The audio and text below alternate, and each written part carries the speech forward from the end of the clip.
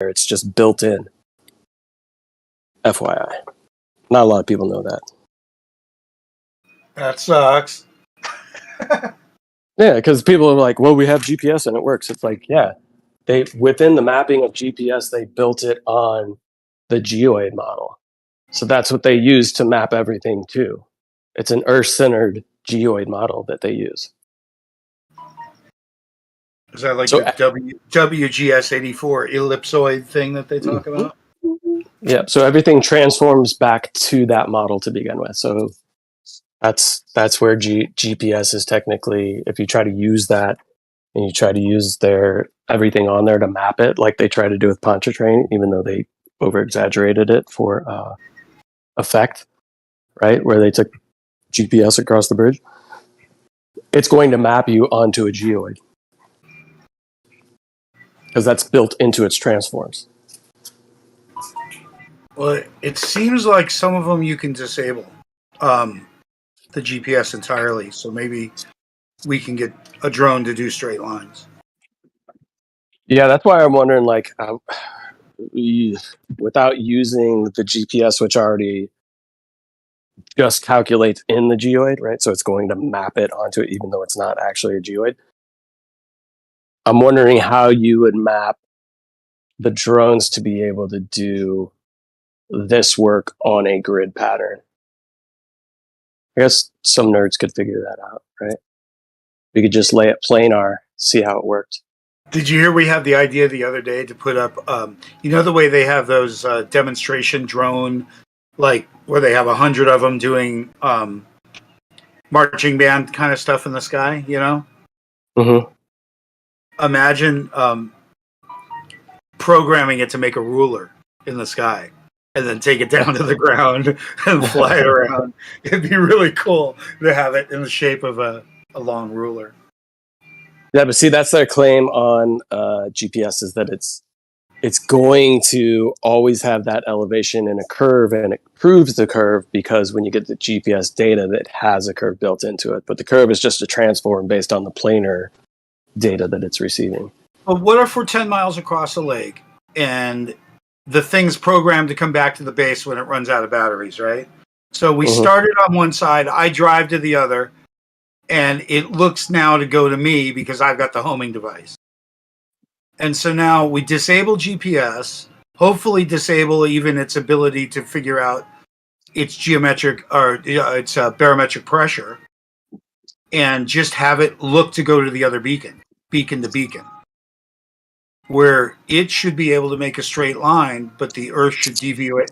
If we measure that as straight, the Earth has to deviate from that, and it won't. I mean, so it's not exactly, again, a measurement of the Earth, but it is a measurement finally of a straight line, point to point, without regards to the center of the Earth as a reference point. Yeah. Force the line, really, is all it is again. Yeah, I would say I would prefer to utilize the drones to get, like you said, like a LiDAR or a photogrammetry of a large enough area that it would have to be, when it's 3D rendered, would have to show curvature if it was there. You know what I'm saying? Like this model that you're building with the photogrammetry, you should be able to see over how, a large enough distance. If you look back in chat, I put a bunch of shit that we did to try and catch the horizontal, and it's a pretty good test. I mean, we didn't pull it off because we didn't get center, so the footage wasn't very good. But the idea of watching something go left to right and being able to measure that with either time lapse or high definition, we should be able to paint a line left and right. We really should. That's what he was saying before. You're going to have a drop on the left to right of that line and a rise in the middle. Yep. No, and you make a good point. They do need to show this light curving at 8 inches per mile squared over. Right. And now they're throwing in the word lapse rate, which is the same word as gradient, and they don't even know if it's gradient temperature, gradient height, or gradient pressure, but they're throwing it in, and I'm going to force them to come up with a silly standard for that, like they did with refraction, and throw it in. If they're going to claim it, they need to measure it. If they can't measure it, they need to throw in the average, just like they were comfortable, which is bad science, throwing in a standard refraction. They're going to have to throw in a standard gradient or stop talking about it, because they're not giving me anything to work with. They're just saying words. And unfortunately, it held us up for a couple of years, the refraction word. They got to show it. It's 8 inches per mile squared, light? Due to what properties? Not happening. They can't show it. They just say it. Nope. Refraction. Yep. It worked. It cost us years not understanding it. That's, some people are still on it. I mean, that's Ruhi's shtick, right? Right. We know the light bends down towards the denser medium, right? Light bends towards the dense medium, right? It's denser towards the surface, therefore light bends down over distance, ergo, these are our observations based on this refractive index of light bending down, Earth ball. There is always a gradient. Show me where there's not. I'll go up on the top of the mountain, and we've thus eliminated any refraction or any type of optical, anything that's taking place, therefore I can claim, it's hilarious. It's hilarious that they do that. Then he busts out the chart, right? It's like, okay, well, here's... Australian accent needs more work, boys. Let me give it. I don't care. If I was concerned about it, I would try. G'day, mate. Throw another shrimp on the barbie. Well, yeah. Throw another flat earther on the fire. Let's do it. Who's up next? Weekend at Bernie's. My feet are getting cold. Well, I'm just saying we need like physical measurements, right? So if we're talking about photogrammetry with a drone, even though it's optical, it should be giving us enough data points at close enough distances that should give us some sort of idea of what's going on. Better than, hey, we're just looking out over a distance and we're just assuming what light is doing to reify our fucking model. You know? To me, that's not a measurement. There's only one type of refraction according to them too, and it's called looming, which is weird. No, there's another one called blooming. I just found it yesterday. Let me find it. I'm like, no, not another one. I thought Napalm's explanation's perfect, and then that graph that you showed just proves it. It's 100% sinking refraction caused by normal atmospheric conditions. That was perfect, dude. You know where I got that? I just looked at, I was just investigating it, and actually it took me to who everybody always claims as a subject matter expert, which is Andrew Thomas Young. That's his graph. Those are his drawings, his explanations. That's the subject matter expert. And of course the globalists will look at that and be like, yeah, well, look, it's projecting it over a curve. Nope. Look, we have thermal blooming and flower refraction.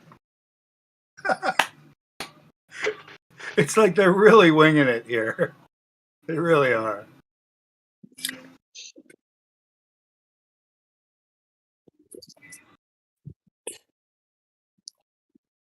So the challenge is to all the ballers is please make a prediction of what you might see based on the temperatures you expect on the averages. Go out, show it, see if you can get a laser to bend in any way at all. And then let's go out 6 months later and see if the variation of temperatures made any effect, and if it's attainable for any reason over repeated attempts. And that's, can you bend light and do any formulas come up to 8 inches per mile squared? Of course they won't. So if they're right that we're caught, for instance, I know someone that thinks that it's a flat, he's not a flat earther, but he says that our flat plane is in the bent curvature of space-time. And of course my response is fuck you, but that's not fair. But he's saying, look, your entire world is bending. I'm like, okay, that's different, than an external effect, right? If the entire sky is bent, I'd be pretty shocked because we see the surface isn't. To be simple about it. Surface doesn't appear bent. I don't know why the sky would. It's apparently. That's how we apparently see it. That's the appearance that we have. And they always talk about the apparent horizon and never talk about the practical one. Because it's too close. Too close to as far as the sky is concerned, I mean that the celestial sphere is their claim. That's why I always ask them, what's the radius of the celestial sphere? Because you can't have a sphere that with an infinite radius. A sphere with an infinite radius, you know what that is? The fucking plane.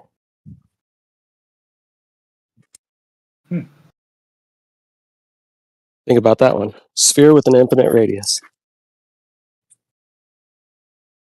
It's funny. It was a joke I was saying some time ago. What's that? A sphere with an infinite plane is a radius? A sphere planar? Like the Earth is in fact round, a globe, but with an infinite radius. Mm-hmm. Yep. That's because what they do. Mathematically, it's a straight line. So that's what they do. So they claim this celestial sphere, which I agree that the sky presents itself in a spherical manner to us individually based on our perspective, when we're making the observation. And that celestial sphere, if it has an infinite radius, effectively they're saying that they're taking the sky and making it planar, but they're claiming it's a celestial sphere. oh, yeah, So they take the sphere. Okay. Yeah, I learned something. So, go ahead. No, just go ahead. Go. No, I was going to say they effectively make the sky geometry planar, and then put the spherical geometry below our feet when they're doing the celestial stuff, right? But what's taking place is it's just a transform, because the planar is what's down here, and how we see to it visually is in a spherical fashion. So it's a transform that you're never going to disprove it based on observation, because it's a transform of the mathematics based on observation, claiming that the celestial sphere, the dome and the arc that we can draw above us, that we can use our hand to point to, that makes an arc, that makes a sphere, they say that is planar geometry, that all of that light is coming in parallel rays, and that is the planar aspect.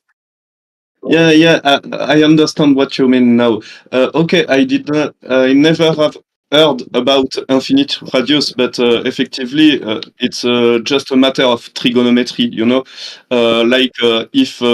are saying the Polaris as a demi-sphere over your head, if you are drawing, like you said, you will draw, if you consider Polaris as a straight line, you will draw a globe, in fact. So, sorry, I am bad at English. I am trying. No, it's good, man. Yeah, it's just a transformation, right? They even use Exactly. It's funny that they still use the term celestial sphere, but then when you ask them what the sphericity of that is, they say it's planar. Then why the heck do you call it a celestial sphere? Because we can see it in a sphere. So they're correct there. They're just fooling you with how they do it mathematically, which is giving you planar measurements instead of spherical ones to the sky. And hopefully that makes sense. Yeah. Stop making sense. We don't know where to place it. Oh, all right. Well, in a world of nonsense, it's hard sometimes. It sure is, man. It sure is. Absolutely. But there's a lot of other shit going on in the world, right? This just proves the level of deception that they can go to, right? But there's a lot of other deception that's taking place. It is more prescient to our personal lives, I think, too. Day to day.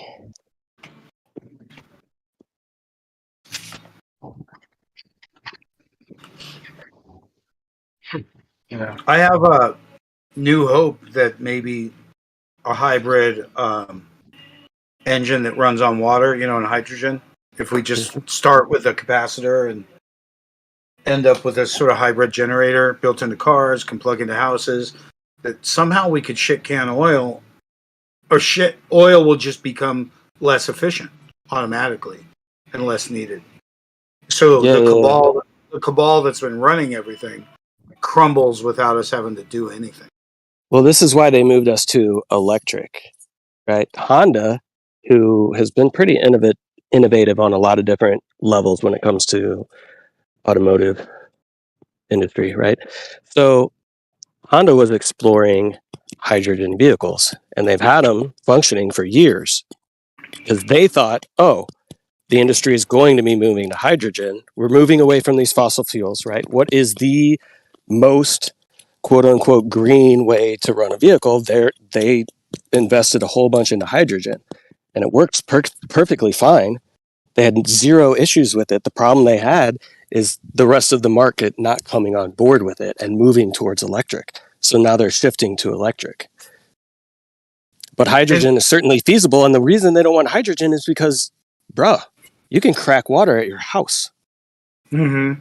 They can continue to increase your power rates, right? How much you're paying for your electrical bill. This is what people who are trying to move to all these electrical vehicles don't understand. It's like, yeah, they can charge you for like gasoline when you're out on the road trying to charge it up, right? But when you're normally charging it at your house, this is increasing your electric bill. And all they're going to do is continue to increase your electric rates because they're going to say, oh, well, now that we have all these electrical vehicles, there's more of a draw on the grid. So we got to increase your rates because we need more infrastructure and blah, blah, blah. And it's just going to pinch the people even more and more economically. We're going to get sold this thing. We're going to rely upon the monopolies that are already established with our electrical grids. So we're just going from one monopoly to another that's all controlled by them to begin with. It's a good plan. People have been convinced. Sorry, but I'm ranting. But you're right. You're totally right. Totally. But if they shit can oil, they can stop all the military defense, and all the money being spent defending the production of oil because it's gross. Yeah, well, they'll just have smaller operations that can certainly sustain all the military aspects of it. But we just don't really need to police the world. I mean, look how shitty. I don't know where you live, but it's become thunderously crappy in the streets. It's become kind of, I mean, it's certainly, it's unbearable in the streets here with every creep taking up every inch of loose space and putting up a tent because they don't need to live anywhere because somebody's giving them substance. Somehow they're allowed to live nowhere. And, yeah, I mean, we don't have too much of that where I live, right? Not as much as you guys have in the West. But either way, like on the West, all I'm saying is that, yeah, the reduction of the oil, sure, great, that's fantastic. Yeah, 100% on board with that. I'm a conservationist. I don't call myself an environmentalist, right? I'm a conservationist.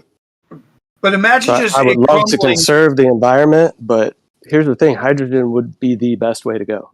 So imagine it crumbling just because financially everyone can create their own power now, just like you said. A little fucking generator and it's done. What if a $100 machine that cracks the water creates your hydrogen, and you have this little setup at your house that's constantly doing that? Yeah, even if it's $2,000, forget $100. Even if it's expensive, it's permanent. Yeah. And you can run it on off of a solar panel, and shitload. Yeah, no little waste, right? Little wear.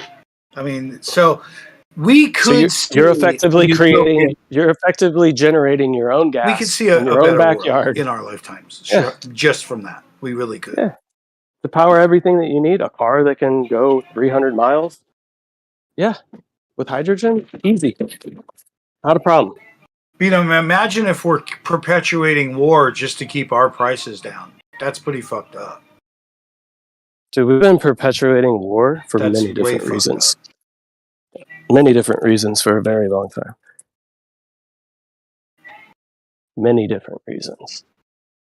There is a lot of layers to the war onion. That's for sure.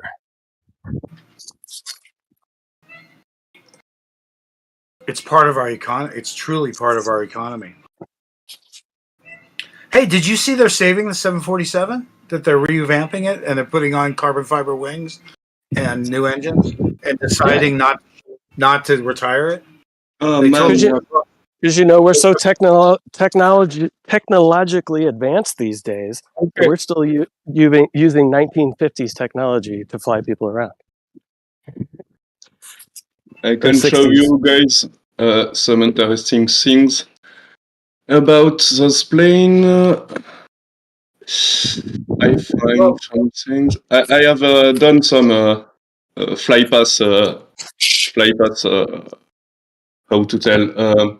I have harvested, download some 5 million flypass from Flight Radar 24. So I could tell you.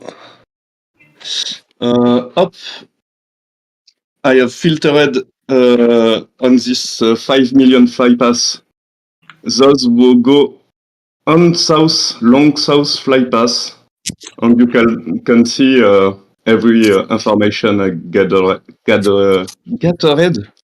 I take from those flypass. So everything is in the peak.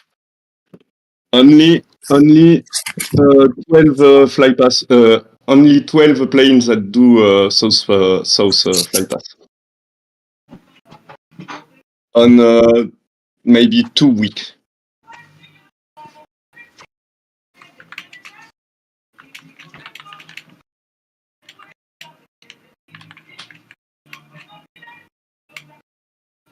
I've got a quick question, guys. Do you know what's happened to the live stream? The live stream doesn't seem to be on. Is that being stopped or something? Yeah, I heard it was down. Jeremy has notified Geo. Oh, okay. All right. Well, that was all. Thanks for that. Yeah, thank you. I guess there's been a lot of people in here today. My phone has been in my pocket, so I haven't really seen the amount of people. But I guess when the live stream is down, more people have actually come into the VC.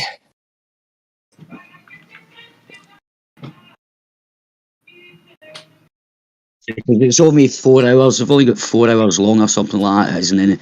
I'm just listening to the end of the conversation and maybe see if it's just shut down itself or it got shut down or whatever. Maybe someone said something in it. So that was all. All right, guys. Cheers. Thanks. Could be. I mean, there was people saying stupid stuff. Tends to happen. Unfortunately, we live in a world of freaking censorship in a way that it is, and I don't see. Here's the thing, people. I think we all agree that the censorship is BS. What can we do collectively as human beings who utilize these services like this, and we get our information and we try to get it from every other source and allow for the freedom of speech to be able to discern whether or not something is fact or fiction based on all different kinds of sources? What can we do to try to ensure that we don't continue down the path of shutting down speech and where we say things can and can't be said? Because I'd rather be in an environment where, even if it's like a racism type thing, I would rather want to know who's saying all the racist shit by giving them the space to say it, so I can know not to associate with them if they're in a vulgar level. You know what I'm saying? In order to leave the censorship, we're all going to our own .coms, but there isn't a circular place for anyone to check that out. So that's why we cling to YouTube and stuff, right?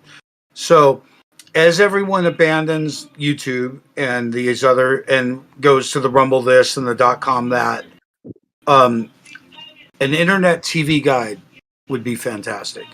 Not only would we get a category in theoretical science, but you'd be able to look up what's on now. And there's actually revenue streams attached to this. I also want to do Flat Earth channel for smart TVs.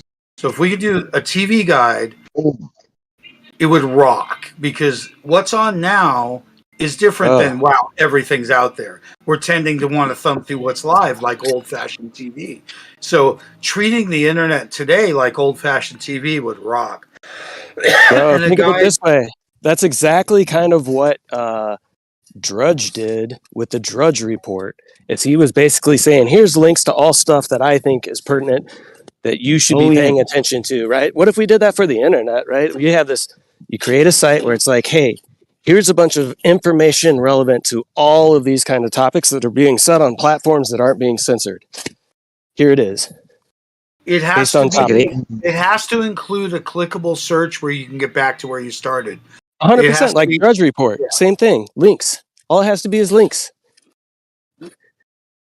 Anyway, so I think that's one idea. In other words, okay, here's the other idea. Flat being the problem that it is, yet the trigger that it is, I'd like to, instead of calling it True Earth or Faggot Earth or whatever they want to change the name to, I think embracing flat is great, but I'd like to get towards a political movement, like a hippie movement or the green movement, whatever they're calling that now, the tree huggers, and call it For Love and Truth. That way we can get a theme behind flat that isn't about topography, because it is really more about what's real and our concern for others. It's not a selfish group, flat earthers. So maybe For Love and Truth as an acronym might expand and allow other people in. But more importantly, if we don't go and be representatives, on these stupid commissions and as part of government, if we don't participate in U.S. government, we're lame because it's there for us. And we should have flat earthers in every city on some panel, on some board with the flat party. And it's right in their face. Yeah, it's For Love and Truth. Yeah, it's called flat. Why? Yeah, because we're flat earthers. So what's that? Well, there are people that really want to go back in history and find out where, double check everything. Really, it's like, they go, why are you going against the grain? It's like, because it's not stupid to go back and find out what went wrong. Going backwards is not as dumb as it seems, because shit has gone wrong. I mean, that's what happens a lot in design and industry, right? If something starts to go awry, they just go back to the drawing board, back to the foundation. That's why we look backwards, because we keep looking backwards because we want to learn from it. They're not learning. Where's snacks? Where's snacks? So what you're saying is we should go back to the future? No, I'm saying that when we're going against the grain, we're not as stupid as we look. We're actually investigating how we got here. We're making sure that we're on the right path. We're making sure we're on the right path. We're trying to. Really, we are. Yeah. So anyway, we can't get together on anything unless we have a political party. We don't got a church, we don't got a school, we don't got a center, we don't got flat land to go to. There's nothing. Do you need it though? I don't know if you need it. I don't know. I think small people within small geographical areas can certainly get on board with a lot of the concepts that we talk about in these kinds of circles, and I think it would be very universally accepting and people would jump on board with it, but I think you need to build it locally and or just I don't know. Exactly. That's the problem, is because we are spaced out too far away really to make any impact or anything like that, because 100%. We're so just what you were saying, it would be good to get it local. Sorry, on you go. Sorry. I was going to say exactly, right? Because the stuff that we're doing, like on a day-to-day basis, we really only have a small sphere of influence to where the physical things that we do can be shared within a community. I understand with the internet and stuff like that, you can do a lot of shipping and get products around or whatever, but it's much easier to start at a local level and at least get a good base foundation of people that are vibing at the same level, Like I go out in the streets doing advocate, like flat earth advocate stuff. And some people go, oh man, how do I join you guys? And I'm like, don't. I just tell them, don't tell anyone. Your life will be fucked up. We don't have anything to offer you. First rule of Fight Club. I'm pissed that we don't have anything to offer. Really, I can't say come join the club because we really don't have a good club. But that's the best thing about this movement, if you want to call it that, in my opinion, is there is no club, right? So when the other side tries to say, "Oh, you're just a cult," and blah blah blah, they actually have no claim to that because you can't point to frickin' a leader or a source or a central thing. The way to go is decentralized. Just the ideas are the ideas. They're never going to die. They don't need a fucking leader, right? The ideas are the ideas, and as long as you take the ideas on board and continue to go forth with it, that's all you need. You don't need a Yeah, freaking but leader. they do see that cult though. Yeah, but it's best not to have. Oh, sorry, Dan. I was just going to say it's best not to have a leader because then they've got someone to target, kind of thing. That's what I'm telling my cousin.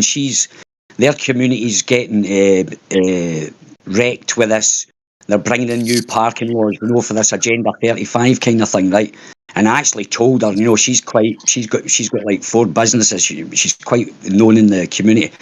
And I even said to her, I says, hey, look, I'm sending this information because I'd done a bit of researching for them just to find out, exactly what was happening with it. And I told her, I says, look, I says, don't you become a leader. I says, keep everybody leaders because, what these fuckers will do? They'll target them. It's all small businesses that these people are losing. They're going to lose their livelihoods, like really small businesses. Kind of thing, and they're trying to shut these poor people down. So I just told her, I said, don't stand up in front. Don't you put yourself up there in the front. I said, have loads of different speakers and loads of different people. Nobody's a leader, and keep it that way. Otherwise, they can target you, make an example of you specifically, and that could possibly scare off. Like they're doing. That's their tactics, right? Hey, Napalm, can I suggest that the most aggressive people towards us are acting out of fear? We are just something entering their bubble. It doesn't matter the subject. If they see us knocking on the door, nobody wants anything entering their bubble. So somehow nobody wants get the bubble cracked before we even speak, like through psychological attraction. Smile, set good example. I mean, what can we do? I agree, because here's the thing, like, the average person does not, once they get to a certain point, they do not want to rethink their foundational worldview, or at least most don't, right? That's the trigger. That's what we always see is the trigger. Boom! We get it hard. They're triggered. You're right. So that's the thing. It's like it's a defense of their worldview, which I don't blame them. We all kind of do that in some way, shape, or form, right? We have somewhat of a defense of our worldview. At least I did previously. A lot of things that I thought were factual or truthful or whatever, I would try to defend those to people. So having this kind of conversation it's a fundamental worldview change, which is very difficult for people to have, which is why they say, don't talk about religion or politics at a dinner party, which to me is the 2 things you should actually discuss.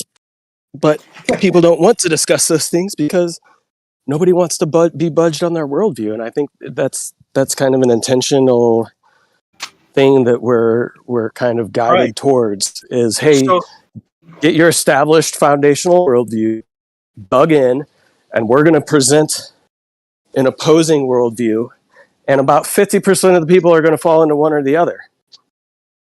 And nobody wants to budge from their worldview because it could be a 3rd thing, it could be a 4th thing, it could be a 5th thing. But everybody's dug into basically 2 worldviews in some level or another. Yeah. Can we trigger their emotions? For instance, let's say people act emotionally. If we could really show them, let's say that Austin was successful and that NASA is blown open as a huge fraud. That's exciting, right? In other words, if we could convince people personally that they're personally hurt, you've stolen from me, Uncle Sam. If they can get personally touched, that's creepy. It would be different. Let's shy away from that verbiage. They touch their world. If we could convince them that it was part of their world, that our view was their world, I guess is what I'm saying. That our worldview is their world. It's not just a worldview. We're looking at their world. They think that we're isolated in a worldview. In fact, we feel that we're actually looking about, where sheep don't normally look about. They really just kind of follow sheep. There's many different gateways to get you to certain understandings of kind of the nature of the reality that we're in, right? There's just not a lot of pathways that have a good, actionable solution with people and people getting on board with it, right? And I think that's kind of by design. So it keeps us within these circles, these systems, these levers of control and whatnot. But yeah, this topic opens up a lot of people to a lot of different other things. I know what happened over the past couple of years opened people's minds to like, oh man, I don't think these people are telling us the truth about some of this stuff, which led them to find this topic, which is like, oh crap, they were being lied to on a much grander scale. I think there's so many different levels to the onion that there's no one grandiose large solution. It's like, how can like-minded individuals come together, not necessarily destroy the system that's here, but figure out how to keep the system at arm's length for you and, you know, some people that are all of the same mindset, right? Because you're not going to be able to change everybody's mind, and not everybody's capable of living outside of slavery, right? Some people don't have the ability to do so, I don't think. So, yeah. Imagine the duress of false scarcity that's put on those, you know, like money, like energy. Imagine what the world would be like in terms of, you know, productive behavior if we weren't squabbling over stuff that's probably obtainable. You know, we do live in a wonderful place of abundance. You got to admit.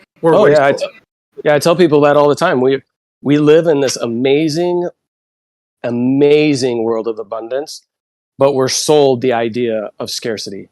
And that's like the biggest root of our enslavement, honestly. It is being sold this idea of scarcity when we live in a world of abundance, because everything that we think we need, we want, all this crap, like So here's what I was thinking. Is there a cure to greed? Because let's say we fix everything, but they're still greedy fuckers. Well, that would be programming, and it would seem like they're just securing their family. In other words, back in the day, drought and famine and the season was a matter of life and death. So it's innate in us to go, fuck, if I'm worried about my family, the easiest thing to do is just take the guys next door. Take his shit, you know, because that'll help secure your family. You have to have a lot more empathy and a lot more security in your own possessions and your own ability to ration through the season before you start taking from someone else, right? But so could we get rid of greed with proper shared abundance? Maybe, you know, in other words, is it inherent? And I think it's only inherent due to the seasonal famine that was always prevalent. The idea of stored, you know, grains for 2 and 3 years like we have today wasn't possible then. Your life was literally depending upon rainfall or travel of water or something. You know, everything was more dependent and life dependent. Life and limb was really a current part of your day. Yeah. Oh yeah. And I think, greed's a good solution. It's like, you know what? I'm going to be big, strong, bully shit, and take whatever I can. Good solution. Short term. Well, maybe greed is just a symptom of the system that we live in, right? Yeah, it's not necessarily a human nature trait, right? I don't know if we're inherently. Yeah, I don't know if we're inherently greedy, but it seems like it, but maybe not. Yeah, it could just be a product of the system in which we're born in, right?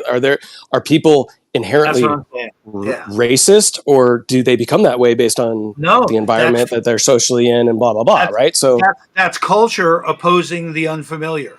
It's like you have no choice but to recognize that's unfamiliar. They're a different color. They speak different. They use big words like in Idiocracy. You use big words, you know. So it's funny because it's just out of the culture. Whatever's out of the culture is going to be frowned upon. But that's the thing. It's that's how the system plays you as well, right? So a symptom of the system that people, in my opinion, control, right? There is look how they convinced a small Americans group, right? So these people. Yeah, so these people get you convinced that like greed is inherent within human beings, right? So now we need to eradicate the greed and set up a system that's going to get rid of the greed. And that's all going to be set up by the greedy ass motherfuckers that already took all your money to begin with. Now they're going to enslave you after they've taken all of your money by convincing you that, oh, we need to eliminate the money, but basically it's all going to go to us and we're just going to have all the power and control. So now you don't need to worry about us being greedy, right? So now we've effectively eliminated the greed, but it's just given us ultimate power and control, right? These are the levers that they utilize and convince us that human nature is greed, human nature is this, human nature is that. No, human nature that we call human nature right now, most of that is a product of our society. And if you think things are bad within the way people think and the way people operate right now, that is a symptom of the society that they're growing up with. So what within that society needs to be changed in order to change these symptoms we don't think are necessarily the best within our human traits? What can we do to try to eliminate those from our society? Napalm for governor. Napalm for governor. The city council. Anything. Anything, right? You know, so if we could get represented on ballots and tickets, even if we're not those green parties and stuff never make it, but it sure would be nice to be represented somewhere as like, oh, there's people that care. You know, what happened to those parties? Like the Green Party, what was the other one named? Libertarian. No. Yeah. They're all like washed up. Are they all worthless? How sad. No, that's us. That's us. People get convinced, right? You talk to the average person and you're like, hey, it seems like your policies and everything that you talk about politically falls in line with this third party right here. Maybe you should vote for that third party. Most people are like, well, I'm not going to vote for that third party because that would be like throwing my vote away. And I just need to make sure that the Republicans don't get in. So I'm definitely voting for a Democrat, even though I definitely agree more with the third party. And then you talk to a Republican and you're like, hey, your values and everything that you seem to be in line with, they seem to be with this third party. And the Republicans is going to be like, yeah, I totally agree, but I don't want to throw my vote away. I just want to make sure that those stupid Democrats don't get back into office. So I'm ensuring that doesn't happen by voting Republican. And everybody just continues to do that same bullshit over and over and over again. It's so here's my way of revamping government. Remember Waze, when Waze came out for driving? Mm-hmm. So imagine running government like that. So it's a .com, and when there's a pothole, you report it. When it's time to put something to ballot, you create it.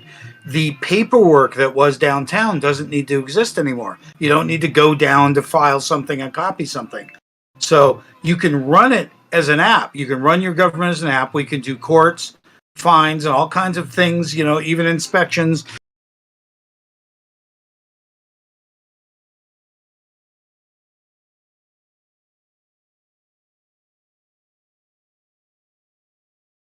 Well, did I cut out or did he cut out?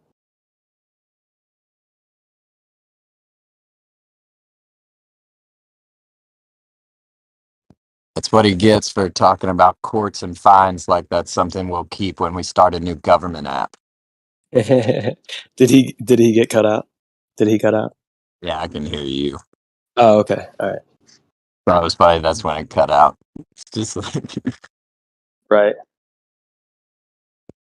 I mean, that's the thing. Like, dude, I don't know. I think people are trying to focus too much on the macro when it comes to these things that are important on the micro, and people try to focus on the micro about things that should be worried about on the macro. It's like the exact opposite.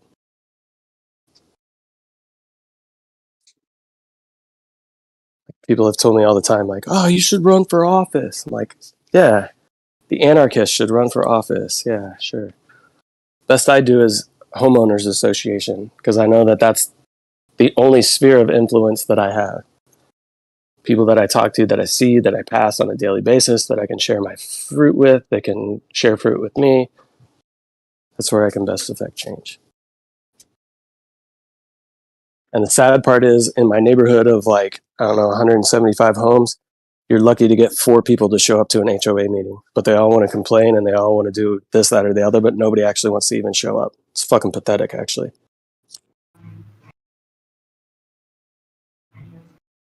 But everybody wants to talk about the federal election or the state governor election, but none of these people can even come to a meeting about their neighborhood where they can actually affect change. Yeah, participation, not revolution. This country's set up for change. 100%. And you don't have to like destroy the system that we have. I think the foundations of the law are probably the best that you could ever get. I mean, fuck, look at it. Our founding documents here say that our rights are given to us by the Creator. How much better can you get than a document that says on paper, like, hey, bro, everything you have is given to you by the Creator. Anything else that's foisted upon you is foisted upon you by a man, another man.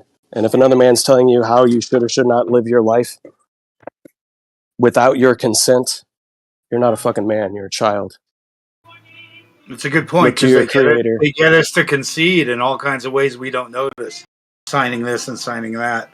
They really do get us to make those concessions. That's a great point. And we look to these other men and beg to them to give us these magical words on paper that are suddenly going to make us operate and survive totally differently. No.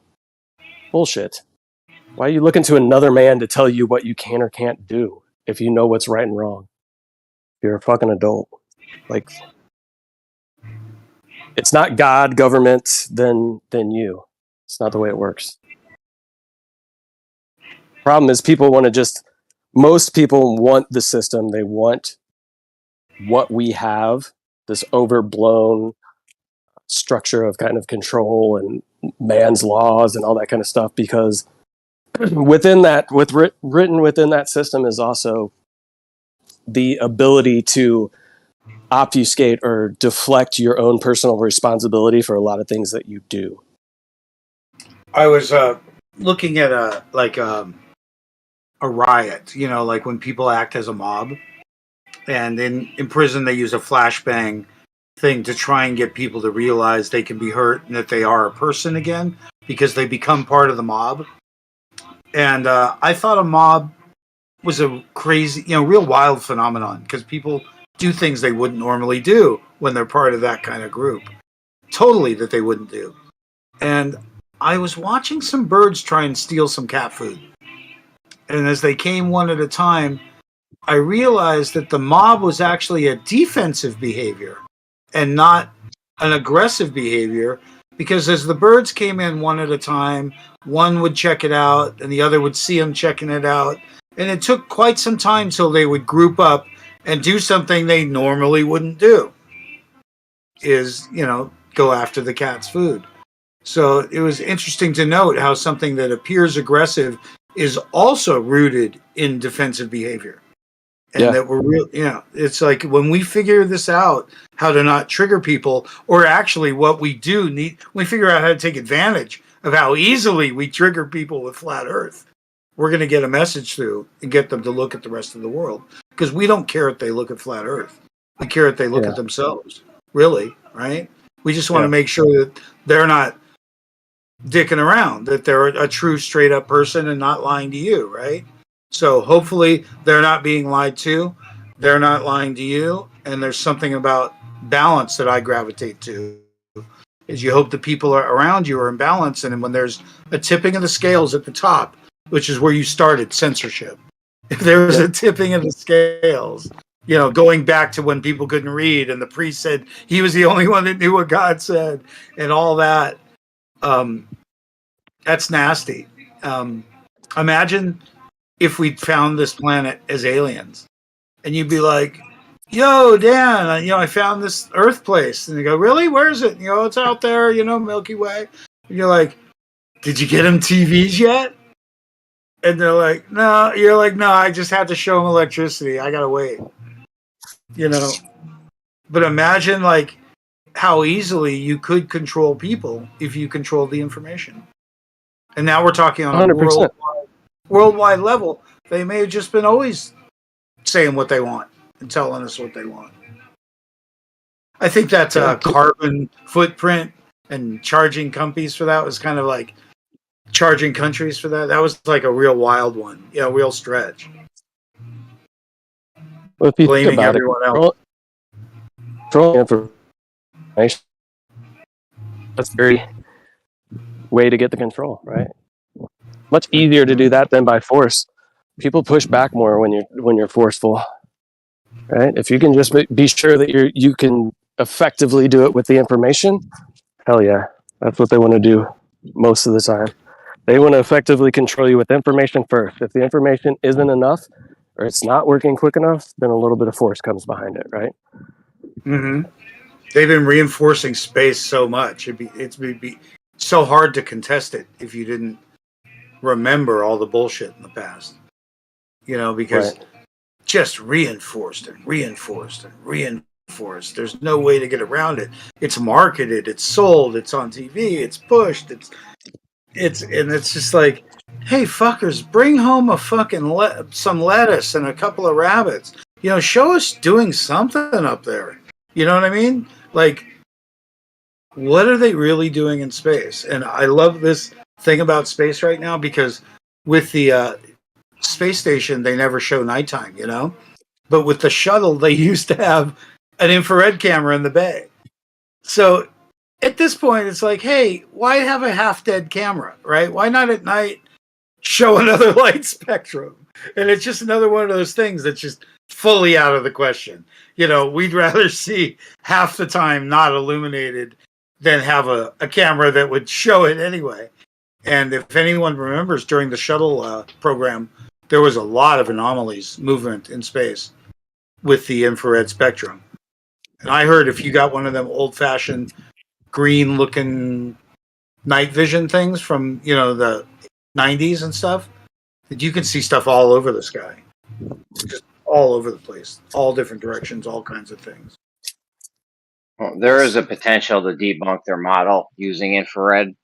You get two cameras, one of them's infrared, and then you see you'd want to see if you could see more or less of an object during. You'd probably want to do this during, I mean, all conditions really, but really like black swan oil rig conditions, because that's when their claim would hit the hardest. Like there would be so much refraction there, and the infrared should cut down on that, so you should see less of the oil rig with the infrared.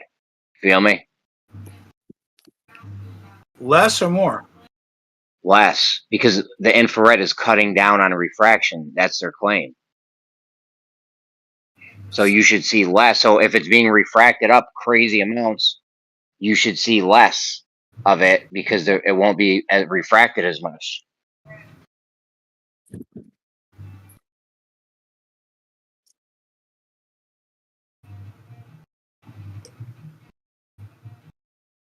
I think I might have some Like, honestly, that's a claim that we could debunk. Like, we probably already have the stuff to do it with for the most part. You need an infrared P9 million and then a regular P9 million, or whatever. Well, it's a 9,000, but I appreciate your tenacity in bumping it up to a P9 million. I don't know. I might have it here in this Mike Bull video because he was pulling. Here's Dan, hold on. Here's what we need specifically. You need side by side. I heard you the first two times. Right. Okay. With and without infrared, the same shot. I get it. Sorry for suggesting it might be here. How dare you? Are you still there, Napalm? Yeah, it's up. Hold on, real quick. No, wait. I mean, Jeremy, this is important because I'll forget. It's just a quick. Oh, okay.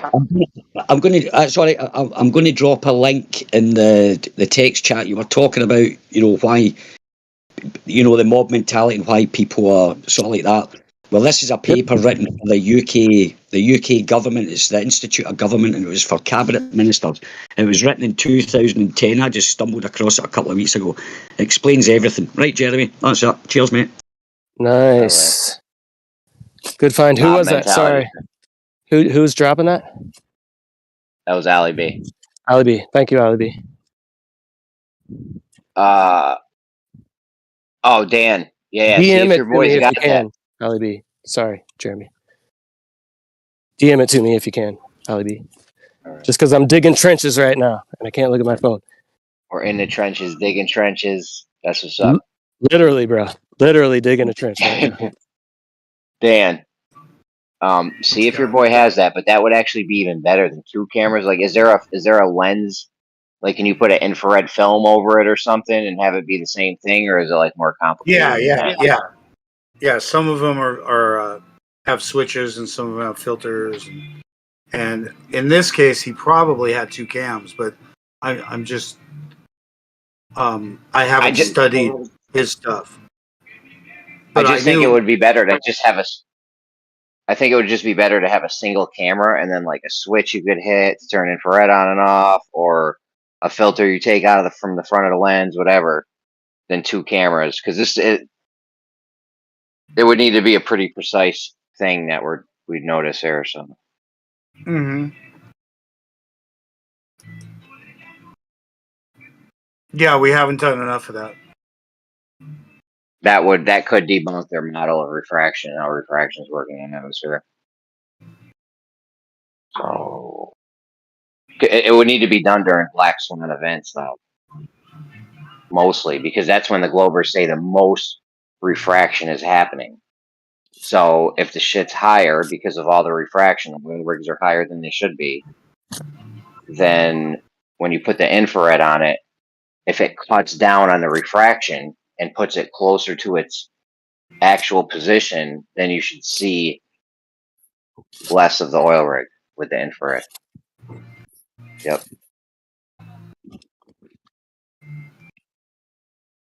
Yeah, anytime you change the conditions, it becomes real science.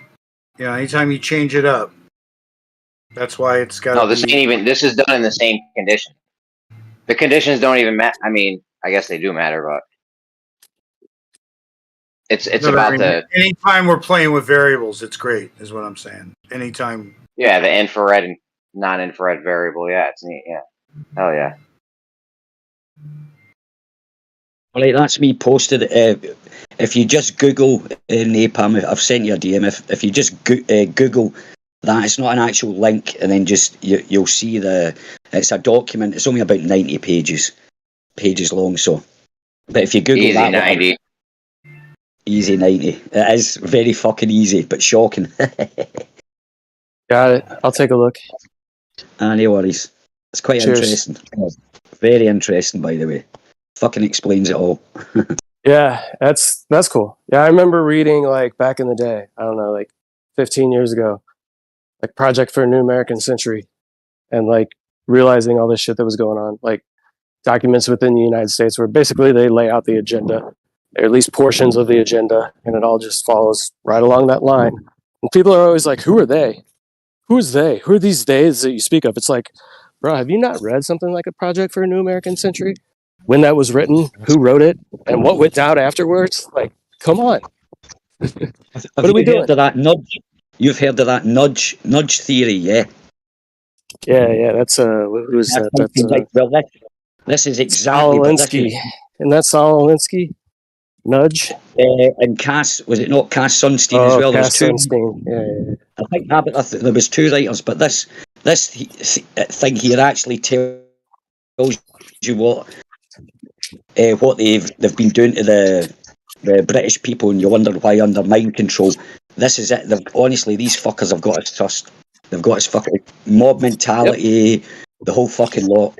Why we choose to do things, but it's a great little breakdown. It's, as I say, it's 90 pages, but it's an eye opener, mate. It opened my eyes anyway. I knew it's like, you know how you kind of have a theory that this is going on. Well, here's a fucking paper to say it is. So, like, it does go on, and the government are using all the tactics. They talk about, using, media, everything. They talk about everything, how to do it, how people are going to react, and all this crap. But anyway, I'll leave that to you to read yourself. Awesome. Appreciate it, man. Appreciate it. Jeremy, check out this video, Jeremy. Bro, I can't watch it right now. I'm in mid cookout. How's that edible treating you, Jeremy? Shit is crazy. I'm in mid cookout. All right, Napalm, get on that video right there. That's our whole refraction thing, possibly. What? Somebody drop a video? What? Oh, the P900 Yeah, one Dan's. side by side. Is that what you're talking about? Maybe whatever one Dan just did. Oh, I'm digging trenches, bro. Look in the text chat. There's part of one of my trenches. I'm in the middle of it. That's what I'm saying. We got shit going on right now, Dan. We got to get that out there though. If that's what we're looking for here. All right. I'll take a look at it at some point. Or send that to me via DM, Dan.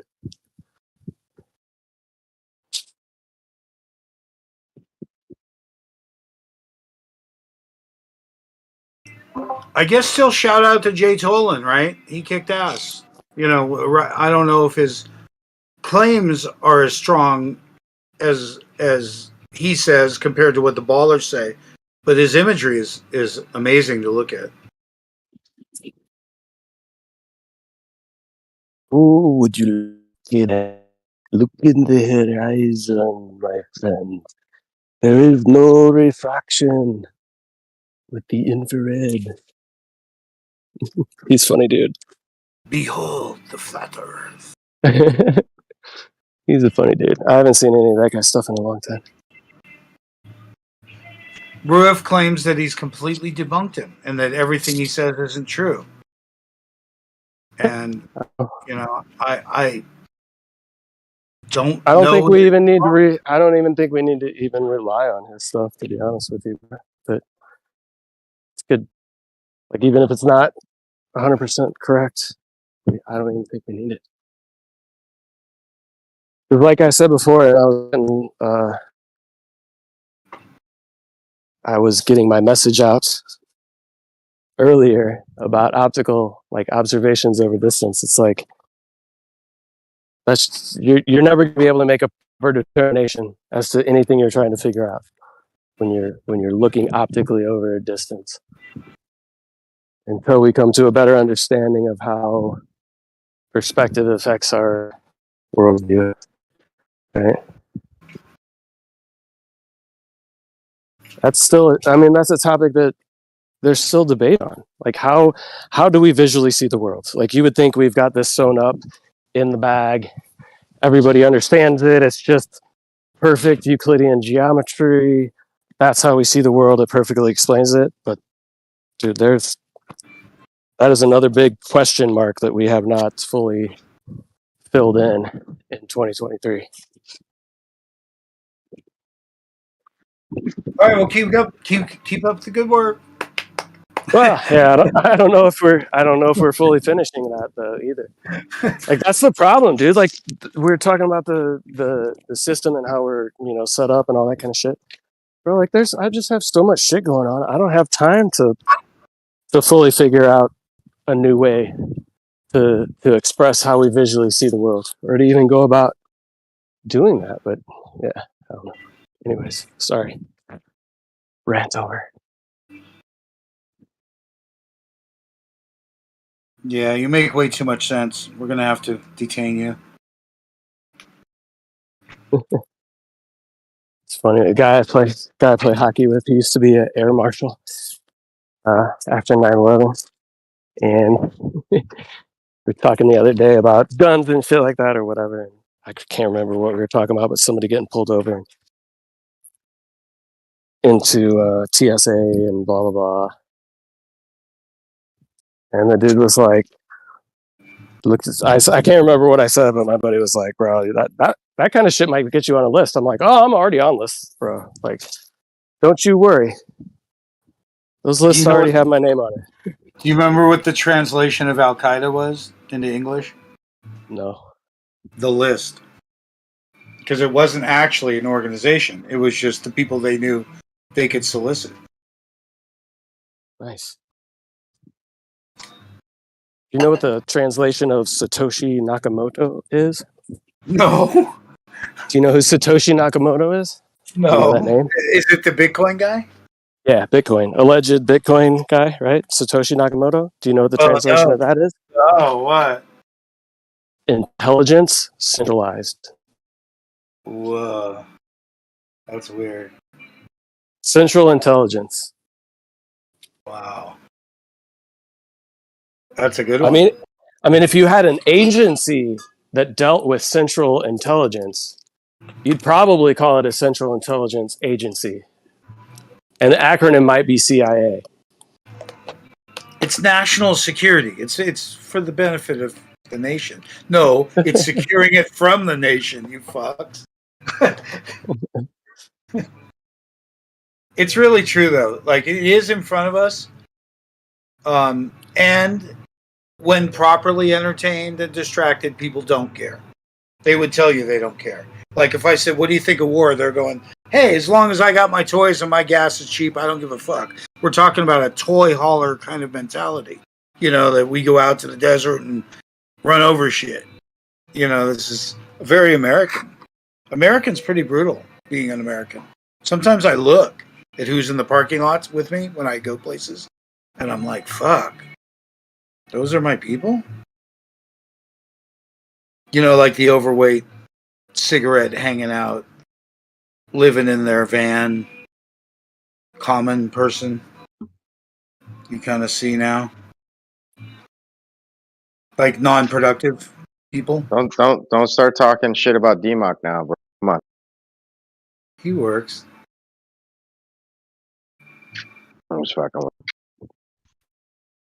Anyway, I suddenly have hope. This whole oil disappearing on its own because it's just less cost effective than dealing with water.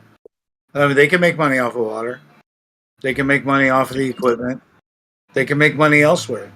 They don't need money anymore. Who gives a fuck? Really? And if we do this, the government, the way I was talking about, where you no longer need downtown because downtown's built on paper. You're like having to go exchange paperwork. We don't need it anymore. We don't need to all drive downtown like you used to. Nope. And the other I thing... think we should all move to 15-minute cities. How about you, Dan? Yeah, anytime that they rejuvenated a portion where they took out a couple of streets and made it walking distance, you know, walking district again, is always cute. It's always nice. You know, it always feels good to be amongst people. And we have to restore that in our car culture has separated us a bit. To be honest, we do have car culture. It's amazing. They said that the price of oil alone allowed me as a kid at 17 years old to just go out on a Friday night driving around. They go, where are you going? And you're like, I don't know. We'll figure it out. You just drive around like a really complicated machine just for fun with no destination. That's crazy. That's a lot of leisure. Car culture is extremely ridiculously wealthy, you know, and to be able to do that and take yourself somewhere at a moment's notice is pretty amazing.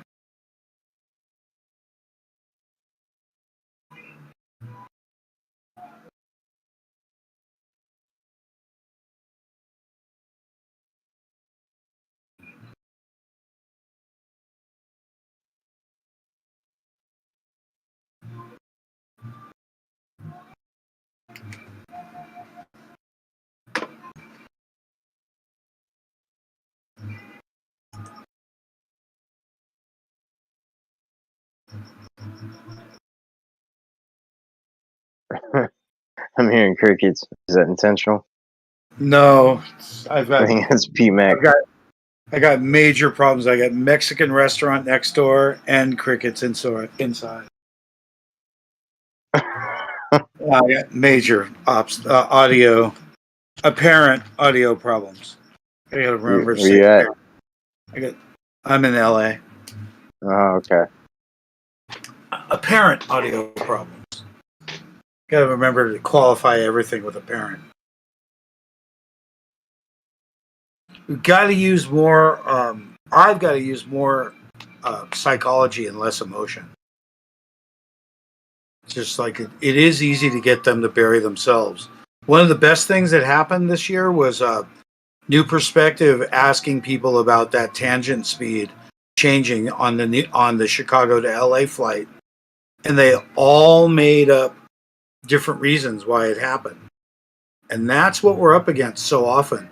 Rob Parks, Professor Parks, the astronomer, did a video yesterday, and he was quoting me, and he goes, I don't know why they don't believe me. And it's like, I don't know, he came on here, and Geo told him that they'd remeasured the distance to Polaris, and his first reaction was, no, they didn't. And then a day later, he was doing a video on it, and he'd learned from Geo. And it was like, and that was his own field. And it's just funny because their first reaction is, you know. And I showed Rob Parks one of these new moonshots that was, you know, stacked, and he goes, that's fake. And I'm like, okay, well, it's something called stacking, you know. So if the professionals in the position to teach, first reaction is that shows you how things can get stagnant so easily, and how the unfortunate ism, you know, teacherism, scientism, where you have a blind belief in the system. When the system goes blind, that doesn't help you. And if your first reaction is normal, out of fear, in your bubble, and you don't want anything new, then it's normal, but it's scary. It's scary what it can do. Cautionary behavior can be just as scary as protective. And to sit in your little consensus with your white lab coat, deciding what we will and won't listen to, it's similar to what jury instructions did in courts. There's not supposed to be jury instructions. The jury's there to listen to the case. You know, so to tell the jury to disregard something is pretty intense. And that's what they're asking us to do with portions of our reality. Just to take it for granted. And certainly, on the other hand, to accept war as a way of international business is pretty intense. You think we'd have outgrown that at some point. And if we address it from what we were talking about earlier, what is greed? Can we cure greed? Maybe we can by addressing the abundance that is here and maybe securing balance. I'm not saying communism, but a balanced attack towards society and its resources. I've been buying shit for years at a 99-cent store that I can't believe can be made that cheap. The packaging alone is worth half that. The transportation is worth half that. The item can't cost, you know, a penny or two in manufacturing. So if manufacturing causes things to get abundant, you know, in numbers, they made a gajillion of them like they used to do in China with everything, maybe this hydrogen generator thing will kick in so fast that the oil industry gets dusted. We're seeing small car manufacturers again, people making electric cars and people making other types of cars. I think the entire hybrid was a mandate of the industry to keep fuel cars running. So they went from mandating hybrids to mandating electric. Now they're going to realize there's not enough electricity, and they're going to go back because hydrogen no longer has to be stored. Once it can be separated and used, and there's of course less waste than the existing situation. So Napalm was totally right about the monopoly board. It doesn't have room for new utilities, and it needs to, and the bankers win in no matter who's playing the game. So that we need to flip that board. That board doesn't belong. That game doesn't belong. Where you can monopolize the world by its perceived limitations. The board is the limitation. Yet the world does not have those limitations, and they may be hiding the rest of it from us. Bada bing, bada boom.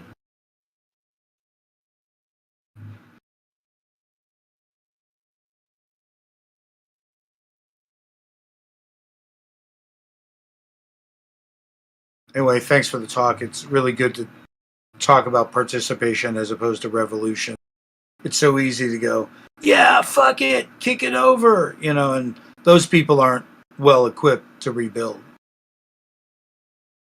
And we just got such a great system. The U.S. Constitution is just totally flexible, totally brilliant, totally up to date, as old as it is. It's designed to stay with us. I give it a lot of credence. I wish I knew what the French did in terms of freedom and liberty, because evidently we didn't give them a lot of credit, and they deserve a lot coming out of the, I guess, feudal age, or the age of kings, where people owned each other and owned stuff. So I'd like to give the French more credit, because I think that's why they hate us, because we don't give them credit, and then we stole their colors.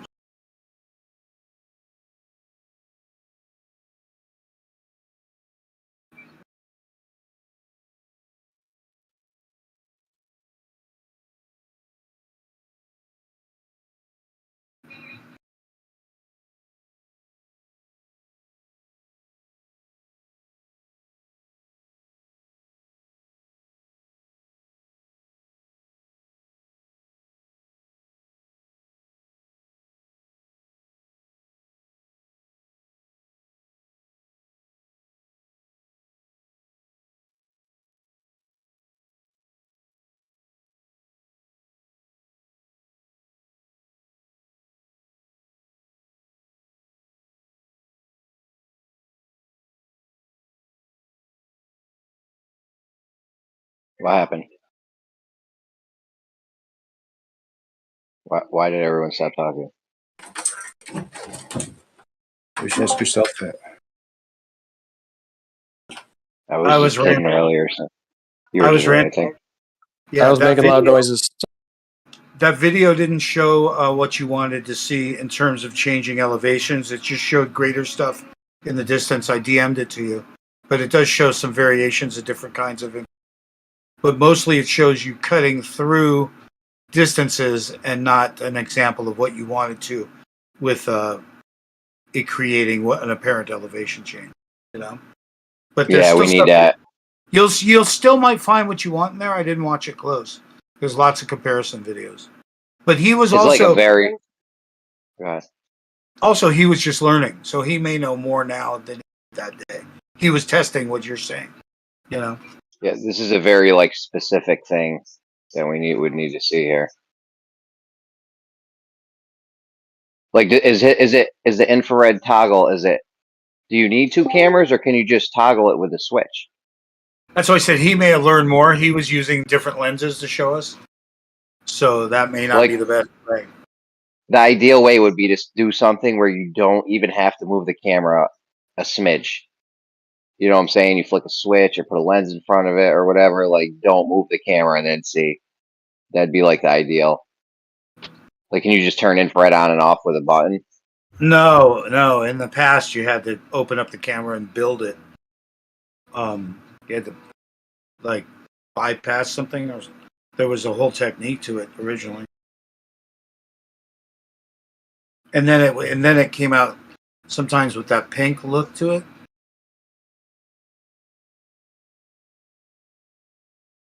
Like the old war stuff used to look green. This looks pink. So I think whatever spectrum you decide to look through, I don't know. It's not that easy, though. It is better to have two cams. But then someone's going to claim that that's not the same. Either way, the conditions change during the day, not just day to day. So you could show, with patience, you could show quite a bit just with that. We just tend to fail sometimes to have the numbers to know what we're looking at, particularly when it ships. We don't know where it's at. I've been really focusing on those windmill things because they keep trying to show me that means something. I'm going to bring it up on the screen. You know the ones I'm talking about, the windmills over the water. And they're just like, well, how come one of them's in the water and the other's not? And it's like, what's the distance of those things? Because mathematically, it would have to be 50 miles away to have lost the entire height of that thing. And of course, they're not that far away from each other. And if it was that far away from the other, then the propellers would be considerably smaller in the different distance.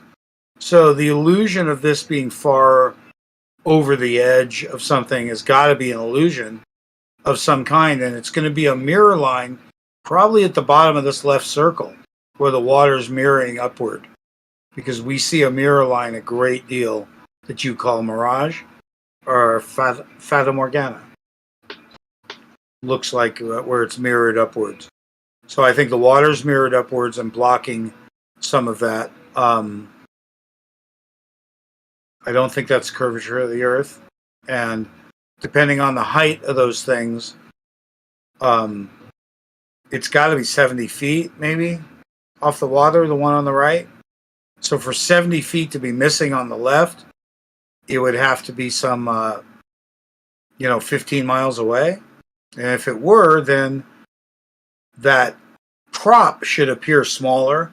So I think we're seeing perspective in the distance where things shrink, plus magnification on the horizon line, causing further confusion. By the way, I find this to be very confusing, but not evidence of curvature of the Earth. And of course, this will vary through the day, proving that it's not the curvature of the Earth, with or without infrared. It'll vary during the day. Or real life won't, a real horizon would never do that. Only an apparent one. So the proof's already there. You've already got the proof.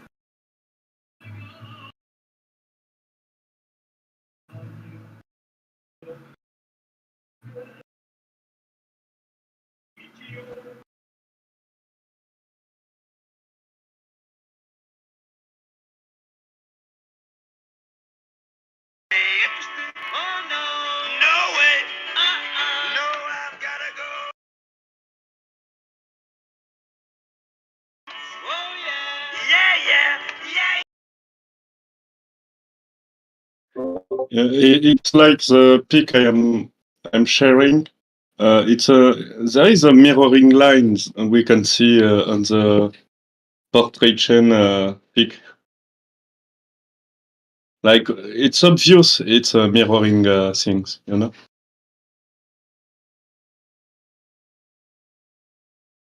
Well, the white color is the light catching the pylons, right? That's the sunlight. Yeah, I will try to draw the line.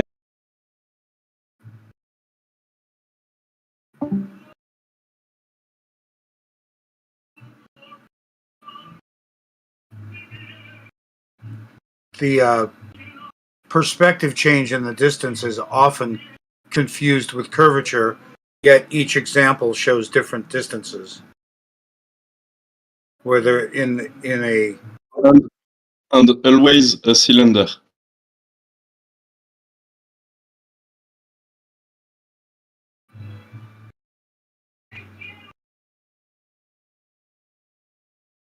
This is the mirroring line.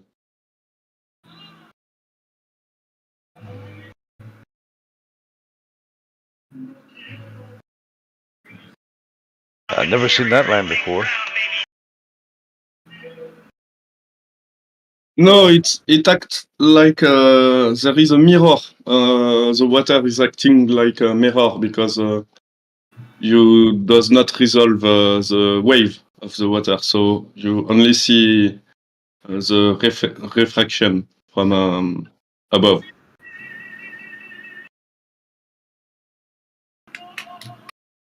Okay. It's not from above though.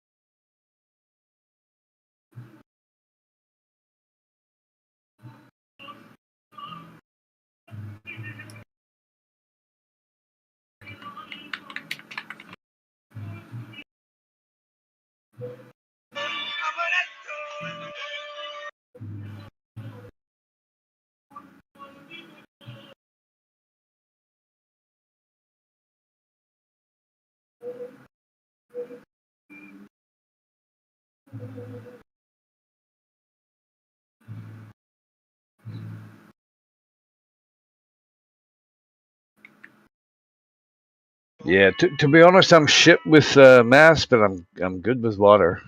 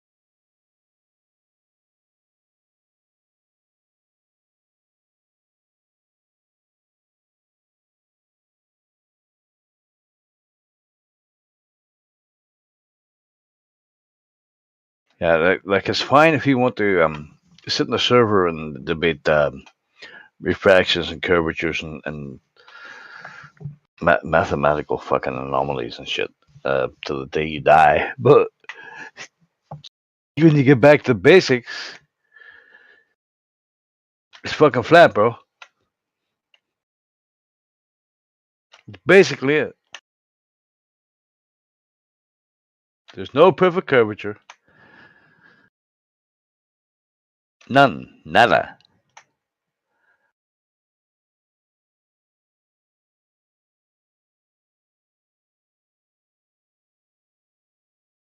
That's all it takes. Just show me one perfect curvature and I'm fucking back to Star Trek. Tomorrow.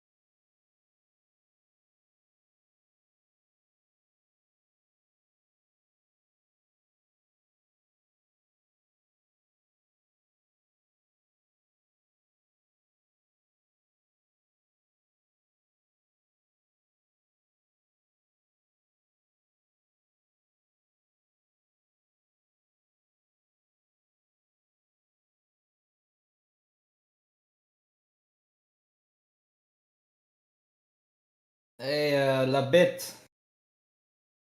Yes. Good job, man. I really like what you did there. Thank you. Thanks. I will do a video for because it's animated. You know, it's a true fly pass. So I connected my software to Flight Radar 24, and I just take one of the fly pass and put it on the globe. You know, just to see what we should see. Effectively, there is no depth effect because there is no light enhancement and so on. But I don't care. I just want the geometric things, you know. Dude, it's so hilarious when you say globe. Yeah, I don't understand why plane thinks I am defending the globe because he's probably many of us do too much cannabis. Not all, but many. He's probably pretty sleepy right now. Yeah, maybe. But yeah, the point is that we never see that on a plane. So that's we don't see this every time it's a cylinder. You know, we never see that depth effect of a sphere. And the Earth is not so big according to the globe model, you know. People does not have this geometric representation on mind.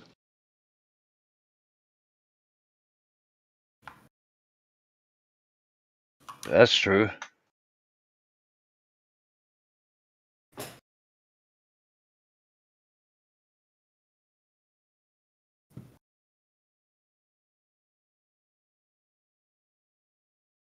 Well, the obvious thing is that an airplane needs to fly over a plane, right? It's literally in the name, right? Everything is wrong on this one.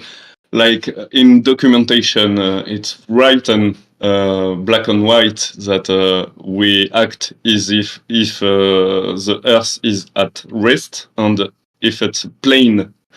So yes, first one, simulation tools is always on a flat plane level. Second one, so gyroscope would not work on the globe. Third one, I continue.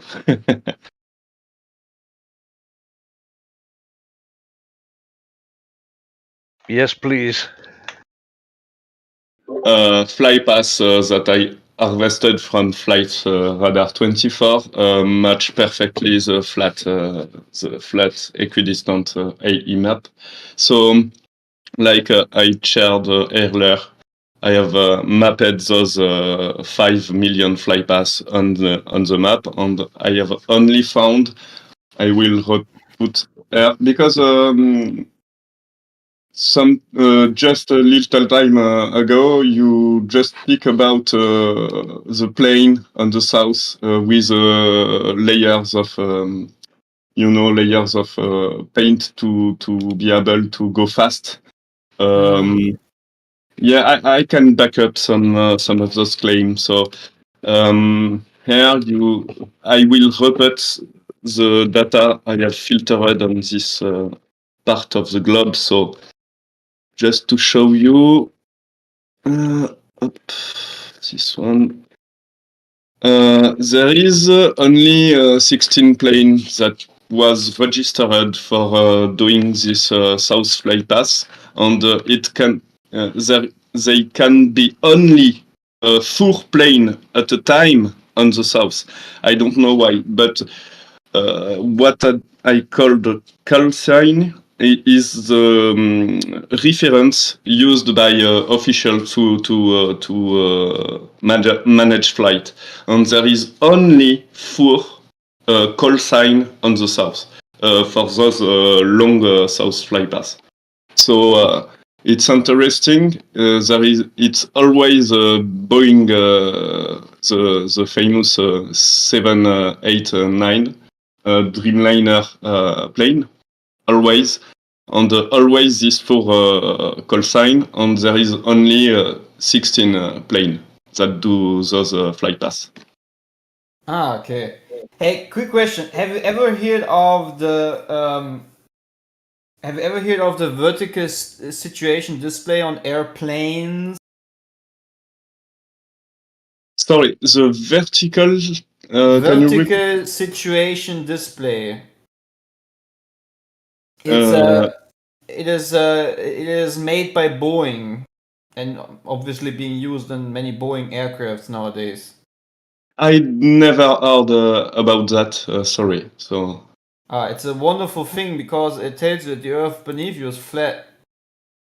Okay, I will take a look. You have some link to share? Yeah, I show you a picture. One second.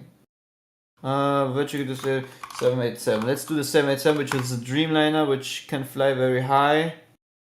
And 1 second. Just before you share the link, I will put a screenshot of those flypaths because it's interesting. So there is 2 parts of flypath, and the huge text I have put is only for the left the left displayed on my screen. On my screenshot. So the four calcine can be found on the left part of the map. So I did not have filtered the plane on the right for now. So what are you saying? So, sorry, I will try to explain better. On those 5 million flypaths I have harvested from Flight Radar 24, there is only 4 call signs that do the long south flypath. You know the famous flypath Globers love to put in advance. So it's like less than 1% of the planes that have done those, and there is only 16 planes on the full 5 million flypaths I have found that have done those flights. Mm-hmm. So it's, I found it really interesting, you know. Okay, I think you're gonna also find this interesting. 1 second.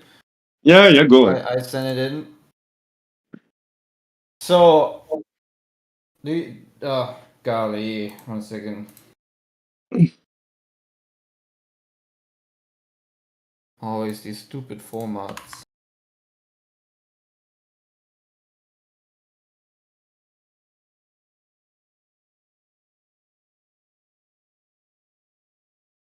You see the picture?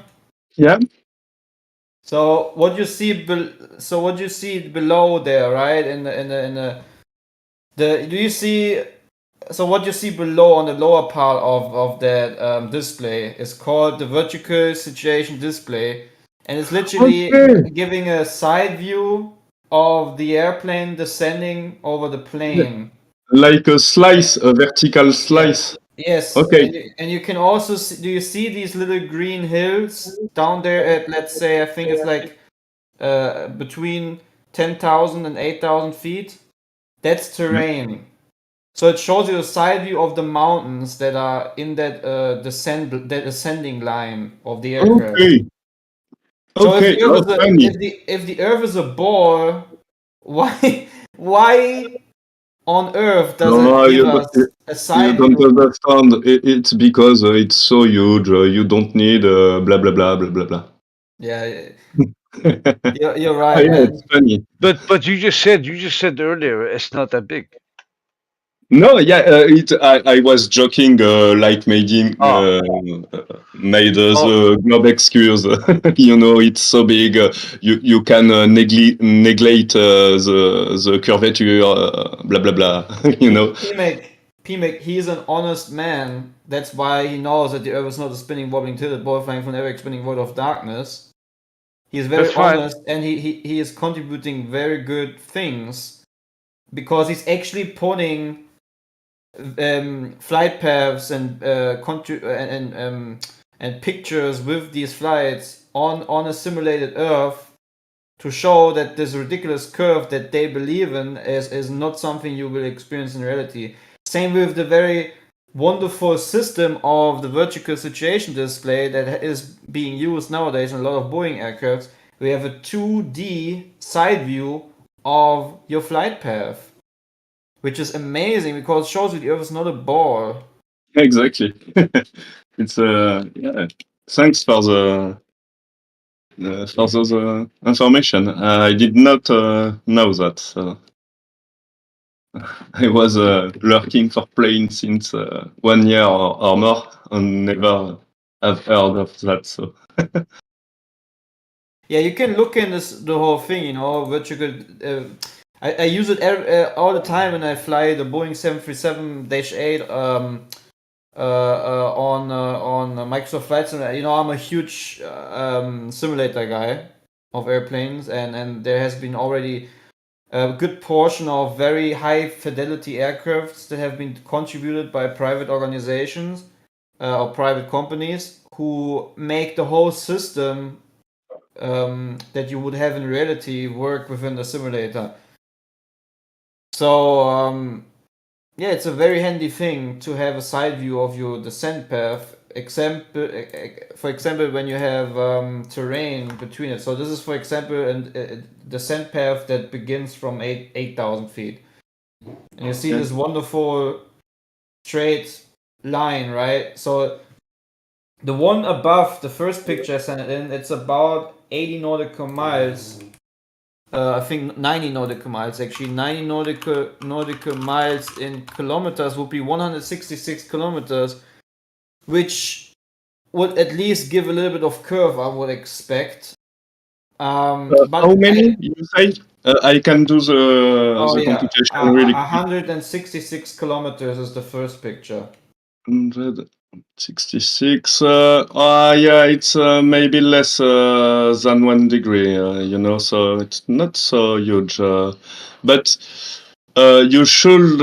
It's on us to add some altitude declination. You know, but. Oh yeah.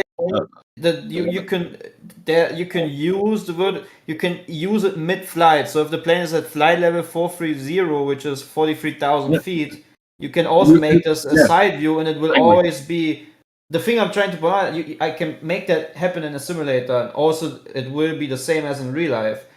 You will always, no matter how high the airplane is, if you're on cruising altitude of 43,000 feet, for example, in a 787 Dreamliner, and you have a side view of 160 nautical miles, for example, because you're higher, you can even see further. It will still give you terrain, and it will still show as a flat side view. It should be exponential, like you should on your display. You should have less and less altitude to counter. So it needs to be flat. There is no no other explanation. Sorry, And I need to go. Trust me about this, man. I know a few pilots via the internet and via the flight sim community. Oh, man. And you know, they know that's just all. They just know, some of them, you know. Yeah, maybe because when I was kid, I have flight like 2 hours on the cockpit of a plane. Like the pilot liked me, so I could say the full flight. And I remember I was not a flat earther at all because I know we were on a globe and so on. So, but I remember clearly it's fucking flat. It's flat as fuck. So. Lebet, where is your accent from? French. I'm French. Are you in the middle of France? South. South France. Yeah. It's very, very thick. Yeah, I'm sorry. I am trying to have a better accent. Sorry. No, it's fine. It's fine. Just wondering. I need to go. It was a pleasure to share those. I just, before you go, I just shared with you a link to a website that goes into detail about. It's opened. Okay. Right. Thanks. You're welcome. I will take a look. I need to do some work. Sorry, I need to go. It's a pleasure. I will come back. So. Have a nice rest of your afternoon, man. Bon chance. Merci beaucoup. Merci beaucoup. Au revoir. Au revoir. Merci.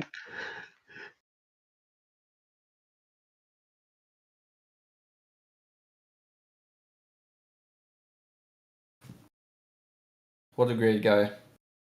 Yeah, he seems alright. He programmed his own program of a simulation of the Earth to import real flight paths to simulate the globe, and he realized for himself that the globe is hilariously foolish. Not a thing. Yeah, but he's honest. That's the thing. Like, why would he? If he made this whole program, scripted itself, just to realize that it doesn't work in reality, why would he still? Like, it doesn't make like this guy is a wonderful example that if you're honest to yourself, you understand the Earth is not a ball. Yeah. And he's just honest. You can tell from the way he talks. I mean, he's not just watching a YouTube video. He's not just watching a YouTube video and says, "Okay, Earth is flat," because no one really does that, right? But he also goes out and makes his own program just to check, and that's something I highly appreciate. Yeah, it took him a shitload of time to put that together.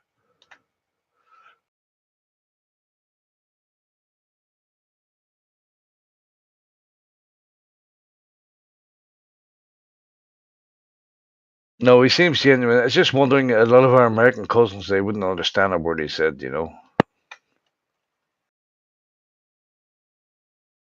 True.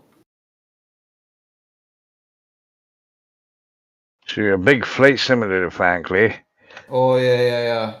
So if I'm going to get stuck in a fucking aircraft, right, the pilot dies of a heart attack and the second pilot dies of a fucking stroke, I want you in my flight. Depends on the aircraft, but yeah, I would be very. I mean, if there would be no other way, I would do it. Yeah. There's the altimeter. There would be probably assisting pilots on the ground or flight trainers, whatever. But I would be confident to do it. Yeah. You know what I look for first? The fucking automatic pilot button.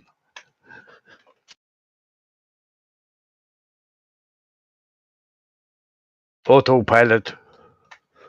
I'm just kidding.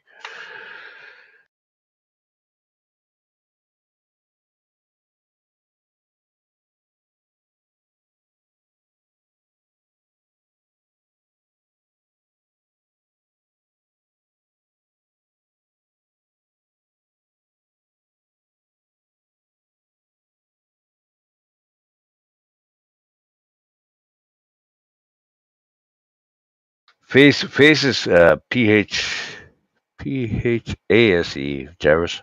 Not phase. It's PHASE, bruh. Where you from? They don't teach you to spell there. I'm just kidding.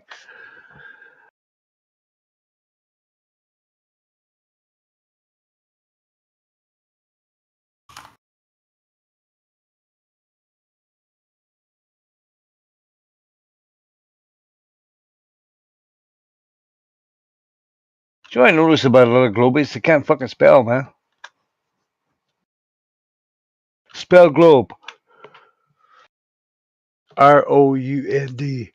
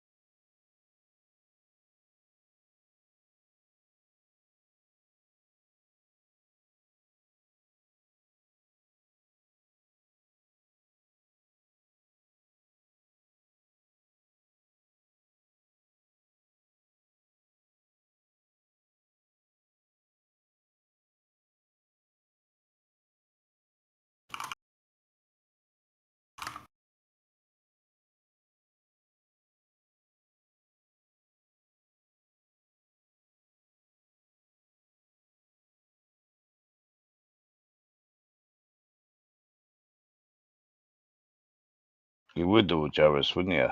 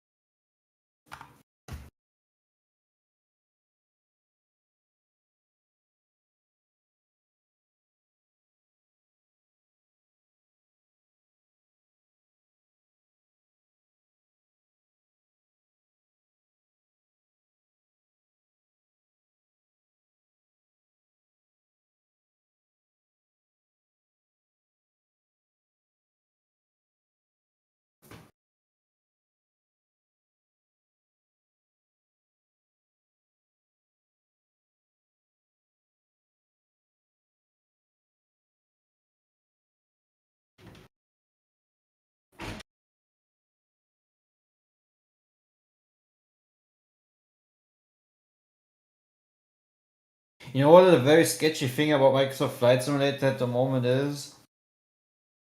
the developers of the simulator, since the beginning it came out, they have not yet opened the API for the camera system to get rid of fisheye lensing effects, or maybe do your custom cameras, you know. So literally, they don't give permission to third-party developers or anyone else, actually, in fact, to play around with the camera, which is kind of sus, isn't it? Especially when you figure out with a little bit of trickery, I did myself, that they use a lot of interesting things to fake the curve in the sim. So the map is actually generated purely flat. But I think I should really do a video about this, so I don't get these stupid questions by Globers. Is this Microsoft Flight Simulator? It's a Nope. I can see it in the menu. Nyam, nyam, nyam, nyam.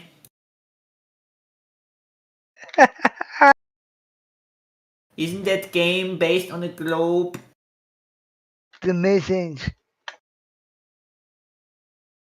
And then you're like, no, I already checked, it's not. And the very reason why they don't give access to the camera API makes it even more sus, and I know why, because of what I checked and figured out makes sense why don't they want to let anyone deal with the cameras. But it's all just coincidence. Yeah. That was definitely your boy.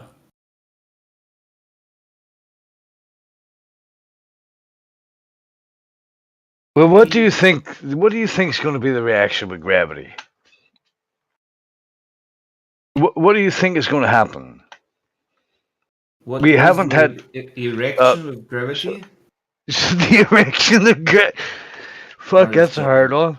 That's a hard one, I didn't see. No, Ben Delight is asking about every time somebody mentions gravity. Mm-hmm. Yeah, I would just like to see proof of gravity, just once. I want to see proof of a spinning wobbling tilted spaceball flying from ever expanding vacuum while hurtling around other planets. Yeah, forget about motion and speeds and vacuums and all that kind of stuff. From my experience, unfortunately, I just can't seem to see that we are on a spinning wobbling tilted spaceball flying from ever expanding void of darkness while hurtling around other planets and accelerating and slowing down simultaneously. Yeah, that's a good point. And you know, everything about seasons, local sunlight, the moonlight, the separation between them, the way I experience the sun going over my head, going away from me, all the mechanics of this localized enclosed system, especially being underlined by scripture, why scripture itself always proves to me that it's right, especially when it talks about the current situation of human beings and their mind. Everything that just adds up to the point that the Earth is what it is. It's not a ball. No. Oh, yeah, and yeah, it doesn't change. There's been seasons for hundreds of thousands of years, or I don't know how many you think, whatever, 3 billion. That's fine, whatever you think, bro. But I don't know, man. No, okay. not you. Hypothetically, anybody. Nothing's changed. So the release energy was just out there, and there's no speeding it up or slowing it down. There's no pushing or pulling. Everything's just exactly the same as it ever was. I mean, how do you equate that in your mind? You know. But I wonder how. Sorry, Clay. The very laws they say exist in order to prove their globe Earth. Dismember it. Cut it off at the fucking head. Like, go.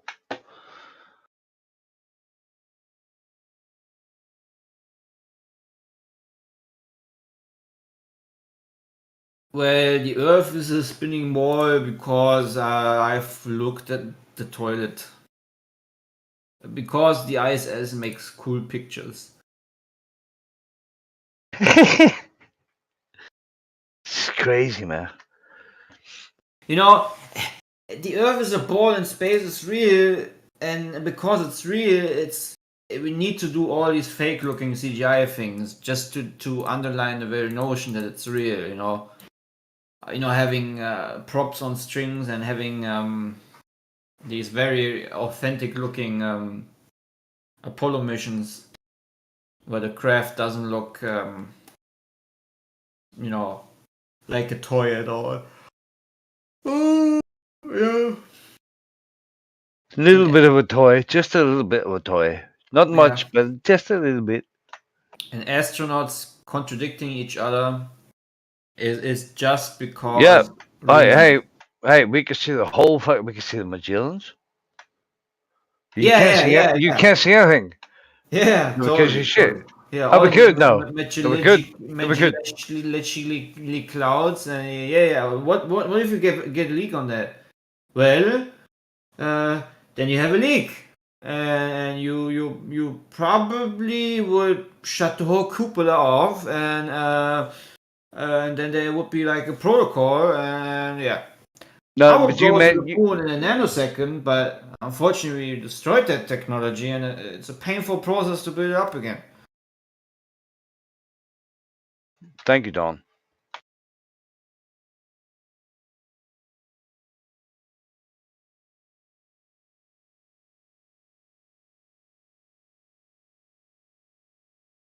So when somebody is telling lies, and you realize they're telling lies, one contradicts the other, then so therefore it's not truth. Then it must be ...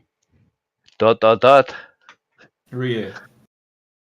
Yeah, fucking lie, bro.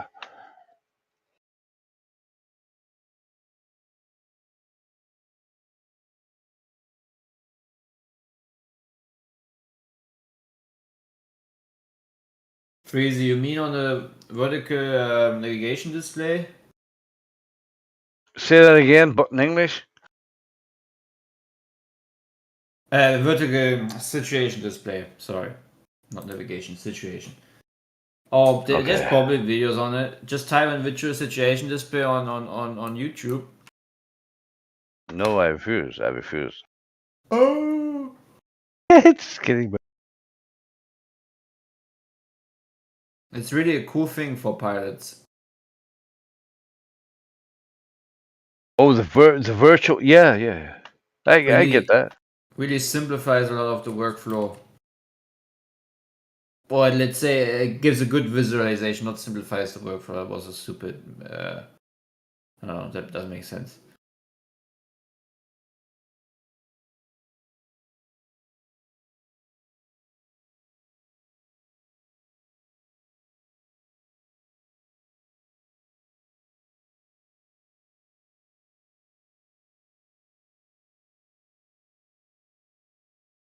Planes virtually fly themselves. They're almost like cars, but not quite. And you know what we need? Cars that drive themselves.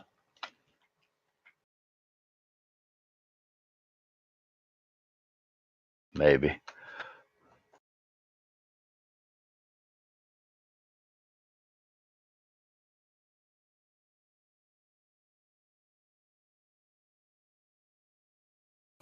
Man, Zenik needs to get off the buzz.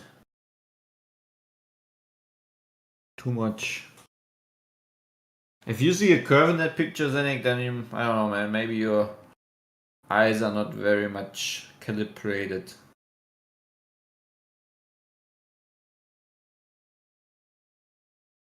He's not referring to left or right. He's talking about forward. Forward. Oh, the paper roll Earth, the pizza roll Earth. Front to back. If you look at the power lines towards the tip, they kind of dip. Oh yeah, the paper roll Earth. I forgot. Yeah, there's nothing wrong with that. Yeah, you're right. There's nothing wrong with that. Mm-hmm. Don't we all like the paper roll Earth? Well, it's not the paper roll Earth. Sometimes it shrinks. Sometimes it gets bigger. Let's let him finish his point. Oh, you already finished, I think. Yeah, that was it. I wasn't really gonna add much to that. What was that? That was shit, man.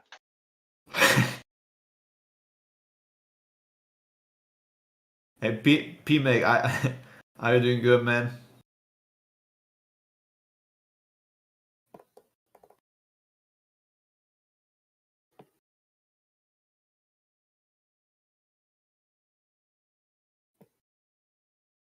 And so,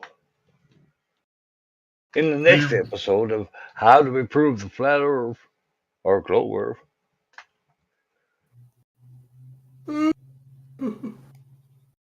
It's a paper roll, man. It isn't, though. What was it? The Earth What are you trying to say, bro? Oh, me or him? The Earth is not a ball, it's a roll. Earth is roll. You. Me, I'm saying it's not a paper roll. I know he thinks that because it looks drastic, the drop, but it's not a paper roll though. That is the expected amount. Yeah. The Earth is a roll. Dirty. Right, shut up. Let's not take a piss out of somebody just because they said the Earth is a globe. No, it's a roll. It's not a roll either. A roll. Oh, it's not a roll. Yeah, it's not a roll. What is it? A fajita? What now? I didn't hear you over the accent. That was kind of strong. Maybe a bit strong. I apologize. What is your one proof of the globe? I'm not here to argue that. I was literally just clearing up what Zanuck was saying. Because Zanuck said there was like curve, whatever, and the other guy said, "Oh, if you see curve in that, whatever." And I was just saying he's not referring to left or right. He's referring to forward and back. I was just clearing things up. I don't really argue like that. What do you argue about? I don't really argue. Really, I argue, but it's usually just to clear things up. That's it. I'm not really. Is that what you do? You're the clear upper. Yeah, the clear upper. Yeah. Cool. Yep. I'm pretty much the well actually guy. I know that's annoying, but too bad. Well, actually. Yeah. Well, actually. Actually, fuck off. Nah, I'm just kidding.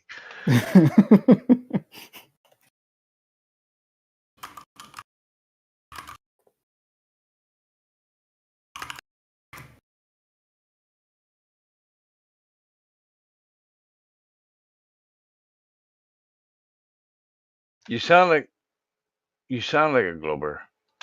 I am. Yeah, I knew it. I could hear it in your voice. The indecision.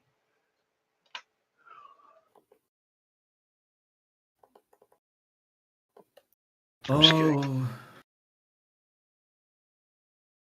Earth is a lie. The world is a lie. The world is a vampire. Nothing is real. The world is a lie. That might be true, you know.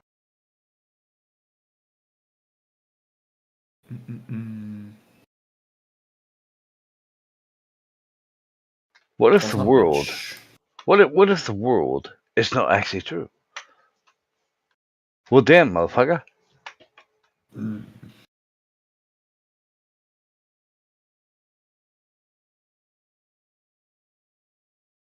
just kidding.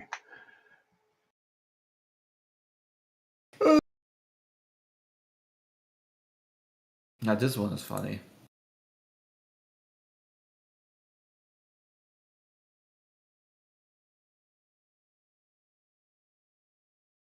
Excuse me?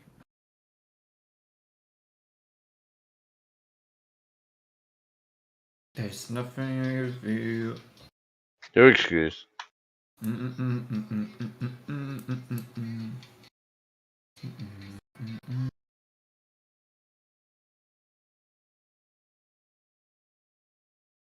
Well, it looks like you don't need that extra McRib. Excuse me? Start talking about food, bro.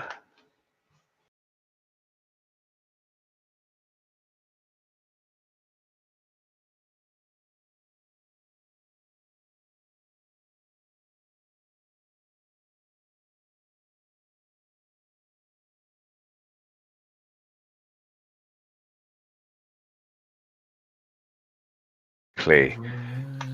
Clay, did you take the fucking plane to the ice wall? Is that what you did? No, it's not like in ice wall. It just shows how glitchy it gets if you're in Antarctica. Antarctica doesn't work, and not even in a simulator. Same as it is completely glitched up on Google Maps. Because it's not a replace, you know. Yeah, man, they can't fly planes over Antarctica because it's so cold that the wings freeze and they crash and burn. That You haven't sounds heard? stupid. That sounds very stupid. Especially when we know that airplanes fly at an altitude where it's always so cold that it could freeze up everything, but because they made it possible to. Because first of all, airplanes do use fuel, which is commonly mistaken by many flat earthers who just didn't do their research, unfortunately. They have a combustion chamber that creates heat, and that combustion is linked to the air vents, and fresh air comes through the engines, being actually cooled down through the wings in order to be cool air or perfectly conditioned air within the aircraft, while it also keeps the wings free from ice if necessary. And then there is also even anti-ice system. The rebate hot. Yeah, they have these bellows that inflate with air, like rubber diaphragms. They blow up, and that breaks away the ice from the wingtip because it likes to form on the very front. The what would you call that? The leading edge tips. The very front of the wings. Yeah, they have a lot of different de-icing systems. If you want to watch a funny video, I posted one. It's on private because if I make it public, YouTube will close it. You ever upload on Rumble or any other? Yeah, I have another one on BitChute. Yeah, I gave up uploading on YouTube unless it's like, yeah, I don't really upload on YouTube anymore. I don't feel like walking on eggshells to upload shit, you know? Screw that. So I just upload on Rumble and don't even care. Upload anything.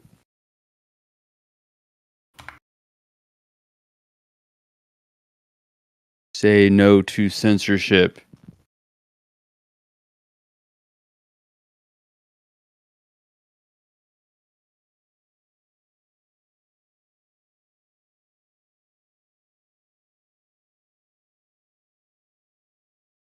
It's like, you know how people go back and forth, you know, flat Earth versus globe Earth, and it's just back and forth and back and forth. It's like, why don't we just get an airplane, like a commercial plane, like a Boeing, have it fly across the equator, all the way around the equator. Like, don't deviate.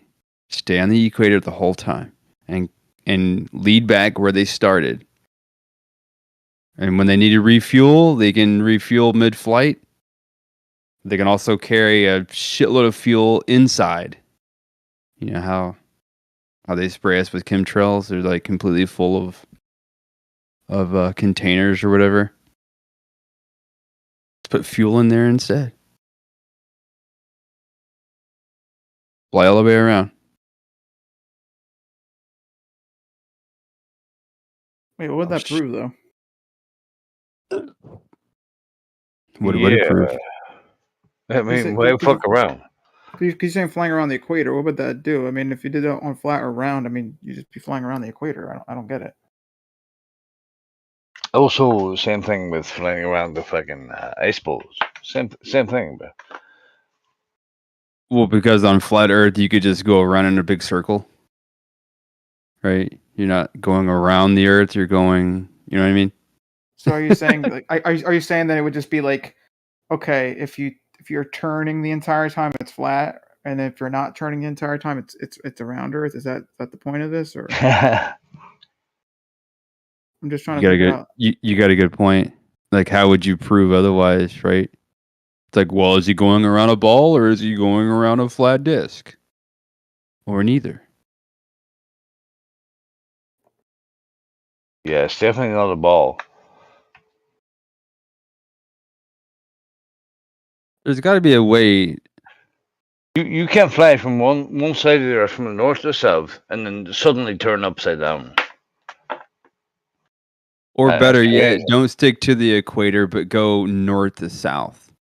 Yeah, that's what I said. All the way around. Yeah. Yeah. That would make more sense. But we can't fly across the North Pole or Antarctica because it's a no-fly zone. You can't fly there. Okay? You can't fly there. Don't ask questions. You shut your face. You can't fly there, okay? Shut your face. It's a no-fly zone. Well, to be more accurate, they don't want to fly there because there's no emergency diversion airports. Oh, Matthew's here. Welcome, Matthew. Fuck me, we're fucked. Emergency. There's no one here to save us. We're all alone. What will we ever do? Yeah, I thought there were some people who were making some claims that emergency flights don't make sense on the globe or something like that. But I think Matthew, we're talking about north to south. Let's stick with that. Yeah, but I mean, I think that's the whole thing. If you go north to south, though, I think he's saying there's no emergency, whatever. There's no emergency stops, or whatever, like around Antarctica. Is there any flights from north to south? Right. There you go. East to west? West to south? West to south. South to west? North to south, south to north, north to south, south to north. Up your taxi? What's happening, Matthew? Not much. Just organizing stuff. What are you Enjoying organizing? 3-day weekend. What are you organizing? You're fucking action man, fucking. My books and my Action Man figures and my Barbie dolls and my files. Whoa. TMI, bruh. That's what I thought. Are you dressing up your Barbie dolls? They look like me. In your Barbie world. Wrapped in plastic. I can't believe they made a Barbie movie. Really? Oh, shit, bro. Oh, it bombed. Did it bomb? I hope it bombed. Fuck Barbie. That's what Kim would say. Well, to start off, she is not proportionally correct. If you were to make her life size, it just makes no sense. Fuck Barbie. Fuck Barbie. Fucking weirdos.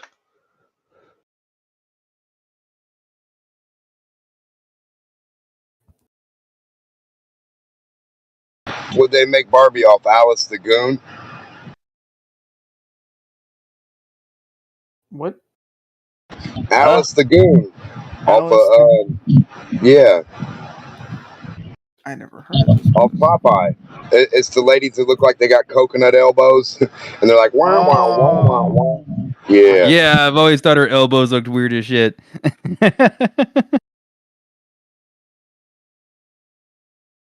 Alice the Goon.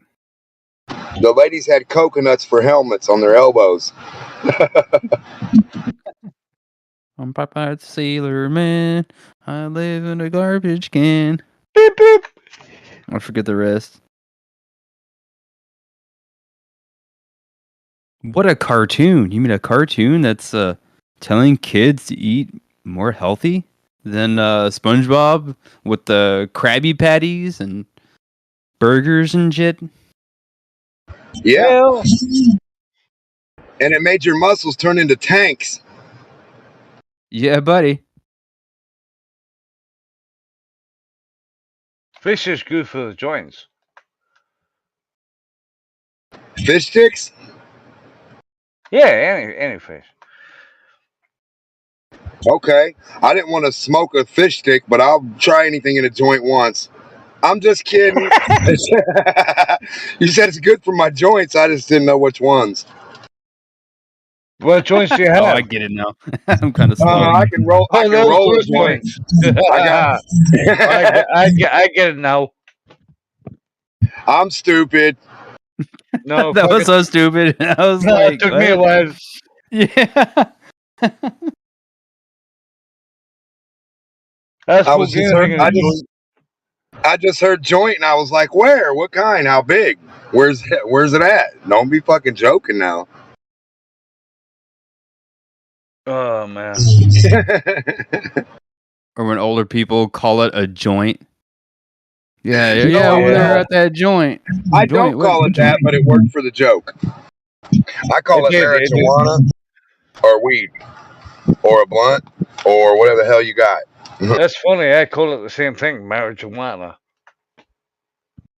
And that's actually a derogatory term. Marijuana. I don't care. Works for me. I'm just saying. Yeah, marijuana. What does she wanna? Which is funny that it's the derogatory term, yet that's the most used word that talks about weed, right? People call it marijuana. But I don't know, I find that interesting. Yeah. Does it mean marry in like the name, or as like you get married to something to like it? You know, you never know. Words, man. Yeah. Mary J as in like J as in joint. Yeah. Mary Then when did it joint come around? wanna. Right. And who brought the J? The J's only been here for 300 to 400 years. So was weed just discovered in 300 years ago? Well, the J is silent in Spanish. So it's marijuana. Oh. Right. But I'm saying the J didn't exist. Not even the letter to be silent. So that letter got introduced at a certain time. And I just find it weird that that letter is in marijuana rather than just like pot or weed or, you know what I mean? Marijuana. When did it become marijuana? I think that's when it became the scare tactic. Marijuana. Yep. Exactly. That's what I'm talking about. Because that was associated with the Mexicans, right? The Mexicans smoking the marijuana. And it wasn't even spelled differently, like with the H in there at one point. It's not how we traditionally spell marijuana, but Juan, just like Juan. Yeah, Mary Juana, not Mary Johanna. So I don't think there was a H. No, not that I know of. I remember it being spelled with an H, but maybe I'm tripping. No, for the last 10 years, I've been calling it cannabis. Well, that's another funny term, right? Can I bus? Can I carry? Can Right? I bus? Yeah, bus is to carry. Like a bus boy, they carry shit. Yeah. Well, it's actually spelled BIS, but yeah, I get what you're saying. Cannabis. Right. Columbus. Columbus. Same shit. It's a column bus, a pin bus, a pin bis. You know what a column is, right? In Arabic. It's an ink pen or a pen or a column. A column. To write with, right? The Nina, the Pinta, and the Santa Maria. Christopher Columbus. That's fucking weird, man. It's like they sent economic hitmen in one boat, and the next boat, or like the first boat was like the preacher, whatever, this shit. Next boat was this, third boat was military. You see what I'm saying? It's just like they would do today. They'd send one fraction in. Once that fraction was done, they send the next, then they send the next. And then by the third, then they set up shop. Same thing our military does.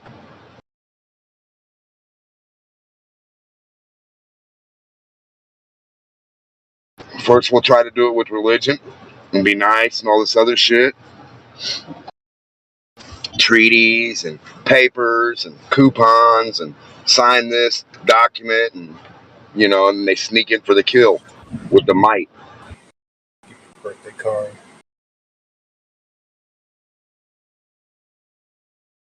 I just linked a book that I uploaded on Library Genesis. Marijuana Gateway to Health. It's funny because it's a book talking about the endocannabinoid system in our body, yet they still use the word marijuana. I found that interesting. How cannabis protects us from cancer and Alzheimer's disease. It's a pretty good read if you like reading books. I find this map from 1910 pretty interesting of the planned Panama Canal. How they drawn or chose to draw the map in 1910.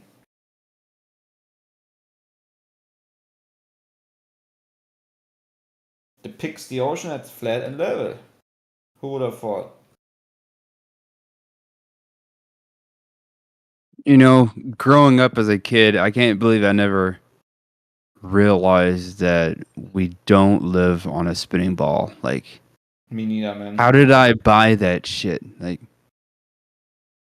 well, I bought it because I loved space movies, especially space documentaries and dinosaurs, and I loved being an astronaut. You know, I loved the NASA videos. You know, I felt so. Every time I looked at a new NASA video or space documentary and I learned new stuff about space, I felt very smart, if that makes sense, you know, like very much enlightened. Like as if it, or aliens, you know, I mean, it goes both into each other. I always felt like, you know, I got something other people don't, if that makes sense. yeah, I mean, but I'm also not jumping on the whole flat Earth train either. It seems like it's too easy, right? Like, oh, flat Earth, and then like they have everything all figured out. You know, it just seems too easy. Like it's controlled opposition. You know, what I do know is I can't go out blasting into space and look down at the Earth myself. That's what I find interesting. Yeah. That we can't just civilians or man rather. I don't like using the word civilian. I ain't no civilian. I'm a man. It's a difference. I want to blast out into space and look at the Earth myself. Why don't they allow us to do that? What are they afraid of?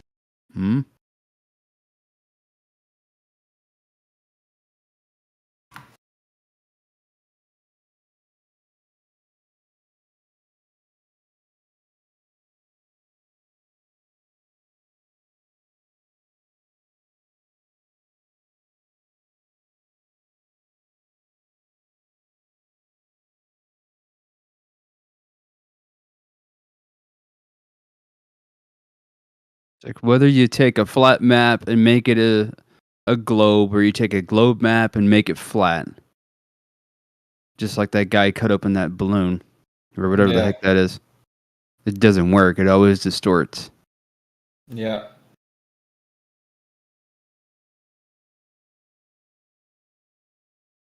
But why does Google Earth? Why is it so accurate?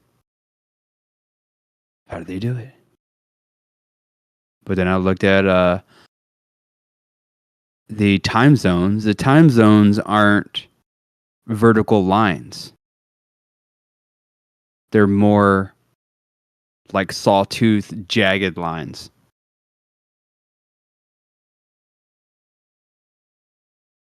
Time zones just doesn't add up. You know what I'm saying? Yeah. So someone is losing ground here. They just don't. The problem is.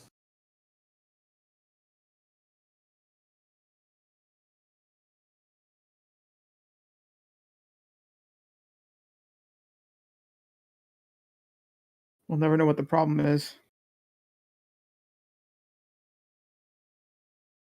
But why would time zones not be perfectly vertical lines?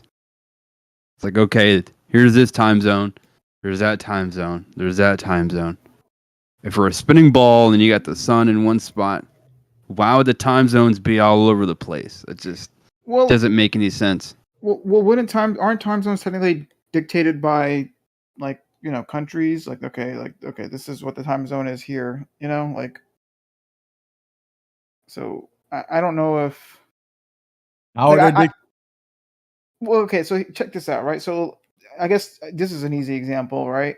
Let's go with the states, right? United States. So the states. Imagine, just for the sake of simplicity, right? Imagine there is a state that's halfway between, like, the natural time zone, right? Like, okay, so like, for the sake of, once again, simplicity, right? It's between the time zone. What do? Do you just have half the state in one time zone and half the state in the other time zone, or do you just kind of set the entire state to, like, one time zone? You would set the one state to one time zone. You know what I'm saying? Just because it's simpler that way.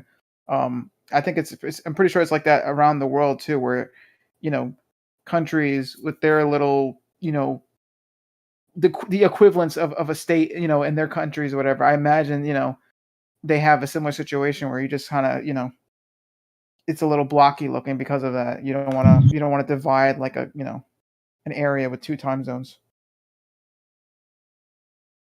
Well, actually, now that I think about it, I don't want to disagree with Armor really, but it says Google says that Nebraska, Florida, Idaho, and Kentucky have split time zones.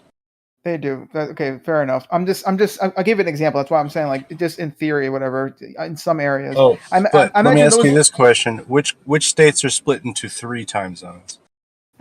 Australia. I know this one. Into 3. Yeah. Australia. Alaska. No. I don't know, but Alaska is. Maybe. They used to had 4. They had 4 at one point. Now it's 3. Australia's one of them. Australopithecus. Well, we're talking Alaska. You know how much smaller Alaska is?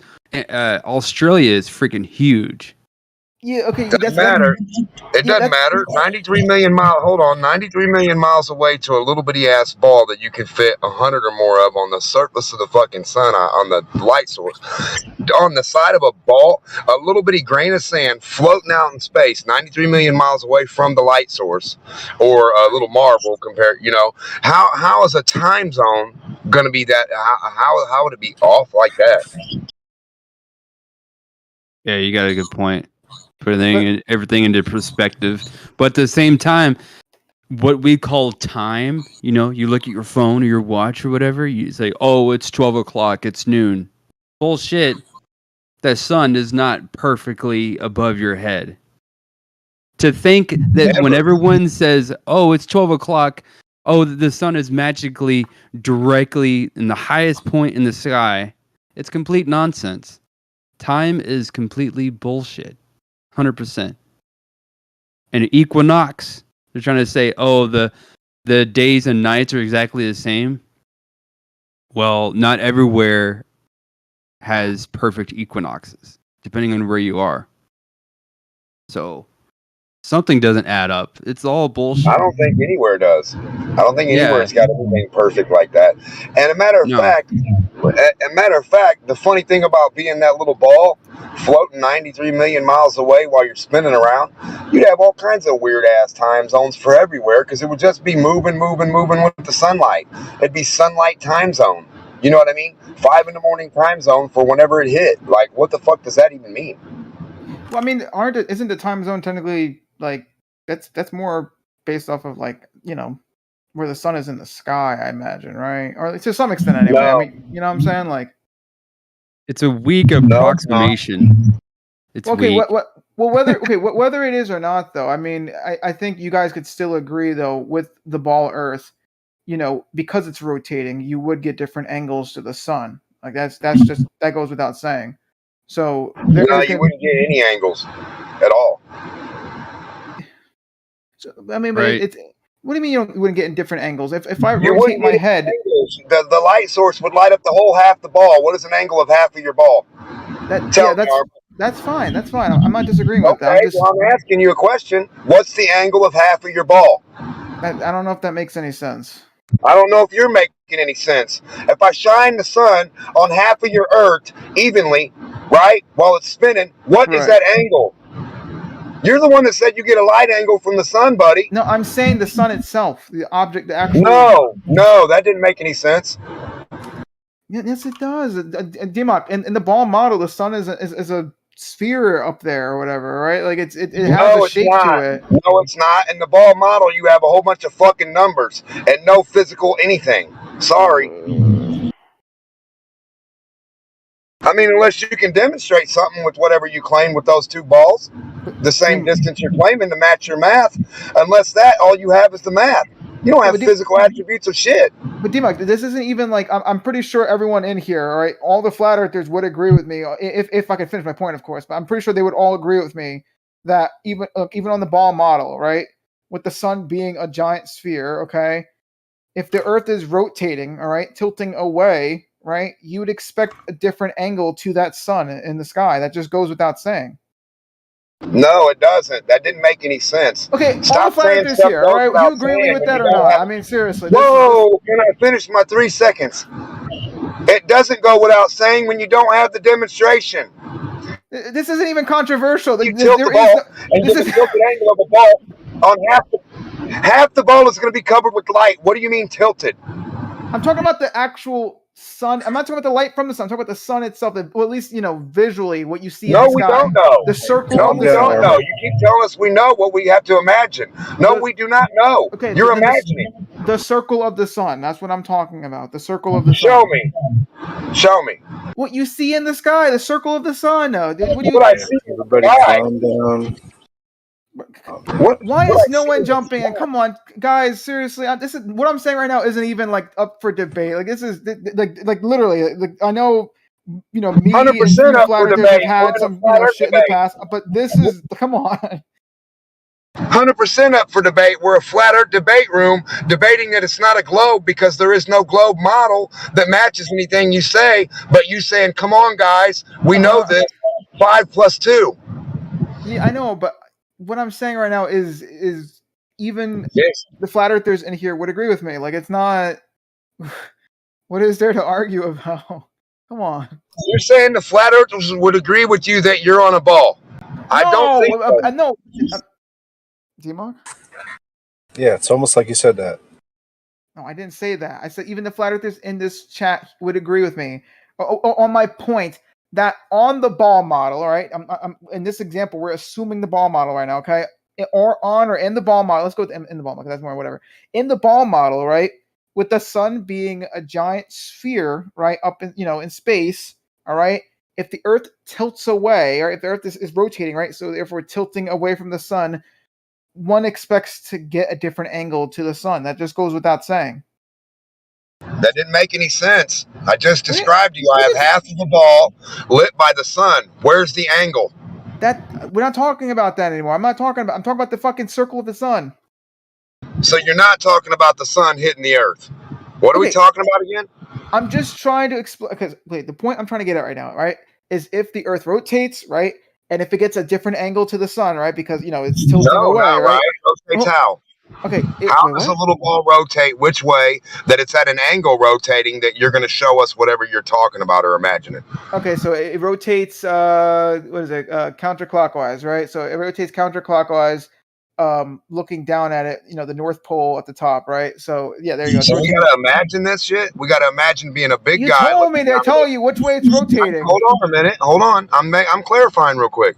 So we got to imagine staring down at a ball looking bigger than the sun that's 93 million miles away, seeing what the sun does across our view to the little ball. This is the only way we can see what your ball does?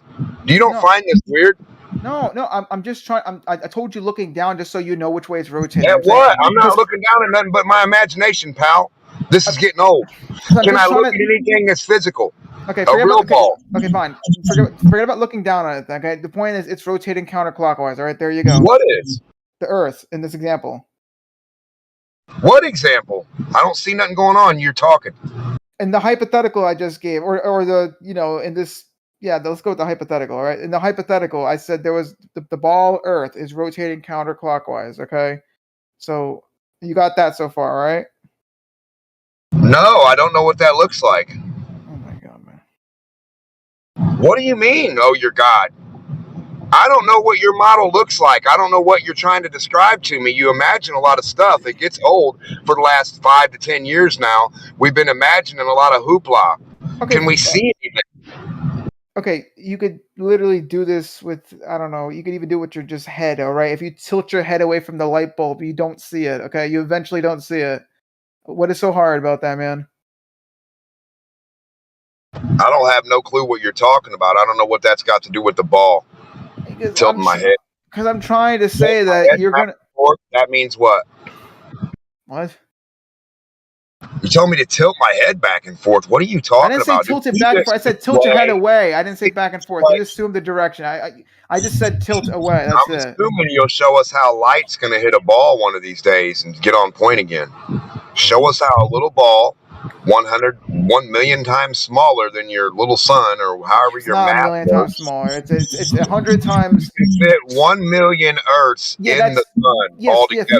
Yes, that's volume. That's volume. 100 Earths Hold on on, the guys. surface. Yeah, that's Hold on, volume. guys. One at a time now. Okay, my bad. Sorry. Yeah, so DMOC, you're talking about the volume, all right? The volume is 1 million times less, all right? Or the sun is 1 million times greater than the Earth's volume, all right? But I'm talking about like the, just one axis, like in terms of like the diameter, all right? The diameter of the sun is only 109-ish times larger than the Earth. Can you show us? I don't know what the fuck that means. I don't know what any of that means you just said. 1 million of this, 1 of those, none of these in your imagination. Okay, the height. We could use the height, okay? The height of the Earth is 109 times smaller than the height of the sun. Something to not understand about that. What is so hard to understand about that? Where at? What are you talking about? We're talking about the ball model right now. You just keep talking and saying numbers. We're talking about the ball model right now. Okay, so if I just say numbers all day, you're good. And then at the end of that, I say, so it's hard for you to understand that, right, Arma? What would you do? If I said 52972, 20 times bigger than 5, an angle of 23 degrees, 0.2 on the tilt of 4, what would that do for you? Well, what you're doing right now actually makes no sense. You need a demonstration, wouldn't you? You're not making an argument, though, by saying a bunch of numbers. Yeah, no, I'm doing exactly what you're doing. No, you're not doing the exact thing. Yeah, No, okay, we have language, right, for a reason, right? We have the words that we use for a reason, all right? When I said the Earth, okay? Hold on. Arma said numbers. Demok said some numbers. That's the same thing. No, yeah, okay, but I think Armbar. I think Demok wants to see the model. Why don't you just show Demok the official globe model, and then we move on from there.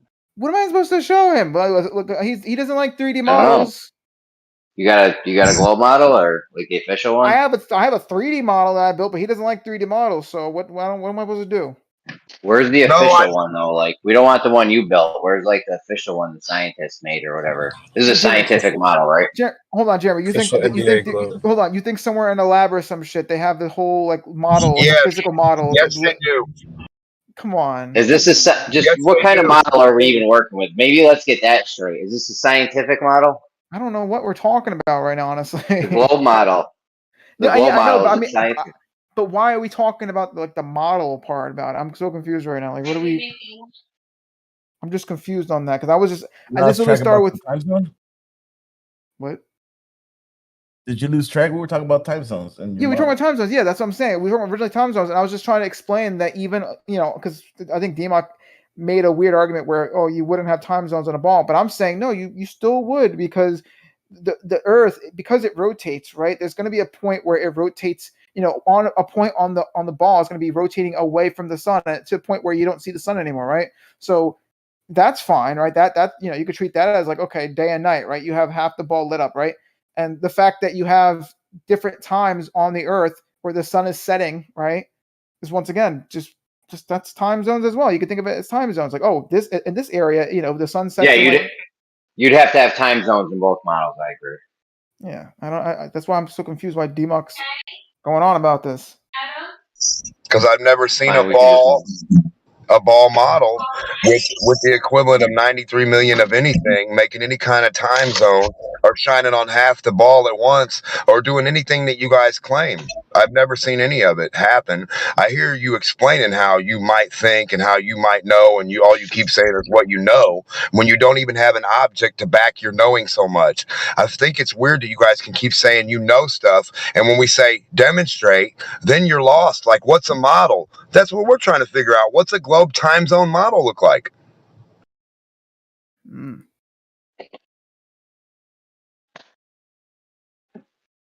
Well, that's a question for the ages. What does the globe model even look like? What type of model even is it? I mean, I don't know if I'll have all the answers to these questions, but we can always keep trying. So your time zones are fucked up. Your half the state thing backfired on you. I don't. What do you mean time zones are fucked? I mean, isn't it also technically fucked up? And then on a, well, I guess you could argue you don't have a flat Earth model, so you can't really say it's fucked up on the flat Earth. But it's not fucked up though. I mean, time zones, once again, aren't they dictated by the country or whatever? I mean, that's just right. So it's not. They don't go off the actual sun, do they? well, I imagine it's half and half. It's like a little bit, but also it's like, yeah, it's we'd rather have it where so yeah, I mean, I get what you're saying. So it's not like strictly based off of the sun, but I would still say relatively speaking, right? Because I imagine they're not going to have like nighttime at like at like 12 in the afternoon. You know what I'm saying? Like they're never going to have 12 in the afternoon as nighttime, I imagine. Yeah, China has one time zone for like 3 time zones. Yeah, but I imagine night. Isn't that crazy though? It is crazy. Yeah, but I imagine night is never gonna, like, I imagine at the earliest is probably like 4 o'clock in one of the time zones, and that's it. You know what I'm saying? 4 o'clock in the afternoon. It's never gonna be like 12 in the afternoon. You know what I'm saying? I don't think they ever go that crazy with their time zones. If I had to guess, anyway, I'm pretty sure they don't do that shit. That'd be weird. But yeah, who said time zones are fucked up? I mean, what would be a good argument though is this: if you guys, let's say you guys, maybe there's a video somewhere, right, where it's like, oh, these are the time zones, right, and then the sun actually sets at, like, for example, I don't know, like 7-ish or something, and it's like, wait a minute. What do you want a video of if you can't show us a little ball spinning to show how light hits another ball? You want all these complicated videos and this other crazy shit, and all I want you to do is get a light source, right? Or a little ball. You can use the sun outside and go get a ball if you want and show us how it works, because that would be the equivalent of 90. That's the only way you're going to get your imaginary 93 million, right? Is go outside and hold a ball up and say, look, this represents the Earth. It's exactly this far away. It's a ball. Look how the light hits it. All right. Right? Mark the little maps on it. Why don't you take a globe outside? That'd probably be smart. And then go spin it around how you declare. Match the time zone. Okay. Well, I mean, it wouldn't. So you're telling me you couldn't sit a ball with a little map on it and have the light hit it at a certain time and proceed to go and like cover it the same way light covers the Earth? That'd be weird, wouldn't it? I don't see why not. I think you could do it, sure. Okay, well, I mean, that's what we're asking for. Some type of demonstration instead of always imagining. I'm not asking for nothing crazy, something undoable. I'm saying whatever you declare your math, get a ball that fits that. Whatever, you can scale it down. I'm not saying 93 real million miles, but if you want that, use the sun.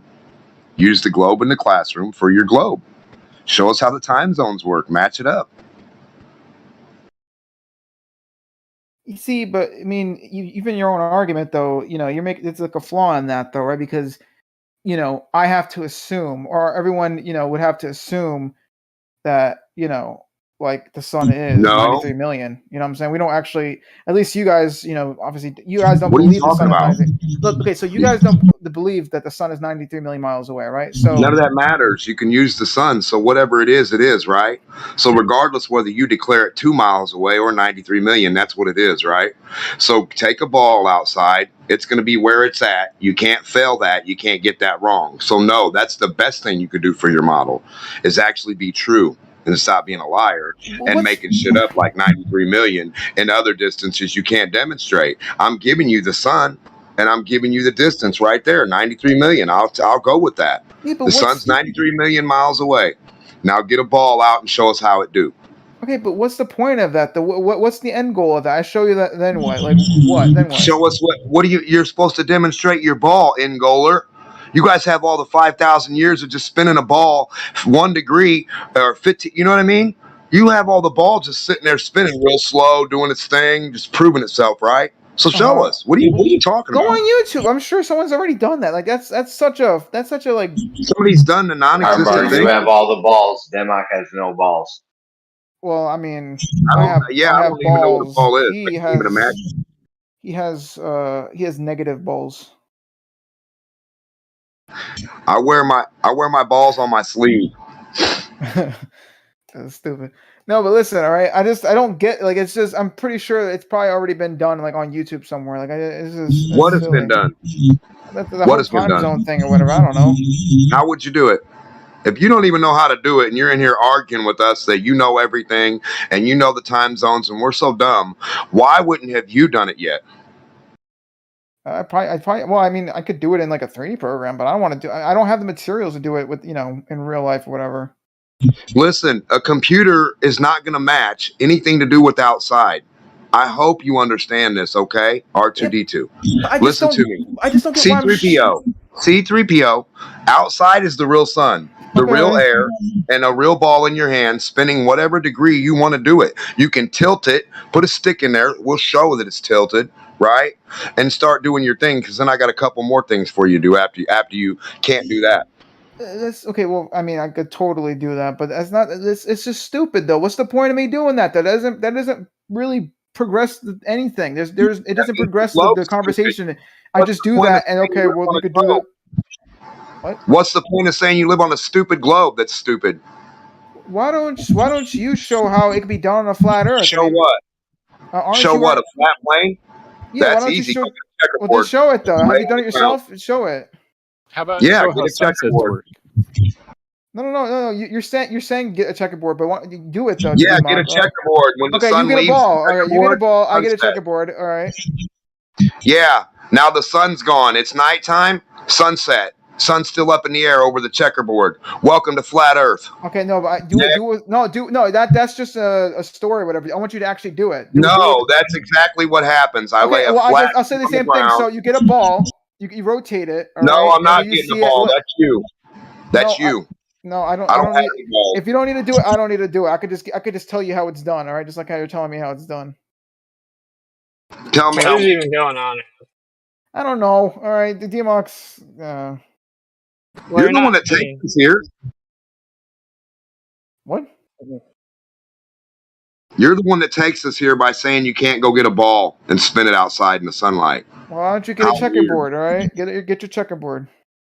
Is that going to prove your ball? No, but it's gonna prove. My checkerboard's not going to prove your ball. No, I'm not saying that. Okay, so what are we going to do? We're going to be flat earthers now, right? With my checkerboard, right? Because that's all it can prove, right? Yeah. Get your checkerboard and then do the time zones. Oh man.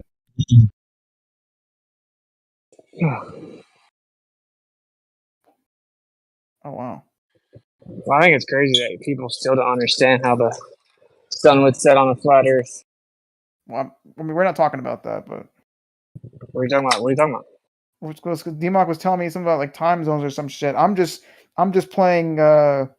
What's the word? I don't know what it's called, but I'm just doing what he's doing right now. Basically, like he's telling me to do, like get an actual ball, go outside, and do time zones on a ball. So I'm just saying, hey, okay, do it on a checkerboard. Basically, I want him to, do what he's telling me to do. Basically, like actually do it.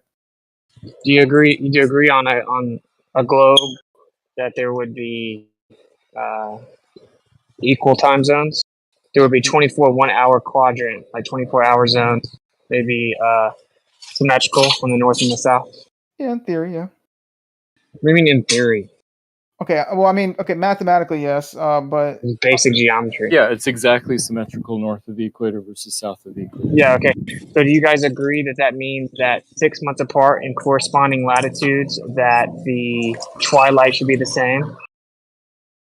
Yep. Okay, perfect.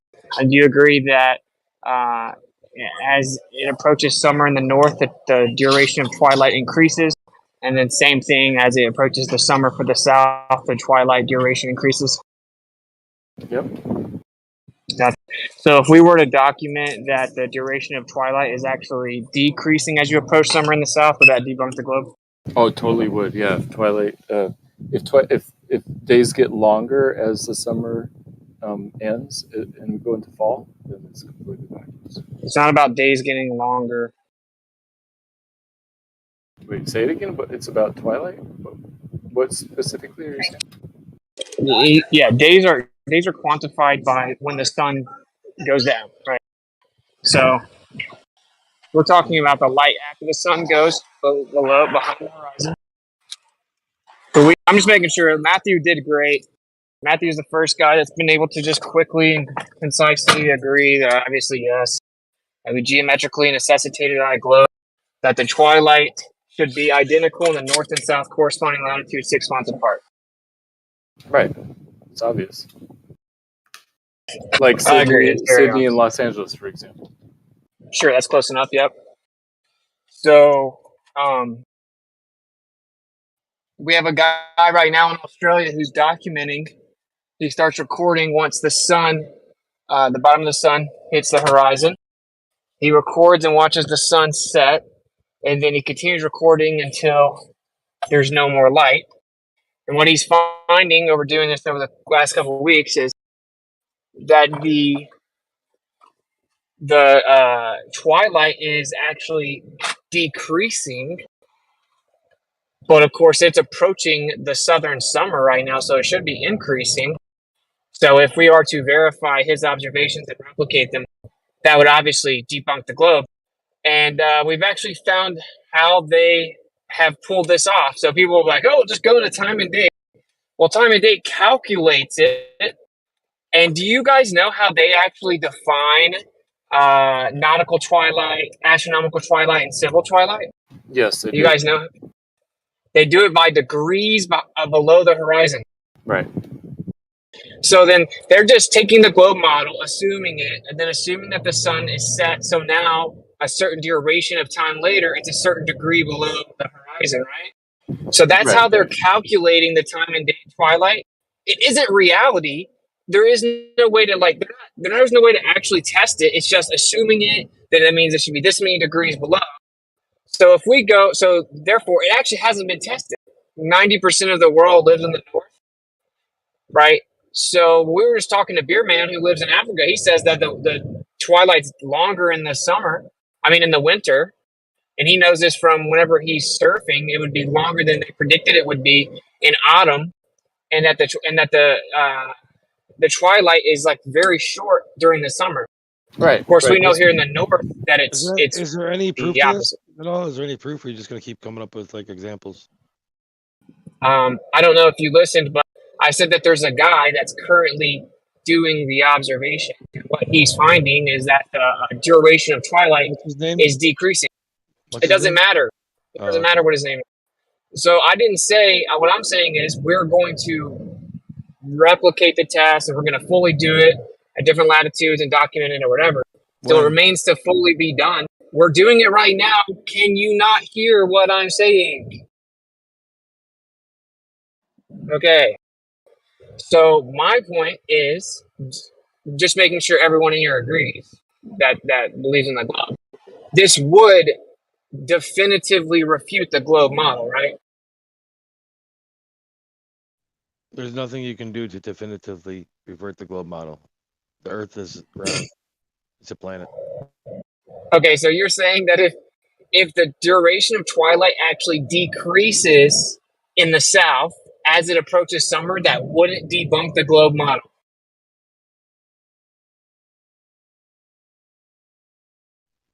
I'm waiting to see the results. But would it debunk the globe model, yes or no? I'm not answering any questions. I just want to see it. I want to see your. All right, there you go. Yeah, there you go. Remember, I told Jeremy earlier today that, and I also told. I'm not going to come to a conclusion before I've seen the experiment. Hey, why are you screaming over me, dude? Calm down, my guy.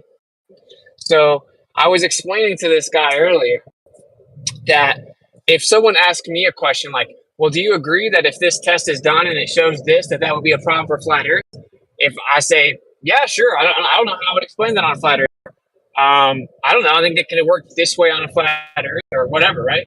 I have no problem answering the question. And then of course, I'll say, we obviously need to actually do the test, get the evidence so we can actually see that it does or doesn't happen.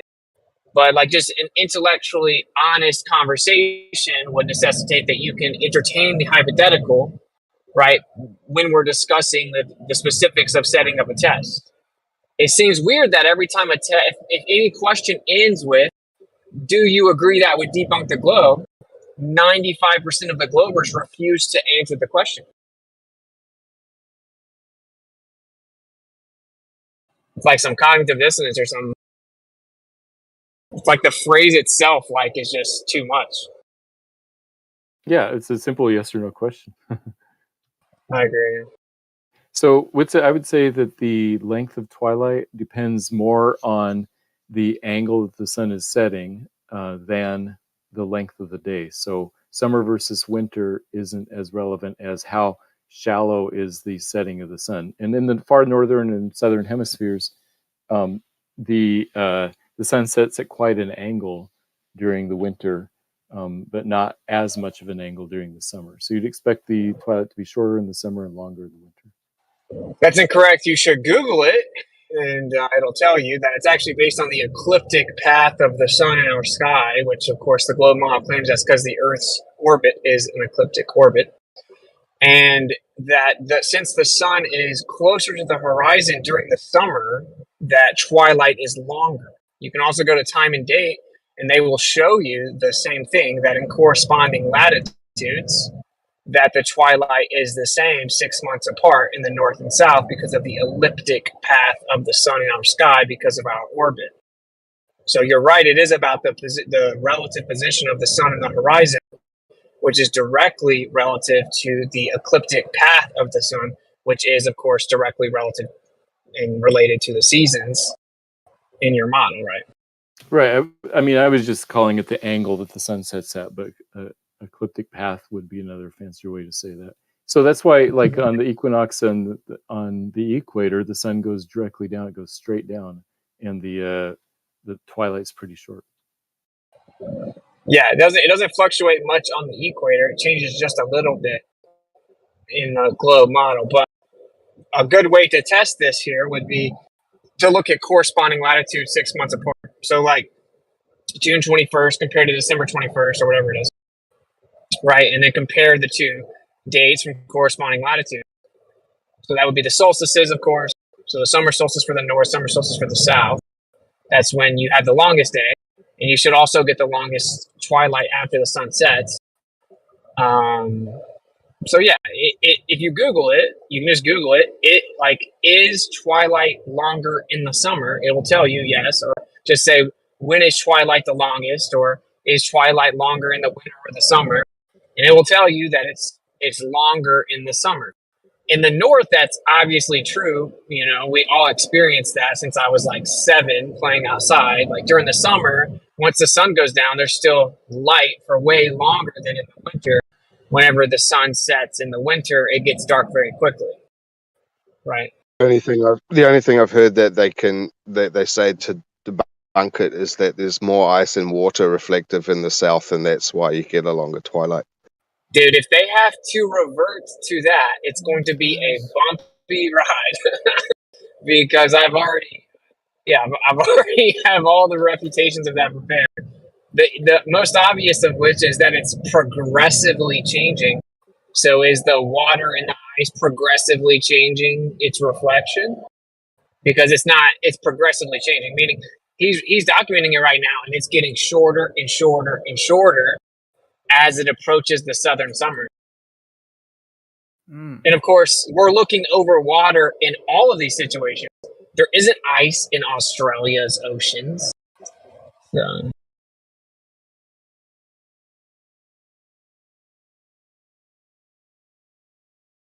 Because this all started back in the day when I was pointing out this is a good test. I mean, someone in like 1920 something offered $10,000 to Andy globularists who were so confident in the globe heliocentric model that they felt the need to ridicule people. Well, then just go prove it. Put your money where your mouth is. Take me on a $10,000 bet. Go to the south and prove that the twilight is the same in corresponding latitudes. And it's never been done. It's never actually been done. And so I was asking Globers, I was actually talking to like Geo and a few other people, and I'm like, you guys agree this would be a great test? It's actually to measure the duration of twilight at corresponding northern and southern latitudes 6 months apart. And if the southern twilight is shorter, that debunks the globe because it should be the same as the north. It should be symmetrical. And then we all kind of like, yeah, of course, we talked about it. And I'm like, then I did my Glover voice. And I said, no, you guys don't know. It's actually southern hemispheric refraction as a joke. And we all kind of laughed because of how ridiculous that would be. And then when it got brought up to Zanuck and he heard about the joke, he literally started trying to argue for southern hemispheric refraction, that there's a different refraction in the south. Like, what the? He did not, did he really? What? That's weird. Yeah, it's retarded. And I'm like, well, that's going to be a big problem for the globe because you guys claim that there is a standard refraction across the entire Earth and that it's based on the vertical density gradient and the vertical temperature gradient. And you guys claim it's the same for the north and the south. And if we see too far in the south, you can apply standard refraction to that as well. So now all of a sudden the standard is different in the south. And of course, that would never, no Globers would jump in and defend Zanuck on it because it's ridiculous. But this is the next step further. This is progressively changing. Did he actually say the words? Did he actually say the words differential refraction? He said southern hemisphere refraction. Really? So the southern hemisphere has different refractions than the north. Okay, that's. He tried to say because there's more land in the north and it retains heat more. And he was just making all kinds of stuff up. That's what Zanuck does. Yeah.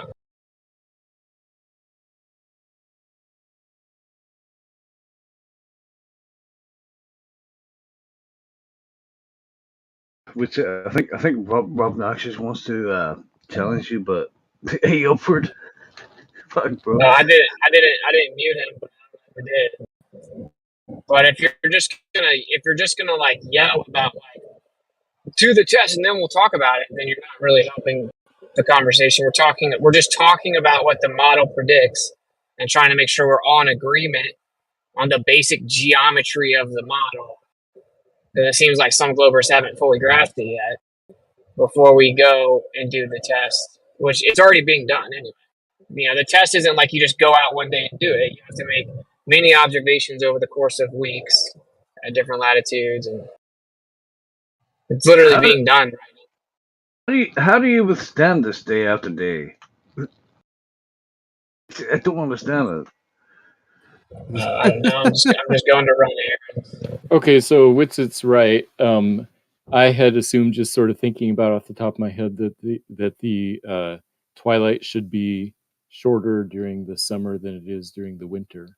But I'm reading up on it on several websites, and they're explaining that it should be longer during the summer. But I'm not 100% sure why yet.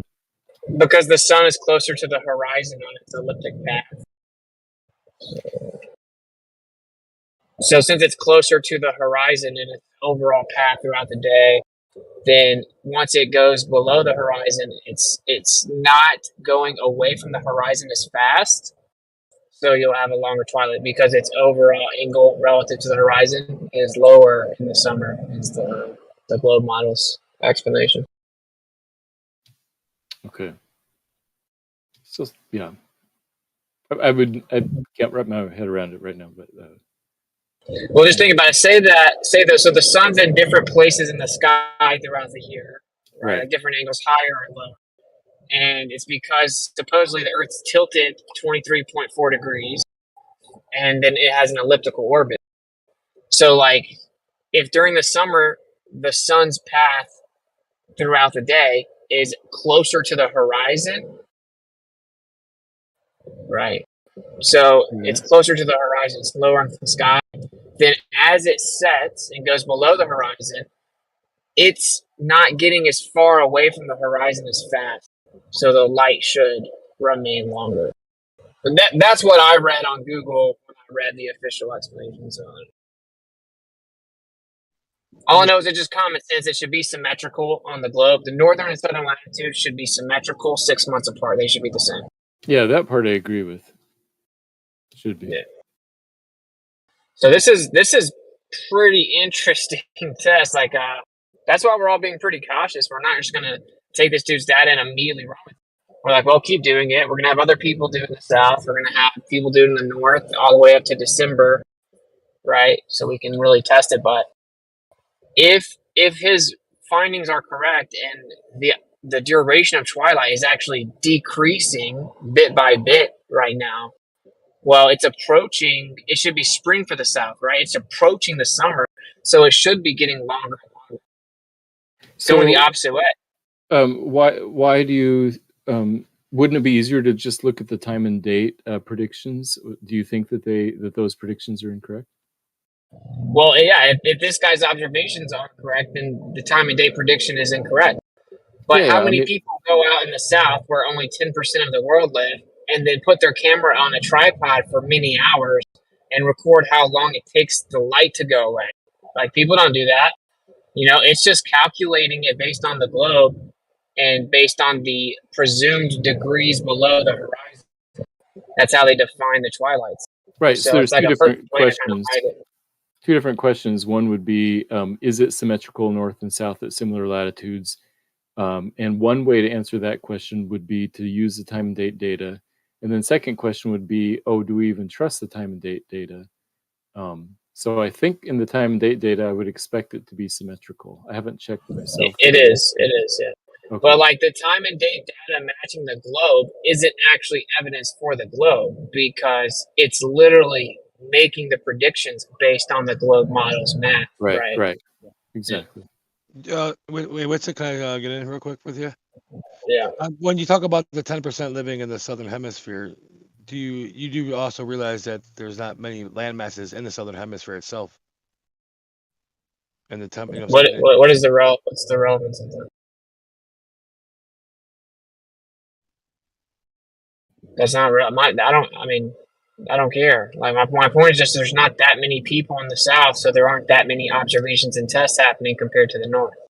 There's 1 billion. There's approximately 1 billion people in the southern hemisphere. I mean, there's plenty of observations. People are doing them all the time. You said yourself. Okay, would you like to drop some of the twilight observations in the south because they don't exist? Yeah, why did the stars go counterclockwise in the southern hemisphere and clockwise in the northern hemisphere? That's a separate question. Yeah, just completely diverted away.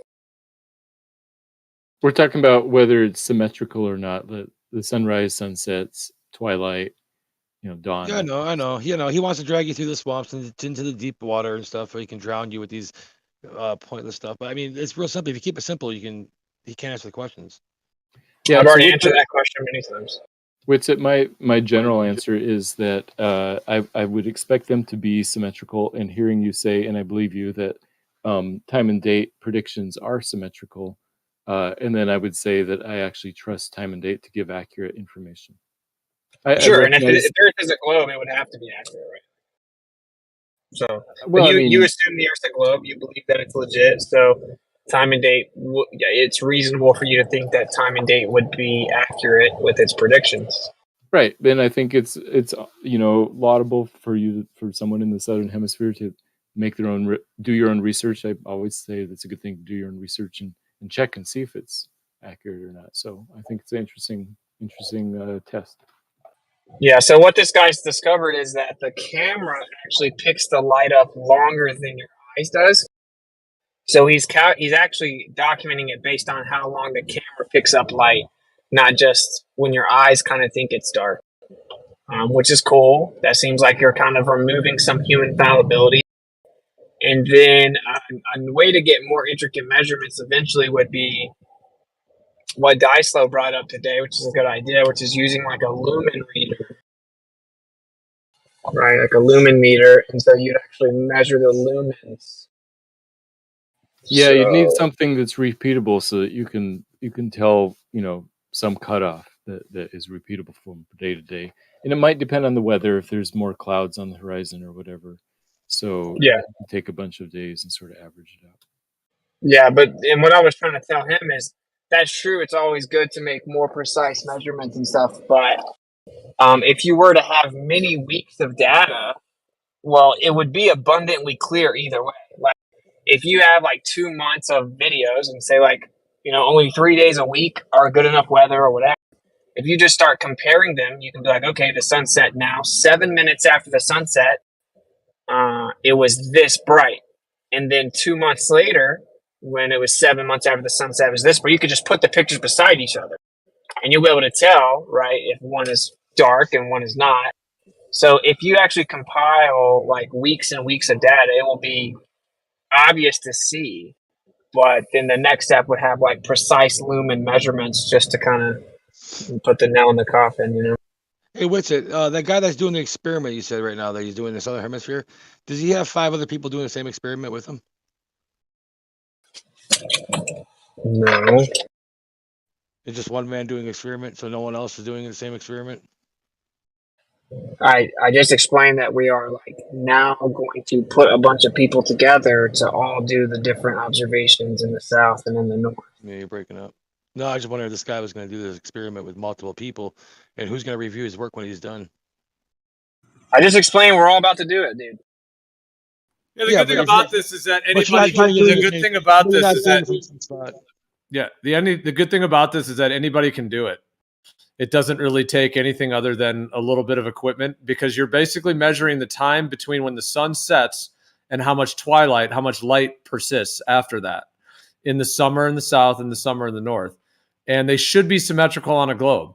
However, on an AE map with the sun circling, when the sun is out at the Tropic of Capricorn in the southern region, when it's their summer, it would make sense that there would be less twilight. First of all, there could be the sun's moving at a different speed, which would cause a different twilight by the time it sets versus the light that it persists after. And secondly, if it's making a wider arc, then that wider arc means that the light is moving away with the sun in that wider arced fashion on an AE map. Whereas on the Tropic of Cancer, on the inner circle on an AE map, it would make sense that the light would persist for a very long time because it's in an inner ring. The inner ring, so the light is shining in a smaller area. Therefore, the light will persist. Whereas in the southern, it's a much more expansive area that the twilight would make sense on an AE map type layout that the twilight would vanish quite quickly in the south, which is what there already have been some documentations of this, and there's been claims of it, and being able to repeat it is not too difficult to do. And anyone could do it. And it does show if it's not symmetrical, then that's a huge problem for the globe. Correct. And so when we were talking about this a while back, we were talking about like doing the solstice. So having to wait to the solstice and 6 months apart making the observation. But this is way better because you don't have to hope that the conditions are good on the solstice and you don't have to wait a full year to do it. Or 6 months. This is just throughout the year. Right, like the globe model says that the twilight should be the longest during the summer for both the north and the south, 6 months apart. So their summers should be symmetrical. So that means as you get closer to the summer solstice, the twilight should get longer and longer and longer progressively. What he's seeing is that it's actually getting shorter right now. And like you said, that makes perfect sense on a flat Earth. If the sun is speeding up as it goes out to the south, then that's why it's getting shorter and shorter. The sun is moving out towards the south. It's speeding up as it goes out. So it's going out and speeding up at the same time. And so as it's doing that, you're going to get shorter and shorter duration of twilight.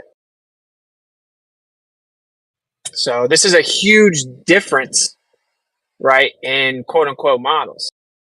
This should be a test that everyone agrees is a good one. And the fact that it's not been thoroughly documented until now is highly suspect. And the fact that time and date just gets it based off of the calculations of the globe and the assumed degrees below the horizon to define the civil, nautical, and astronomical twilight periods is also highly suspect.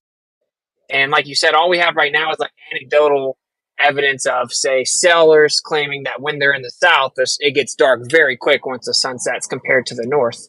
But to actually have like consistent, repeated observations documented, I mean, it could actually be like game, set, match definitively. There's really you can't even say refraction to get out of it. So yeah, you know, it could be pretty epic. So what's it when you say that it's speeding up right now in the south? Typically the sun moves about 15 degrees per hour. How much does it speed up to? Yeah, so the angular speed stays the same, but the tangential speed changes. To actually know the speed, you're going to need to know the height and the distance and stuff like that. But it's the same as the entire globe rotates 15 degrees per hour, but at the equator it goes 1,000 miles per hour, and in America it goes 700 miles per hour. Even though they're going 300 miles per hour different tangential speed, it's all going the same rotational angular speed, right? So it would be the same thing with the sun. Yeah, the angular speed is exactly the same everywhere on Earth, no matter how far north or south you are, no matter what day of the year it is, or no matter what season it is. Correct. But and it would be the same on the flat Earth, same with the sky. But the question is, and also for the sky on a geocentric Earth, the further out you get from Polaris, you know, the further away from the Earth the stars are, the faster they would have to go to maintain that 15 degree per hour as well, right? The same thing with the globe, though. Again, the globe's equator has a faster tangential speed than like the northern hemisphere or southern hemisphere. You know what else produces that same phenomenon? Is if you rotate the camera. But that was kind of that was an interesting statement. What's that last thing you said? Same thing on the Earth, that the poles and the equator are going different tangential speeds, but the stars would have to. They don't have to do anything because they're fixed. So if the Earth is spinning, there's not a difference. But if if the sky is spinning and things are different distances away, then it's going to be kind of incredible to think about how fast those objects will have to be spinning around, and what centripetal force would be holding them in position, so they could make a rotation every 24 hours if they're really far away. Well, I mean, you call it incredible, but you know, I don't know why. I mean, I would say the claim that space itself is expanding and accelerating 4 times the speed of light seems pretty incredible too. Well, that's a whole other discussion about dark energy and the space itself, space time actually expanding out at an incredibly rapid rate. I'm not really trying to change the subject. I'm not changing the subject. I'm saying your use of the word incredible I find to be somewhat humorous, right? Whenever your model claims accelerative expansion that's superluminal, you know, I mean, we wouldn't even need superluminal speeds for the stars, right? Because we don't have to believe in all these insane distances that your model does.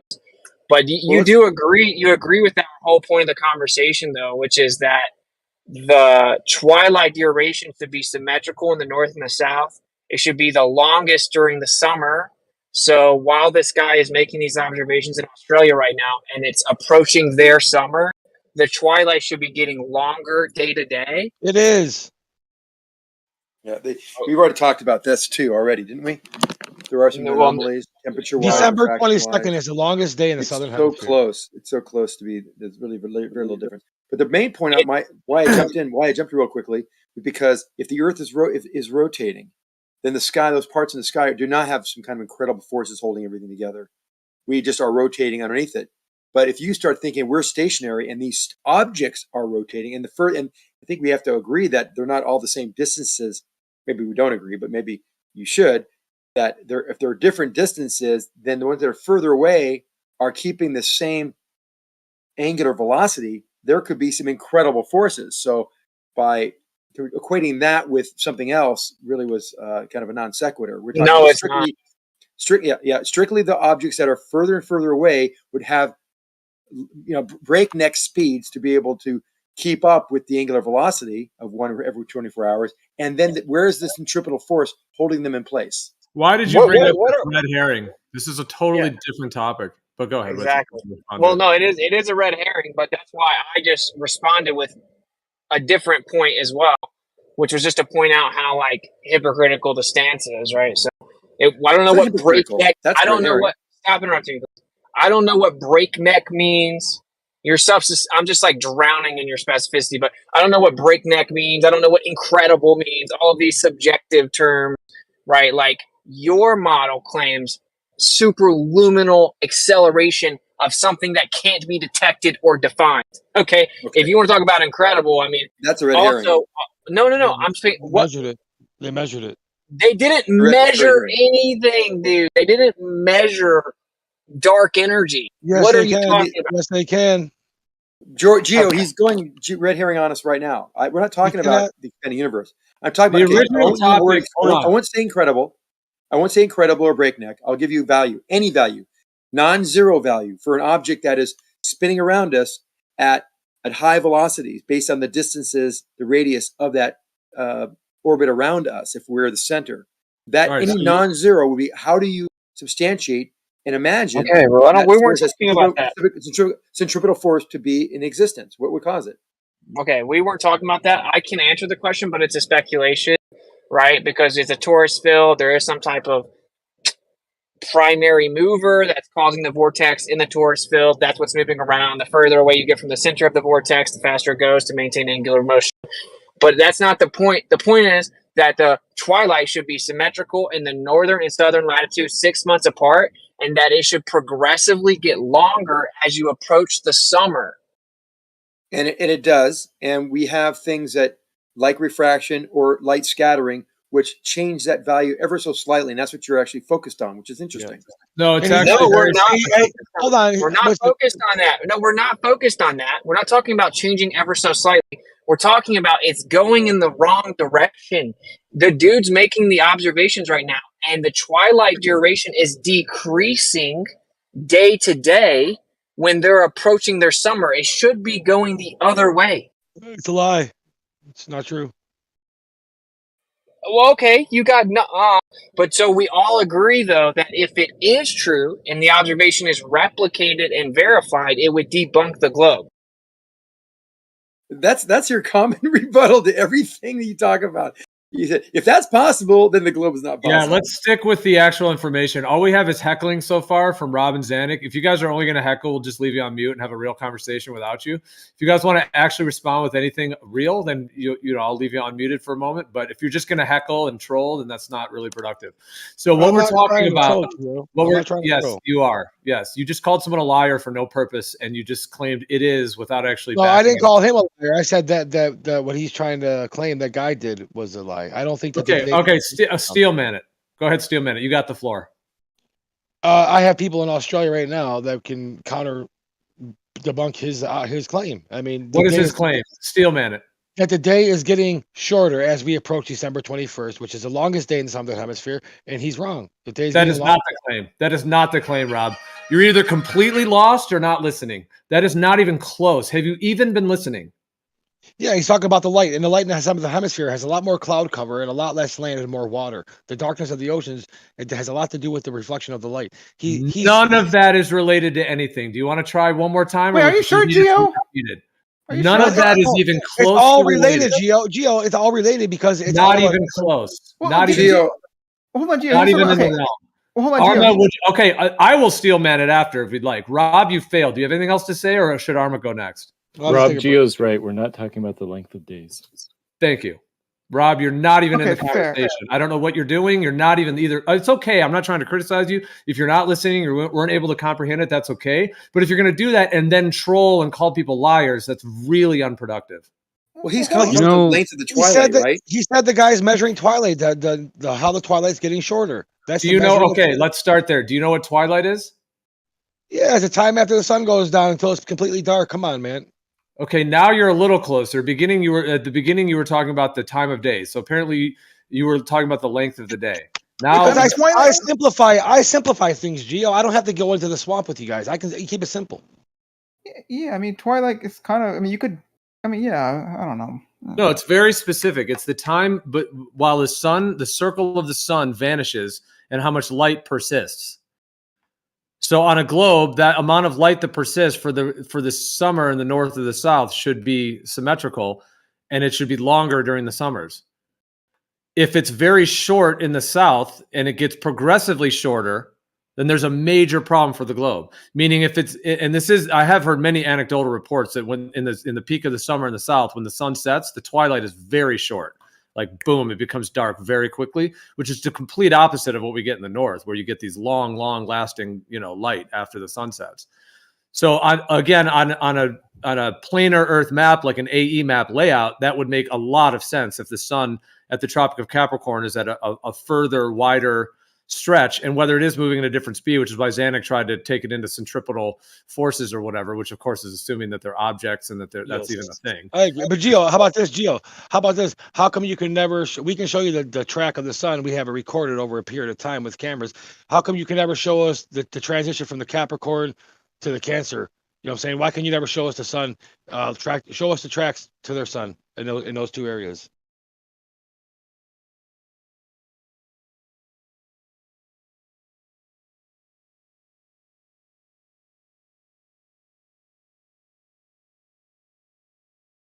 What'd you say?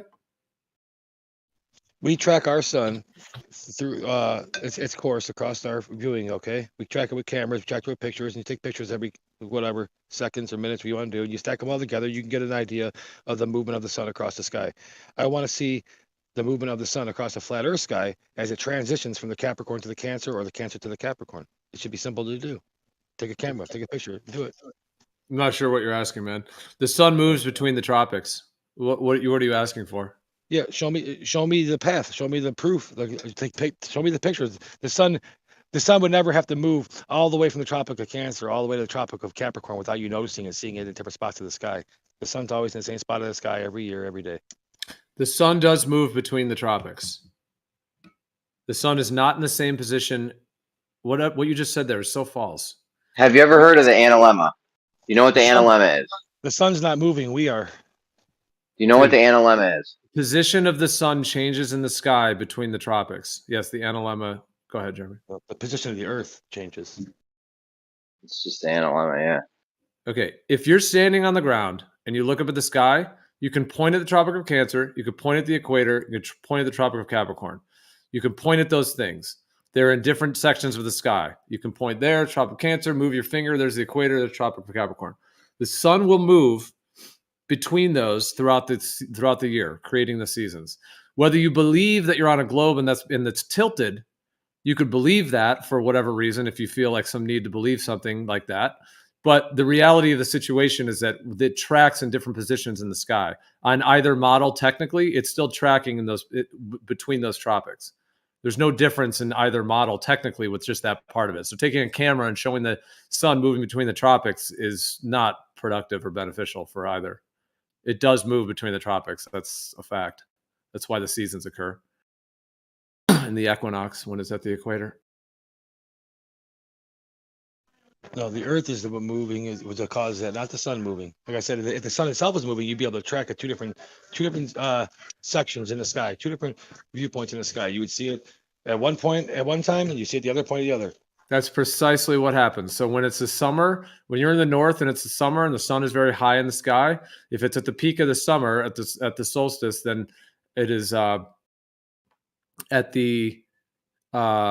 it's going to be at the highest point in your sky. And then the winter solstice, it's going to be all the way declined in your sky, the declination, and it will be the Tropic of Capricorn. That's exactly what we see. It moves between and it moves in declination, which creates the analemma. Yeah, exactly. I'll have to do it on an actual experiment. I'm gonna eat dinner and shit. I'm listening to you guys. I'll be on a couple minutes to do an experiment if you allow it. What experiment, bro? That's the analemma. That's what we see. It makes that like lopsided figure 8 in the sky. It's all right. I'll show you guys a couple minutes after you dinner. Do you know what's funny about the analemma? You know what's funny about stuff like the ecliptic? Like they'll invoke it as evidence of the globe. People will be like, the evidence that the globe model is true is look at what the sun does throughout the year. But what happened was they had a globe model, and then they realized that the sun doesn't match it. So they had to claim that it was tilted to try to explain the ecliptic path, right? And then they say that we're in an ecliptic orbit.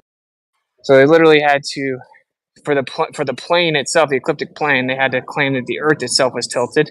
That's what makes it look like the sun moves on the ecliptic plane. And then they had to claim that our orbit was ecliptic. And then they actually invoke that as evidence. It's not evidence. It's like a hole in your model that you had to like try to fix with some made up claim. How does even how do you even detect later on that the Earth is now suddenly tilted if you are in a void of emptiness? where there is no up and down, left and right. How can something be tilted in any way or form or by definition if there's no up and down, left or right in a so-called space realm? Come on. It's tilted Come relative on, you to know the that it's orbit, isn't it? related to the axis of rotation. That's what. One thing I know, I did get a phone call, but did we ever get all the ballers to acknowledge that the lack of symmetry 6 months apart would debunk the globe? How can you have an? How can you have an? Perhaps. How can you have an axis in space if you need to have an x and y axis? The axis is a center of rotation of any object. So if we have an axis of rotation with respect to the object that's not the spinning object, then that axis can be in reference to it. So that can follow that path of the elliptic orbit, and that elliptic orbit can have a reference to the angle of axis of rotation. All right, wait, did someone just say perhaps? Yeah, because I mean, there's always a small chance there's like we're missing a variable or something. But I would say just what we have, I would assume so. Yeah. This is basic geometry. There's no missing variable. This is required because of geometry. Well, as I'm saying, if we assume just strictly geometry, then I would say so. Maybe there's something I'm missing. I always want to just just in case, there's always a small chance that I'm missing something. So I don't want to say definitively, but I would say like 96% sure. Okay. Hey, I wanted to add something regarding the speed of the twilight, how fast it disappears, right? Or how long light persists. That is how you're supposed to measure time, is from Ereb to Ereb, or from twilight to twilight. And there we have noticed the speed of the shadow change depending on the year. Between February and November, you can have as much as a 16-minute difference in a day. And I know it's not necessarily relevant to the whole twilight thing, but it is, because that's how you measure days. That's how you measure time, is from evening to evening. And that's what the heliocentric model refers to as the sun's eccentricity, right? And right now I think that they claim that we're at the least elliptical orbit, and it continues to decrease. But this is how they explain the time difference between February and November, is because of the elliptical orbit, which makes the shadow speed up at a certain time when the sun is closest to the earth. But this is all theoretical. Again, this is all theoretical. This has not been proven to be the case. Where I'm kind of baffled that ballers are fighting me on this. I don't. It's just basic geometry, bro. Like Zanuck, do you agree that it would debunk the globe? No, if there were no other causes for it, yes, it could. It could debunk the orbital assumptions and theories. What other explanation could there be for it progressively changing in the wrong direction? The angle of the sun with respect to the Earth and the atmosphere, the contents of the atmosphere, the scattering of light, the reflection, everything that could be altering the amount of light scattering could be taken into account. That could actually grow in those periods of the season. Light scattering can make it progressively go the opposite direction. Yeah. Jeez, Why wouldn't it? Why wouldn't it? No, how about you explain how it would? Let's just say if there's no atmosphere, would there be a twilight? Yeah. There you go. End of story. Now you get yes. Wait, if there was no atmosphere, if there was no atmosphere, really? If there was no atmosphere, there wouldn't be. Okay, Zanuck, this is what we're not going to do. So technically, if there was no atmosphere, you wouldn't even see light. No.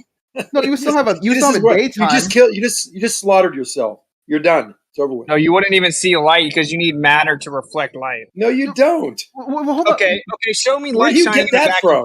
That's not how the photoelectric effect works. Show me light shining in a vacuum chamber, please. Not a problem. Do it at Slack every single day.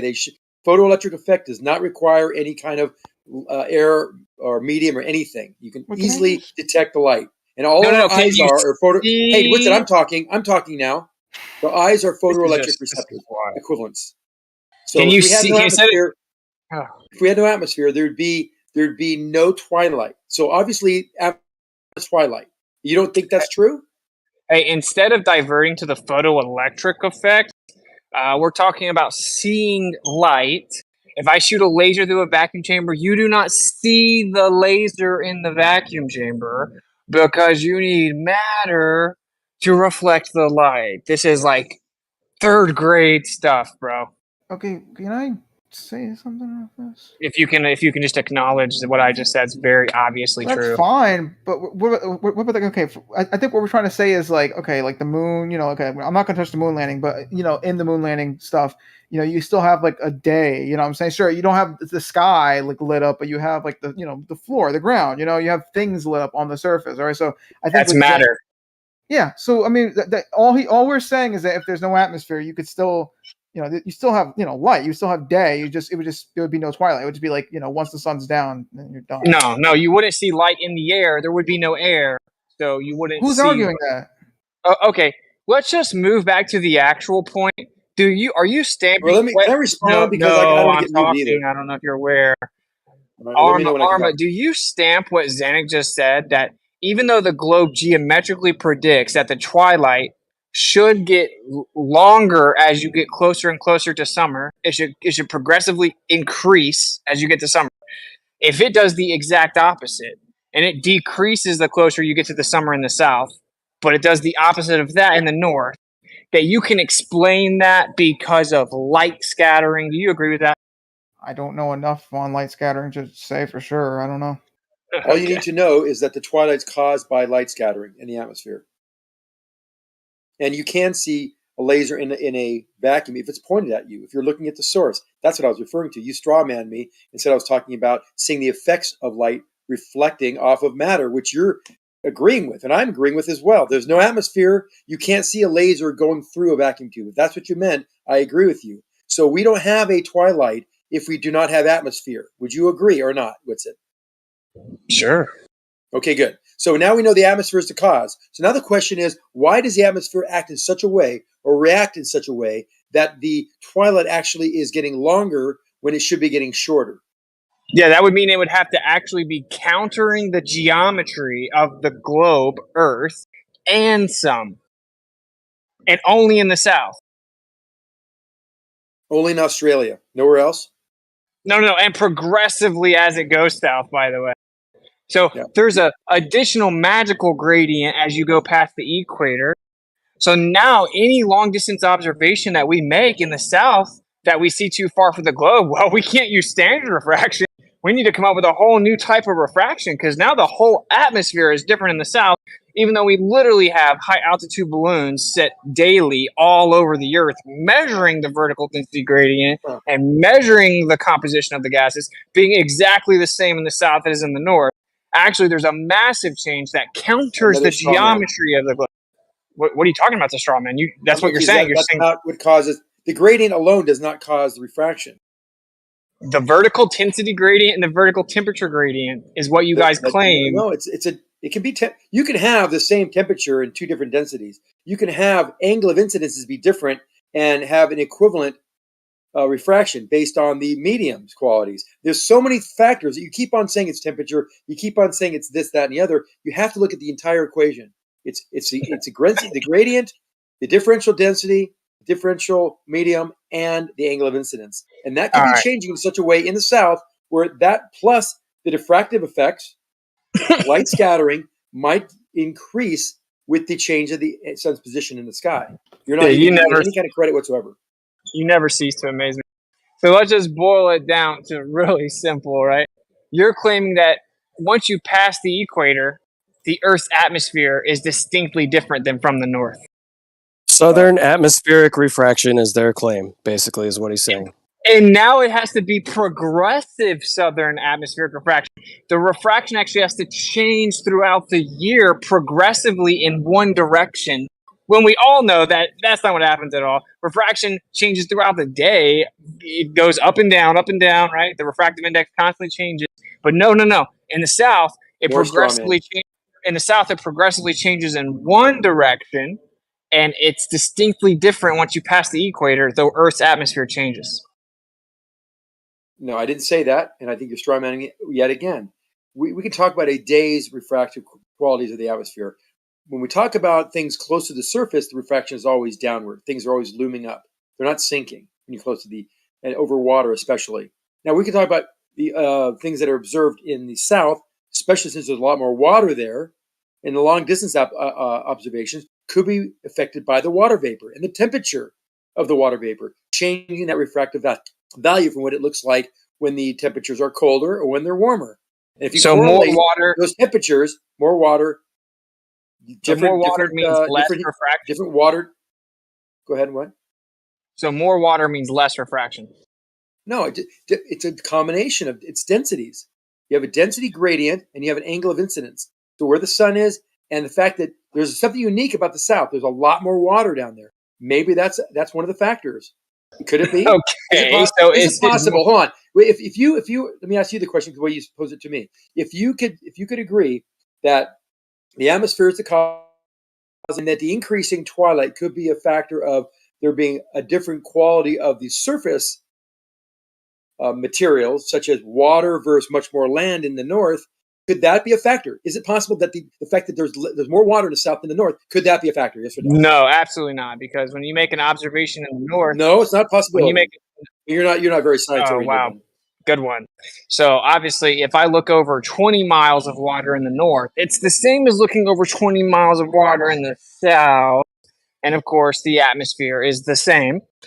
So we have 14.7. We have 14.7. We have 14.7. You make that nervous laugh. I know you don't understand. I'm not nervous at all. I'm just think this is really, really funny. When you look at the sun, is it over 20 miles? Zanuck, have you ever been in this room and not interrupted? Can you answer that question? Think you've ever actually been in this room engaging in a conversation where you didn't interrupt? You've interrupted me like 8 times already. So yeah, we all interrupt each other. Do I do it more than you? Maybe, because you talk longer than I do, and I'm not in charge. I'm the one who's going to get heated. The distinct difference is when I go in, it's like you stopped. So then I go into I do it quickly, right? Because I know if I don't, you'll just keep coming up with stuff. So once you stop, I jump in. You just boldly barrel right through the middle of sentences. So can you please stop? I do what you do. When you start hearing untruths or misrepresentations, you make comments. And I did it. You've done it several times since we've been talking. Okay, so I guess that's a no. You're not going to stop. So anyway, we know there's a 14.7 psi, right? We know that there isn't some magical barrier at the equator that changes the Earth's atmosphere as you go further south. And of course, if this was the case, then your entire side's excuse for long distance observations goes out the window. Because now all of a sudden we can't just apply standard refraction all over the Earth. Now we have a totally different atmosphere below the equator. And of course, the main problem with this is you say it's not based on the vertical density gradient, and you say it's not based on the vertical temperature gradient. Okay, what other qualities of the atmos are different specific to the south? You have the content of the atmosphere itself for light scattering. Light scattering is not refraction. There's more of a diffractive quality there. You're comparing things that we see at sea level, observations 5, 10, 20 miles out, where we have angular deviations due to refraction of subfractional degrees, like 0.02 degrees over 5 miles. But what we see with the sun is what's the refraction that we see of the sun over long distance observations, like from an airplane or from a mountaintop or even from a shore that you're on a little higher elevation than on the surface. We're seeing a half a degree. Dude, I asked you a simple question. Substantially more of refraction for the sun rather than objects that are only 5 or 10 miles away. So first, it had nothing to do with. Oh my God. It does. You're going through more atmosphere. The sun is going through more atmosphere. Why do you think the day lasts a half a degree longer? Oh my God! So you guys claim that happens all over the Earth exactly the same. Dun. Who says that? So, yeah. Oh yes, your side does say that. They claim that the sun is actually below the horizon up to a half a degree in the south and in the north. But anyway, so you said it has nothing to do with refraction. It's more like diffraction, and then you proceeded to just talk about refraction the whole time. What's super funny though is I asked a very simple question, and if you could please do me a favor and actually answer my question specifically, don't go on like some non sequitur monologue. That would be great. My question was, if you're admitting that the vertical density gradient and the temperature density gradient are the same in the north and the south, there isn't some distinct difference in the south. Okay, then the question is, what is this immense difference that counters the Earth's geometry and causes the twilight to actually go in the opposite direction progressively? Means that it doesn't just have to be the same. Whatever quality you're about to invoke of the atmosphere in the south, it has to change throughout the year, right? Progressively. So I've already answered that question. if it's not the temperature gradient, it's not the vertical density gradient, then I said, what is it? You said the composition of the atmosphere. So are you claiming that the elemental composition of the atmosphere in the south is different than the north? See, if you let me respond while you're saying this, I could have answered several questions along the way. Now I got to go back and remember all that you said. Yes, the atmospheres are not the same. The gradients are not the same. The temperatures are not the same. Do you think the average temperature for the southern hemisphere is the same as the northern hemisphere? No, it's the gradient. Is yes or no? Hold on. Do you think the temperature for the southern hemisphere is the same as the northern hemisphere? No, which is another Yes, problem no. for the globe, but Okay, that's not the point. That's part of the issue. You're answering the question by answering these questions honestly, and I appreciate that. So yes, so we have a temperature difference between the southern and northern hemisphere. That affects the gradients, and we have a particulate composition. Now, so your last point was about composition. Yes, the atmosphere is composed of different. There's less smog. There's less particulate in the air. When the volcanoes that are erupting, there's less of them down there. There's all sorts of things that contribute to the particulate, which can cause for light to disperse, to scatter. And the scattering of light is one of the major causes for the twilight. Is it not? Of course it is. What I asked you is very simple. Is the elemental composition of the atmosphere different in the south, yes or no? What do you mean elemental composition? Yes, it is different. Okay, cite it.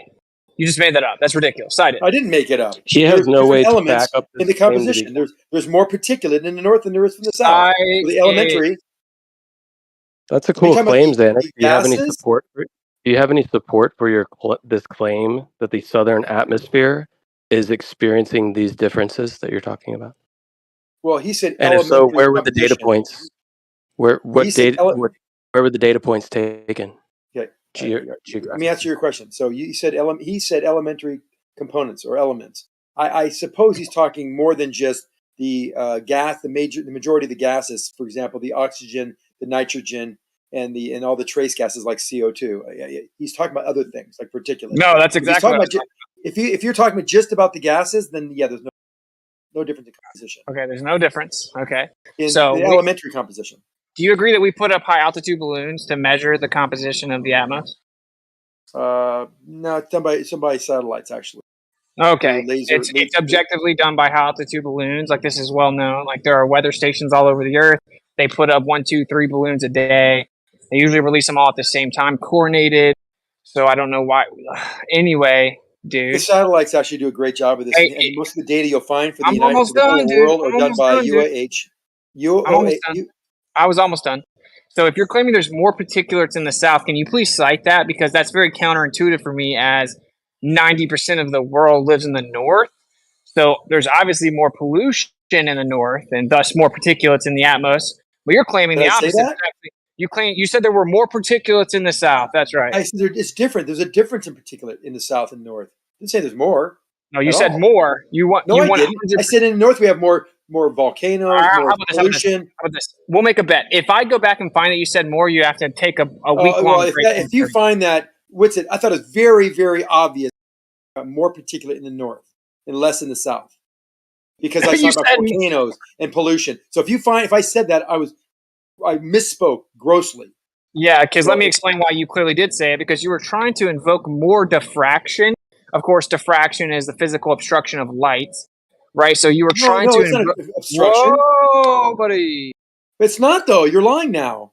What? It's not physical obstruction? No. Okay, I can't do that. What's the cause of diffraction? Diffraction changes the direction of light. Well, what's the cause of diffraction? Light changing direction around an object, a physical object. Oh, it's the cause of itself?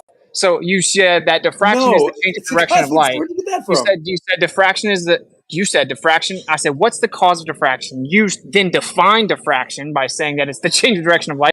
I said, what's the cause of it? And then you said the Objects. change of direction of light. So No, oh, I said objects. the object. Oh, I so said physical objects change the obstruction. direction of light. Physical obstruction then. Are you not listening? Seriously. Okay, let me put it in. I can do this in 10 seconds. The whole thing This dude is so in unbearable. 10 seconds, I can clear the whole thing up. The diffraction is one of the factors of what happens with light scattering. There's more light scattering in the north. What I'm saying is what happens in the south, because there's less pollution and less particulate, it's possible that these areas of the south that are being measured are seeing less causes for the twilight, the resultant twilight, because there is less particulate. The composition of the atmosphere is different in the south, to a degree that you might see it in a decrease of twilight, even in areas where it should be increasing, like in the north. Okay, so the cause of twilight is pollution, particulates in the atmosphere.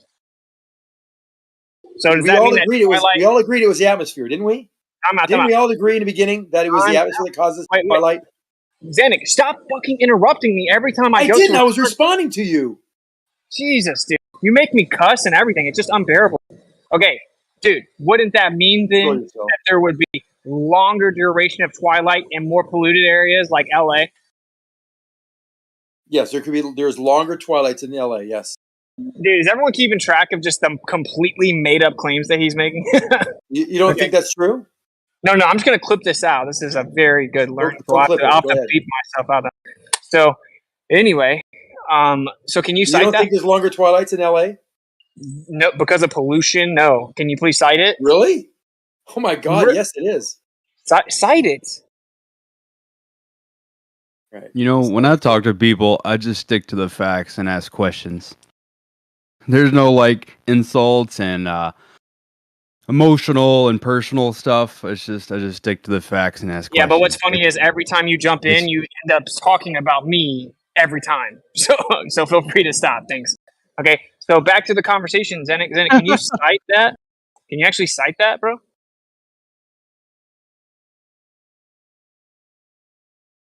Like, we need citations at this point. We need citations that the Earth's atmosphere is significantly different in the southern hemisphere, that there's more particulates, I mean less particulates, that there's longer twilight in LA, that there's different refractive and diffractive rates in the southern hemisphere. Can you please cite this?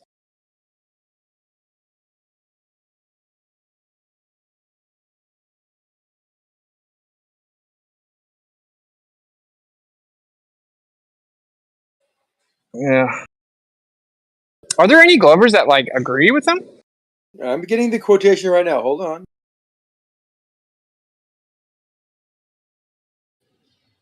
Like what I want is the data points of the southern hemisphere, and showing that the southern hemisphere's atmosphere has different refraction and diffraction rates, and where the data is that it measured the different densities and the causes of refraction. I would like to see the data points. We put so up all over the area, so it should be pretty easy to find it. In fact, what I'll do for you to show you how easy it is, I'll drop tons of data points about the north. Creating beautiful sunsets is not the point we're talking about. We're not talking about the colors. We're talking about how long you see light after the sunset. No, you're right. I'm just pointing out that it does have an effect in the way that it appears. Yeah, sure, of course. I would agree. Yeah. Here, I'll drop some data points for you, Zanuck, so you can see what I'm asking for.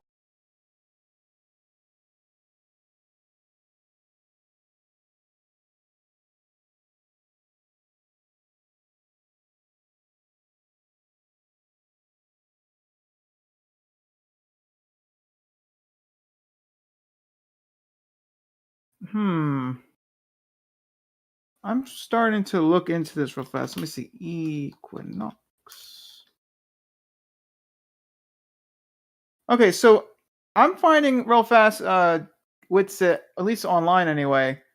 I mean, this is just one source. Maybe I should dig into this a little bit more. But this source is saying here, says which twilight is the shortest. It says since the sun needs to complete its circle in 24 hours, regardless of how big the circle is, the sun's daily motion will be faster near the equinoxes, and so twilight will be the shortest then.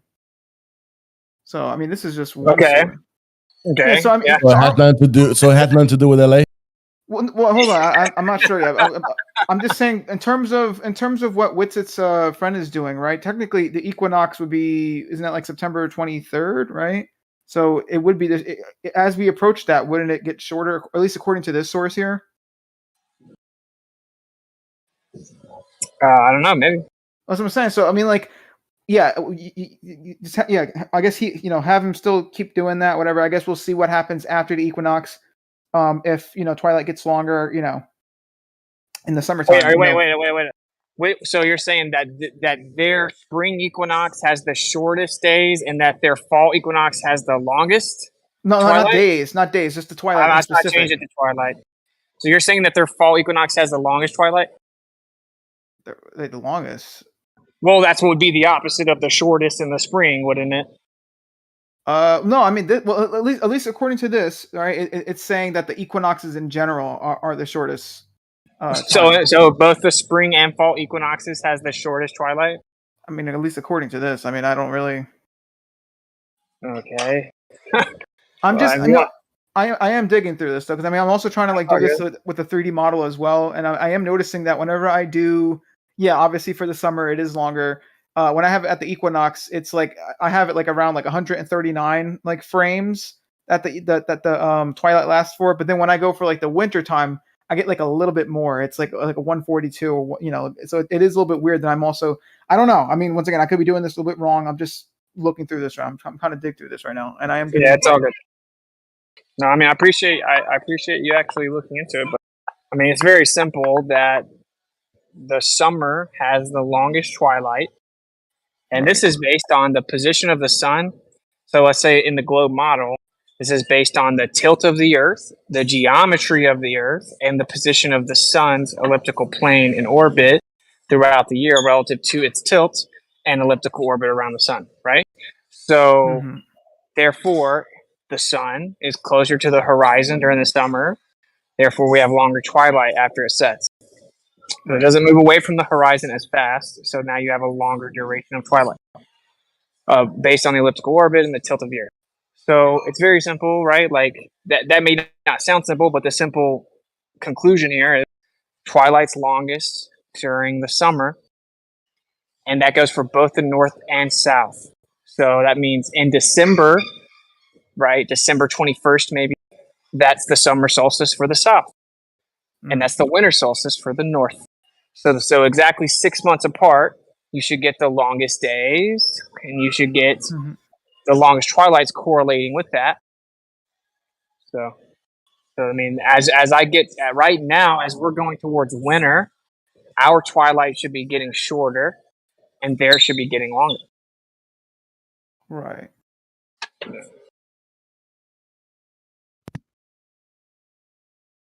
Who needs me to mail them a 9-volt battery? I'll do it. I verified that Witset's right, that the globe model predicts the symmetry between two similar locations like Sydney and Los Angeles. The summer it should be getting longer twilights. Right.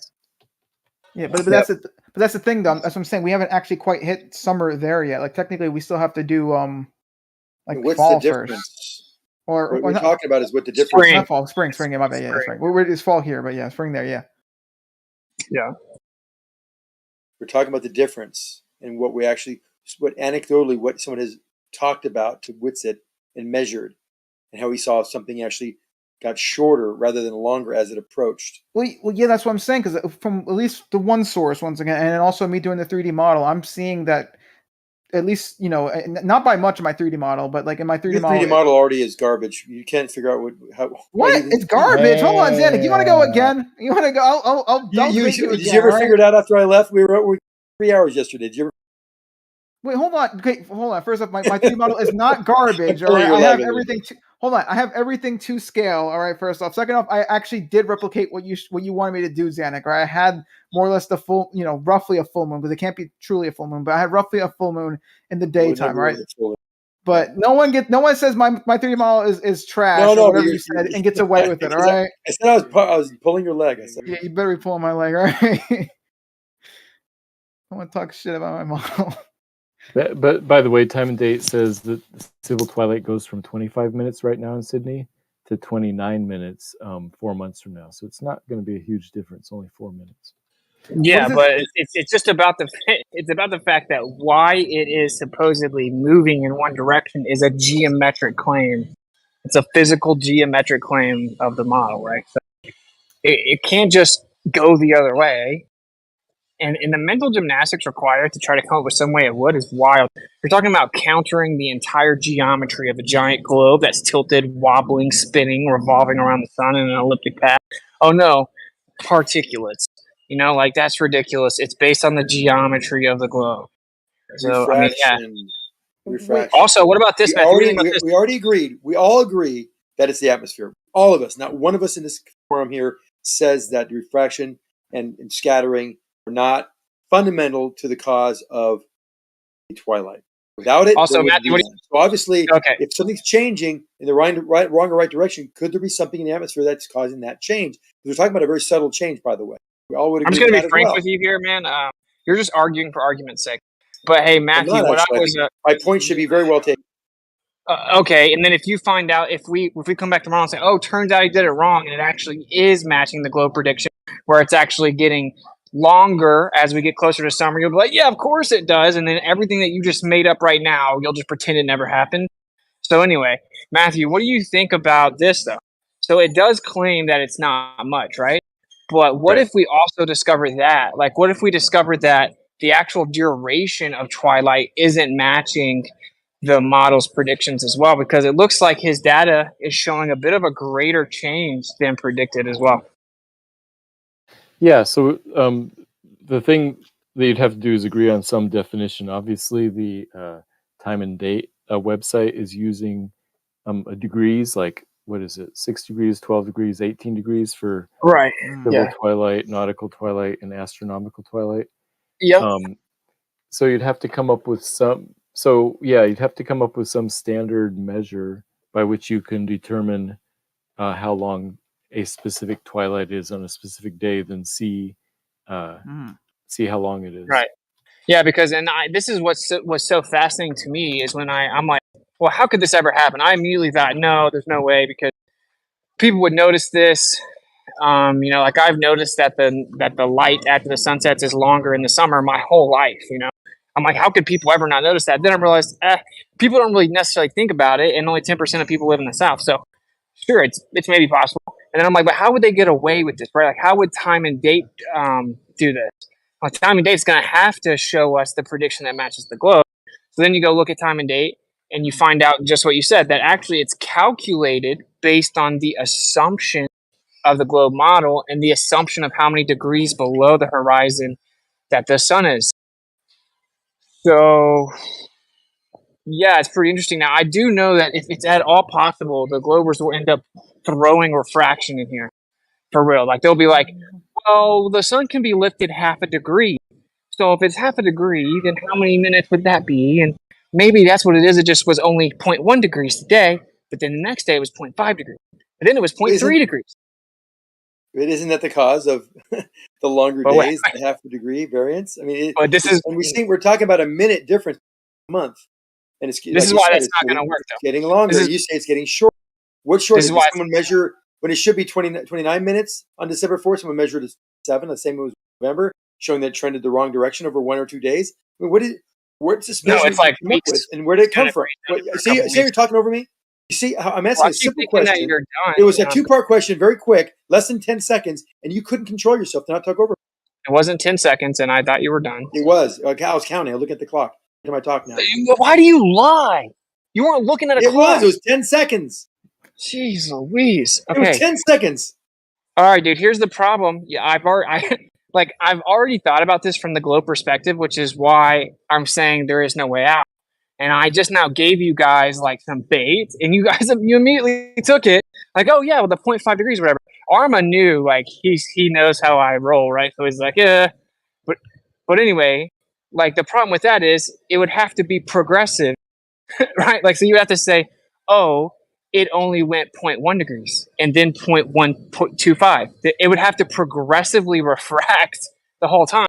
And then the other problem with that is that 0.5 degrees isn't nearly enough in degrees to explain the difference in twilight. Because just like Matthew laid out for you, it's 6 degrees, 12 degrees, and 18 degrees to explain the difference in nautical, civil, and astronomical twilight. So 0.5 degrees isn't even enough anyway. But even worse than that, if it were, it still wouldn't work because it would have to be progressive and consistent, right? And that's not how refraction works. Because we see sometimes, like we see the sun, we like you guys are now contradicting your own globe model arguments for years now. Because every time we're like, wait, we're seeing the sun longer than we should be. You know, you're like, oh well, no, it means it refracted 0.4 degrees that day because you do the math. And then the next day it'll be a little bit longer. You're like, oh well, it refracted 0.5 degrees that day. And then the next day it'll be shorter. You're like, oh well, it only refracted 0.2 degrees that day. So you guys say that the amount the sun refracts up changes day to day. Now we're going to double around and say, oh, it's progressive. You can't have your cake and eat it. We don't want to have a cake and eat it. We just eat cake. We all eat cake. Although that is a stupid saying because to eat the cake, you have to have it, right? Right. I don't know. Okay, how do I check other days on time and date? I just want to real fast see something because I mean I'm on time and date right now. I have never used this, so I'm kind of like a, yeah. So it's a newbie. Yeah, newbie. Yeah. Same. So, I don't know much about it. Oh shit. So I want to go back to the beginning. Who gave you the values, and how much were the values different than Matthew's posted? As far as we're losing about a minute, sometimes 2 minutes per month as we get to the longer twilight. It's just a guy in Australia making the observation. As to the specifics of it, I'm not entirely sure. Jaron has the data, but Jaron and I both agree. Like, regardless of what his data shows, we're not just going to rely on one guy saying he did it in Australia. We would have a bunch of people do it. Right now, what I'm trying to do is just get the ballers to actually come to an agreement on what the model predicts and what it requires geometrically. And it has proven to be way more difficult than it should be. Not that I'm surprised, but obviously the best way to go about this, if we're going to do a test, right, we need to make sure we come to an agreement beforehand. Like, okay, this is what the globe predicts. This is what should happen. This is the amount of leeway you maybe could have. Now let's go do the test and compare the results to the predictions. So I'm just trying to get through the prediction part with the ballers, and it's painful.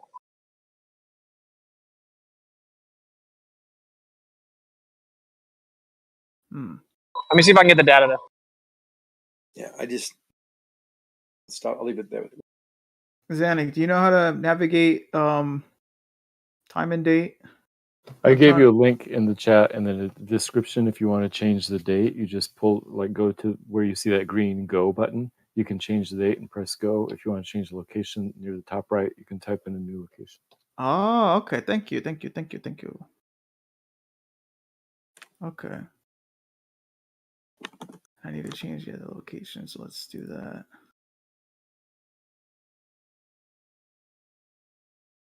And if you're trying to figure out how long civil twilight is, for example, you can look at the sunset time or the end of civil twilight minus the sunset time. Yeah.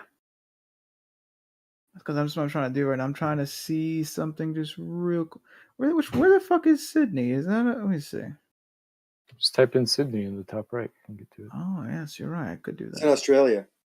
Well, yeah, I mean, yeah, I know that, but I mean, I'm trying to. Never mind. Oh God, I found it. There we go.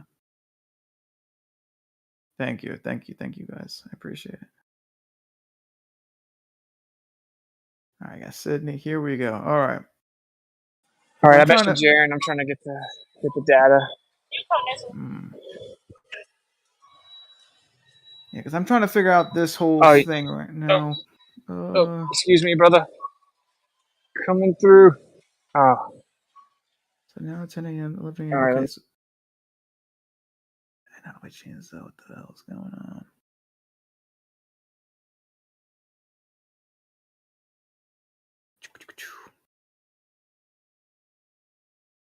Try that again.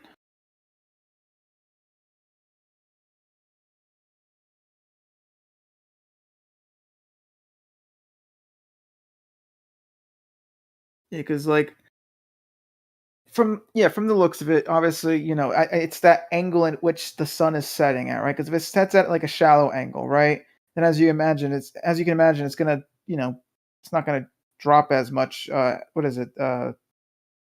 It's not going to drop as much from zenith, right? I'm just going to put it I'm going to put it in that term, right? So that makes, it kind of has, right? So it's not going to drop that much, right?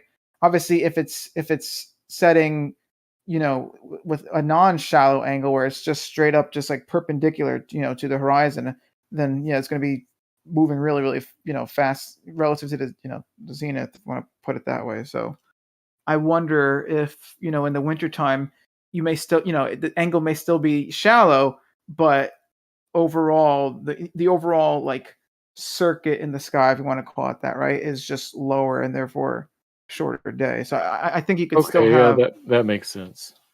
That's what I'm trying to figure out right now. Yeah, because at that point, then maybe because you could maybe have like the equinoxes with the shortest, the shortest solstice, not the shortest. What's the word? Oh, my mind is blanking out right now. The shortest twilights.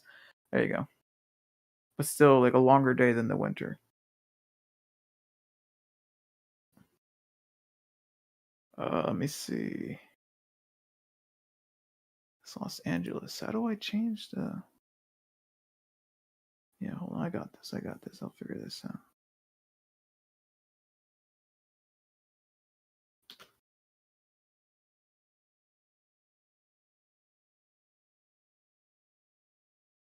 Ah, there we are. So let's do July.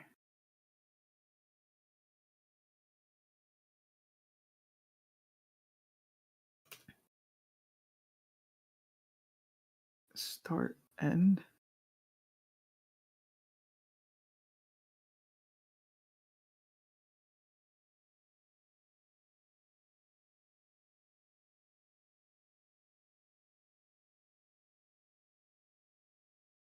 $5:31. All the way to the end. So astronomical. Okay.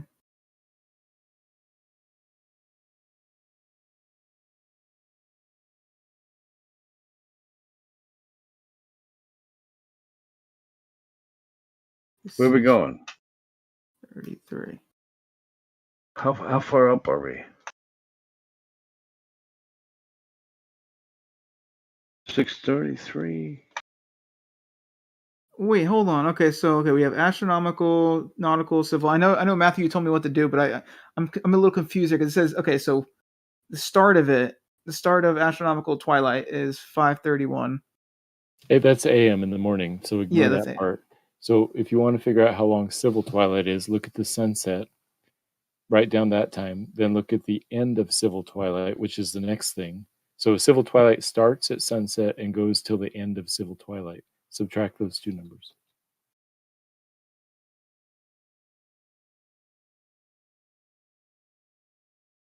Okay. So tell me what numbers you're looking at. What time is sunset for that day? So twilight. So for civil twilight, it says start. It says 6:33. What? Ignore. Oh, you want sunset? Okay. Wait, you want sunset? So that would be 5:24 p.m. 5:24. Okay, then when does civil twilight end? When people start going crazy.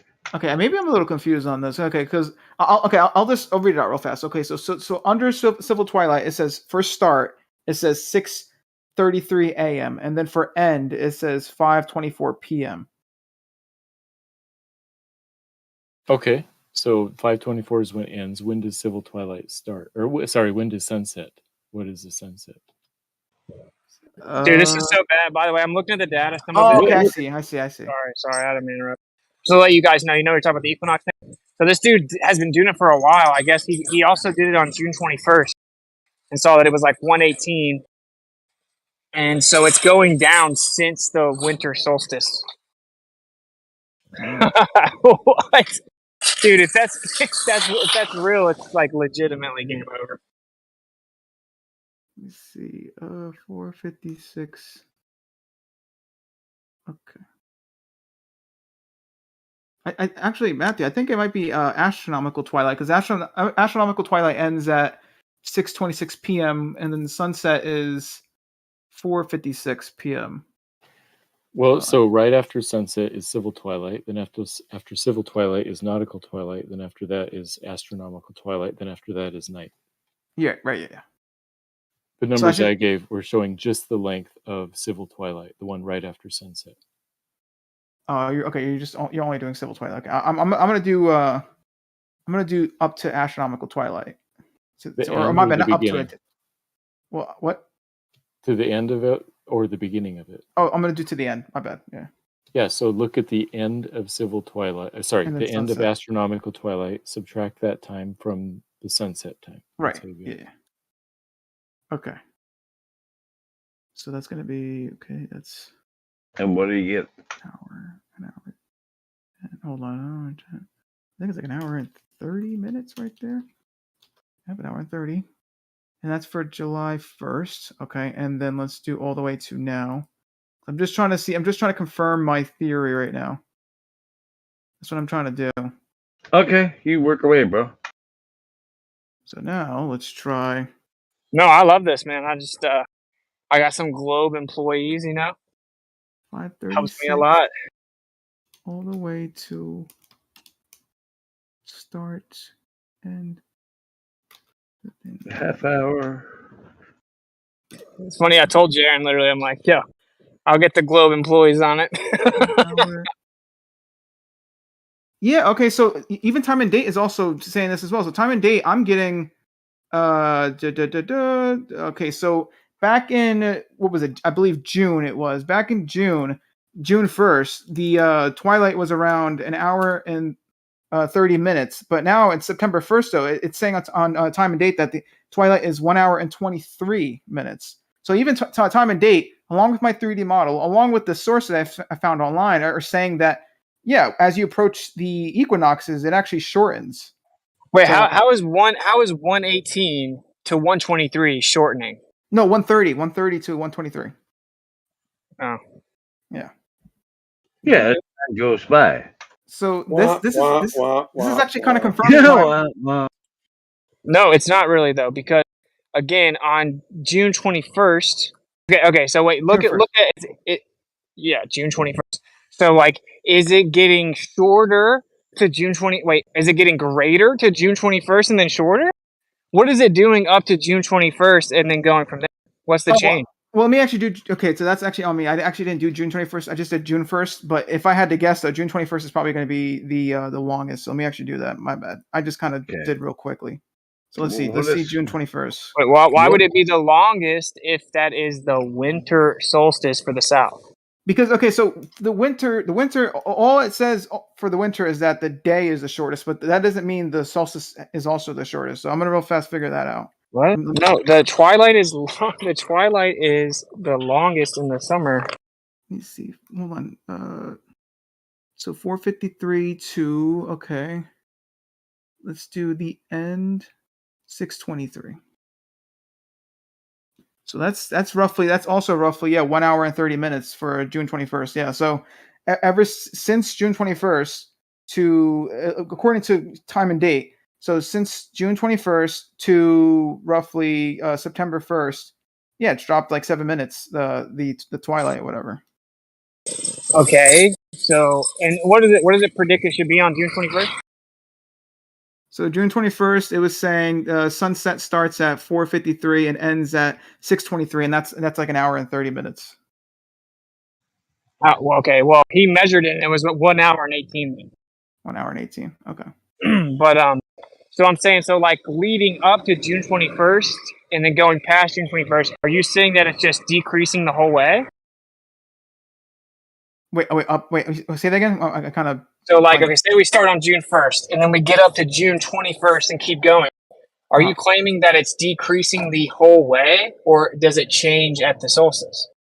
No, okay. So if in theory, it would actually, at least according to how I have this in my head right now, it would actually increase to the 21st and then start decreasing after the 21st. But from the looks of it, though, even the first was roughly around an hour and 30, though. So if it was increasing, it was probably increasing by like literally like seconds, if I had to guess, for a quick second. Okay. Yeah, but that's what time of day is. But what time of day has here is that basically Yeah, June 21st. Twilight was 1 hour and 30 minutes, and then for September 1st, it was like an hour and 23.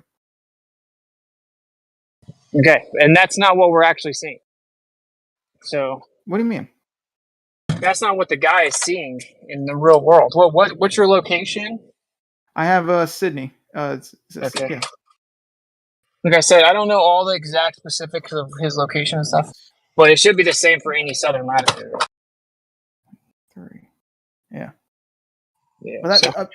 But that's what I've seen. Like I said, from the one source that I've seen, also from time and date, but also my 3D model that I did. From the looks of it, though, the equinox is where it kind of is the shortest, whatever. And then in winter, there is a little bit of, it is slightly longer. But for my model, I only had it was only about 3 frames or so, or 3 or 4 frames longer, or whatever. So why would it be longer in the winter?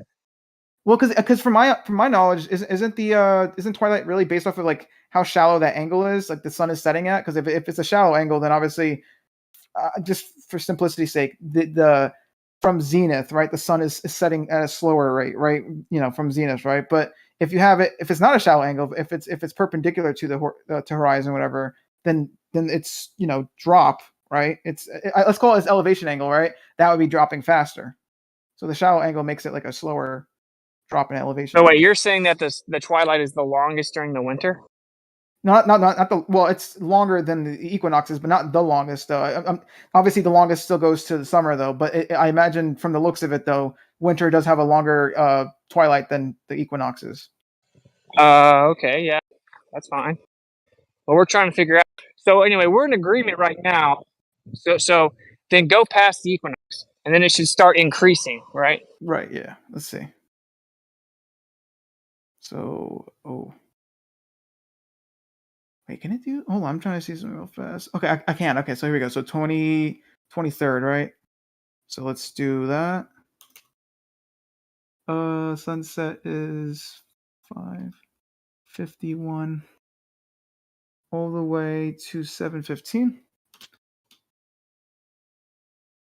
All right, so that would be, let's do the math for that. That's 9. That's 1. Okay. Give me 1 second. Let me actually. So what is it? Fall equinox is okay. Just want to double check. So it is the 23rd. Okay. 5:51 to 7:15. Okay. Yes. Okay. That's actually giving me 1 hour and 24. That's 1 hour and 24. And then what is for the 23rd? Okay, so if you're saying it should be the shortest on the equinox, but this guy just documented 1:18 on June 21st, then I'm not sure what's going on here. Well, 1:18 real fast, because I mean, is that are we? Because apparently there's 3 twilights. There's apparently astronomical twilight, nautical twilight, and civil twilight. Is 1:18 perhaps nautical twilight or like? Well, okay, so which I don't see. That's what I'm saying. They've complicated all of this. Which one is? You guys tell me. Which one is where it actually just goes dark? Because the way they define nautical, civil, and astronomical twilight is strictly based on the degrees below the horizon. So that means once we don't see the sun anymore, they just assume to know where it is according to the globe model, right?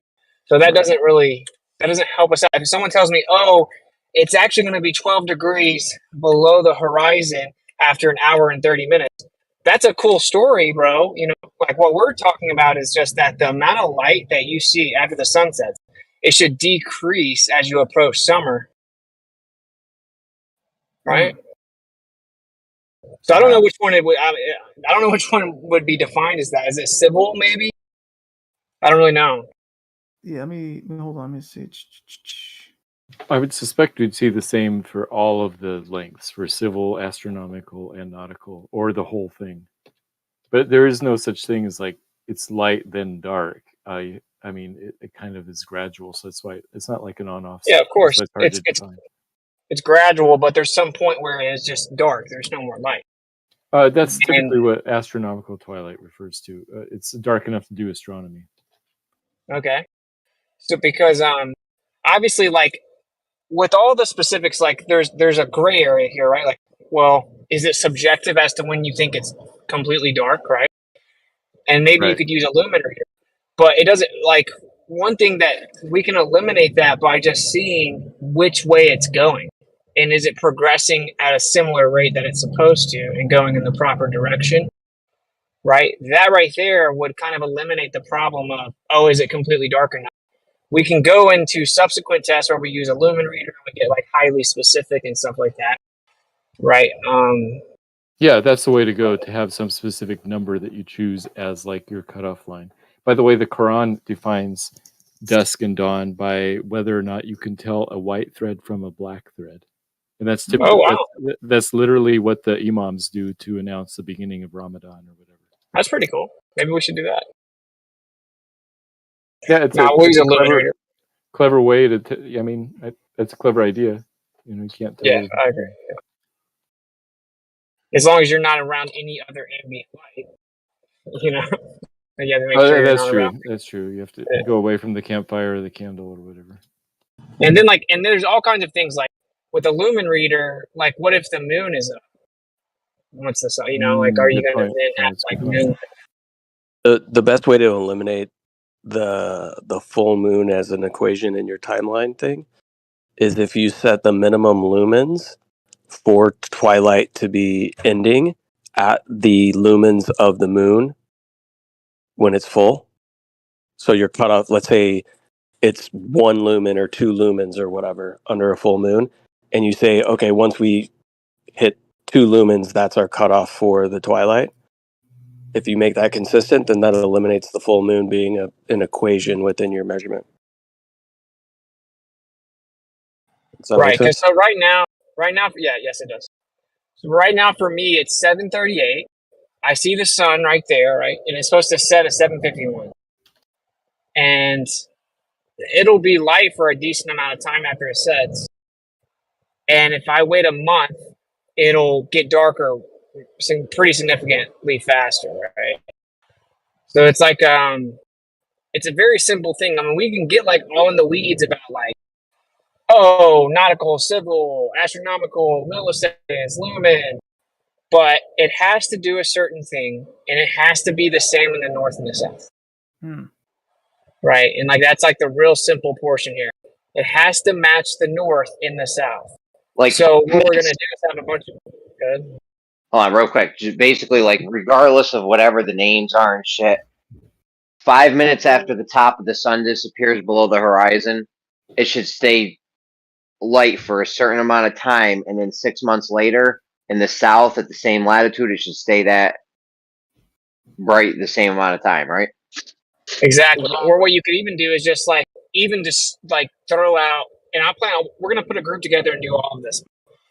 Even just throw out like when it gets completely dark. Just be like, okay, we're gonna measure the lumens 5 minutes after the sun sets, and then you can just compare the numbers 6 months apart, and they should be the same. But then you're gonna run into problems about people saying stuff like clouds and blah blah blah blah blah. So yeah, basically what you're saying is it's the simple aspect of this is that the north and south have to match. Right? They have to. Look at just geometry. So we kind of missed the mark for the June 21st. I guess this guy was doing it, but we can start doing it now. We can just all kind of document it scattered throughout the world at different days. Like, I'm about to be in Florida. I don't care to do it sometime. Look at the sunset zone. Anyway, and then we need to all do the measurement on the winter solstice. And it should match 6 months later in the south. Mm. You know what I'm saying? Right.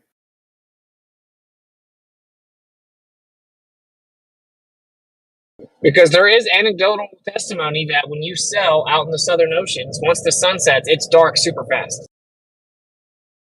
as opposed to in the north. Like lifelong sailors, that's what they said. Right. Right. Not to change the whatever, but I'm also, and here's another thing here. Now, granted, this is, just someone noticing, like someone like looking it up. Like what is it called? That one site where you ask a question and then they answer it. It's not Reddit or whatever or whatever. Not Reddit. It's not Quora or whatever. But someone's talking about like, okay, they did some whatever research and they noticed December, what is it, December 20th.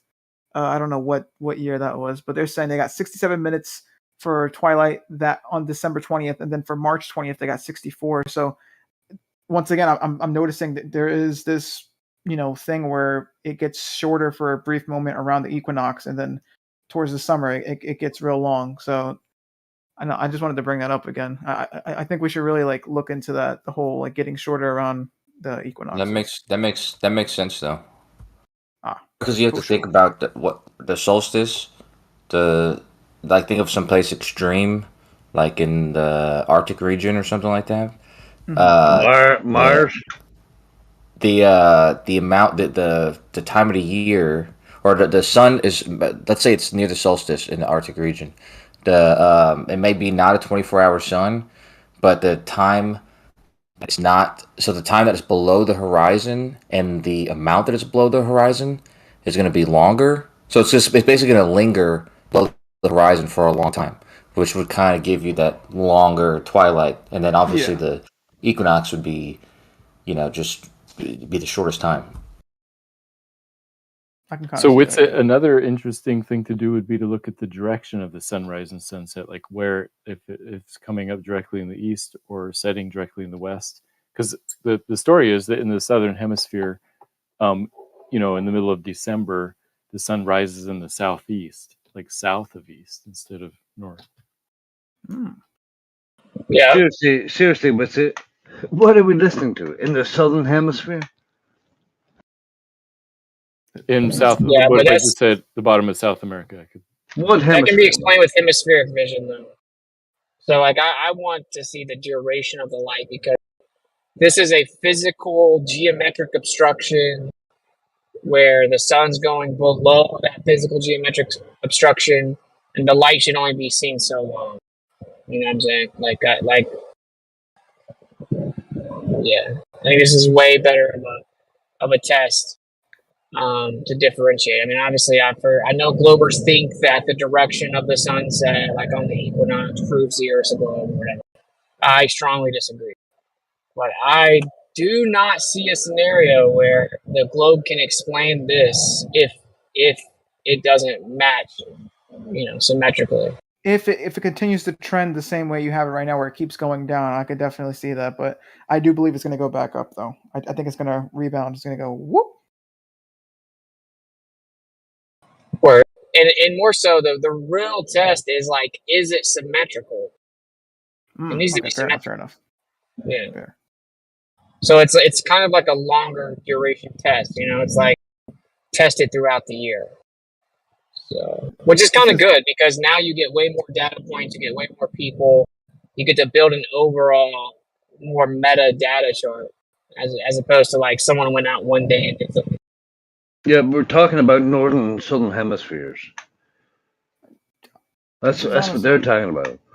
This is honestly interesting. Not that whatever, but this is honestly interesting though. It's been a while since I've like learned like something in these debates. So I'm a little happy. It's bringing back that that excitement. We enjoy fucking. If you stick around for a little bit, Arma, and I'll explain to you what a vagina feels like. It's pretty good. I'm just kidding. I'm just messing with you, buddy. What is gay? But for real, Witz's point is just about the symmetry, which intuitively makes sense to me as well. And the only thing I can think of is I just remember anecdotally, I think like maybe Waz or Rig, from the other server, the Australian Rig. I remembered him saying that.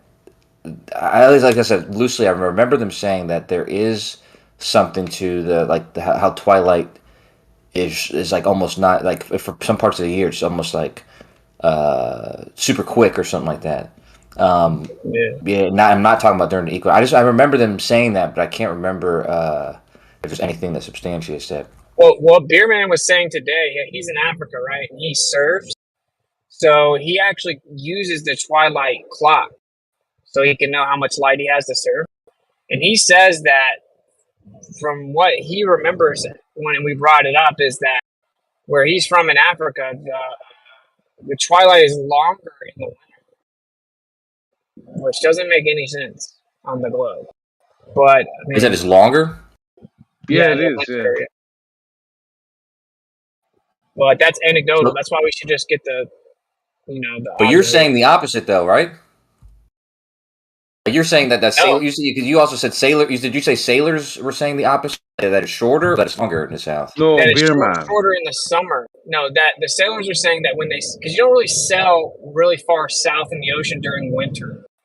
You do it in the summer. It's way too dangerous and difficult in the winter. He's saying that when you sail in the south during the summer, once the sun sets, it gets dark super fast. But if you sail in the north during the summer, the twilight lasts forever. So it's the same thing. Yeah. Both of the anecdotes align. But Beerman's not really a flat earther as much, so he doesn't seem to have too much of a bias. But the other guy is specifically a flat earther. You know what I'm saying? So I would prefer just get the data.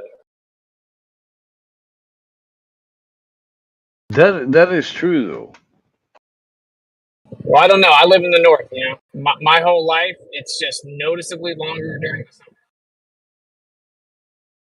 Like you can have super long twilight periods in the southeast United States during the summer.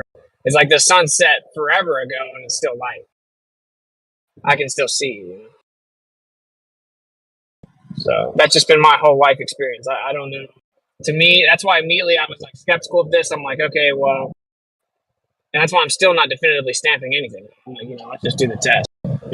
Because to me, it's wild that like entire group of people, I guess almost 1 million people, experience twilight being shorter during the summer, and how they would be able to get away with it.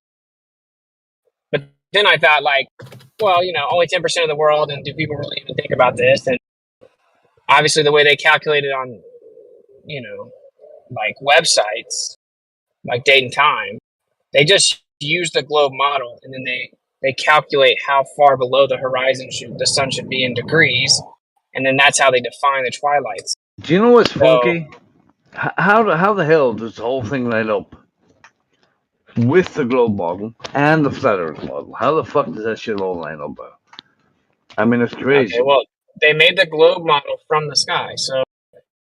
Well, yeah. That part's never been a hiccup for me. Well, I mean, like for example, when people were like, "Oh, evidence that the Earth is tilted is that look at the elliptic plane of the sun." It's like, no, that's how you came up with the tilt. Like how you quote unquote discovered the tilt was looking at the sun's path throughout the year, and you're like, okay, well, it's on an ecliptic plane, so this angle must be caused by the Earth being tilted as it revolves around the sun on an ecliptic orbit. Right? Like, that's bullshit. Yeah. I'm just explaining that's how they came up with the tilt of the Earth. So it isn't even slightly surprising that the position of the sun matches the alleged tilt of the Earth. That's how it was created. That's how most of this goes. So I think it's really funny when people bring up that the sky matches the globe model. I'm like, no, duh. Like that's how we made it. Even if the Earth's a globe, that's how we made the model.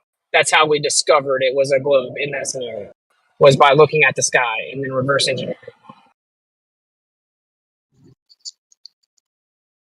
I always find it a fun fact that it was 20 million years late, 20 million away, and then 30, and then now it's 80. I always find that a fun fact.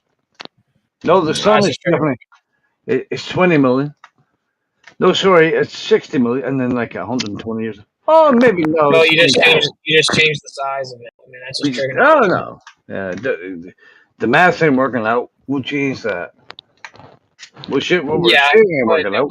But for the Stillman, their position is that's how over time they learned got more and more accurate with what the Earth is. I mean, that's how they view it, but it certainly doesn't prove that it is what we think it is. I mean, I can also be intellectually honest enough to say that if you were just trying to discover what the Earth was in entirety, over time you're going to have to like refine your model as you discover new things. Like it's whatever. I don't care.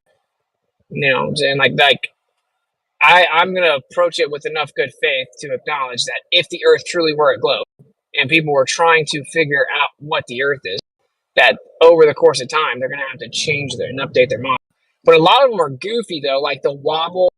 Like, we didn't measure a wobble. None of the three, and actually there seems to be more wobbles than just three, apparently.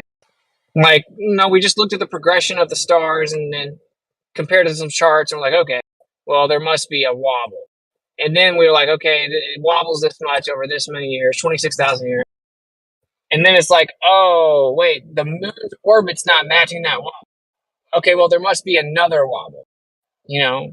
So, I don't know. I just think it's kind of preposterous. Yeah, it is. I was in Ketchikan, Alaska, fishing, and it was at the summer solstice, and it stayed twilight all night. And I don't know what the longitude is there in Ketchikan, Alaska. It'd be interesting to see if at the same latitude in the so-called southern hemisphere, like say in South America or Australia or New Zealand or whatever, something that could go, far enough south to have that same southerly latitude as Ketchikan, Alaska. See if there's like twilight all night long. Yeah, like Ketchikan's at at 6 55. months apart. Yeah, 6 months apart. Don't you So think you should have Googled that? 55. So you're saying, basically what you're saying is like, if you were to look at a corresponding southern latitude of 55 degrees, then 6 months apart, I mean, it should be almost all night. Do you know what time of year it was? What's that? You know, what you ask me? You know what time of year it was? Yeah, it was right at the summer solstice. June 21st. That would be, June. So like December 21st in the 55 degrees south latitude. Yeah, but I don't think there are any cities that far south. The farthest south is Tierra del Fuego at the bottom of South America. We're talking north. How far is that? 54.8, so it's close. No, that It'd be just about the same. It'd be just about the same. Ah. Hey, Matthew, Yeah, you send doing your somebody- fucking research, bro? Huh? 53.8?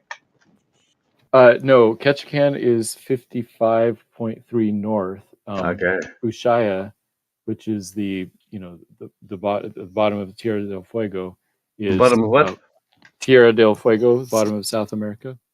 54.8. degrees. Yeah, 0.5 54.8. So it's off by half a degree. Yeah. All right, I gotta step away for a sec. I'll be listening to you guys. Send Zanuck down to Tierra del Fuego.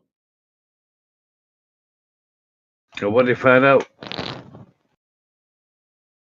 I just looked at this is the Navy's. This isn't anything to do with Twilight though. This is simply a daylight chart or whatever, and it says that 17. So where it was 17 hours and 22 minutes of in between sunset and sunrise in Ketchikan, it was 55 degrees. Corresponding latitude, southern hemisphere, was about 17 hours and 23 minutes. So it's like 1 minute longer for whatever reason. But that has nothing to do with Twilight, like I said, so.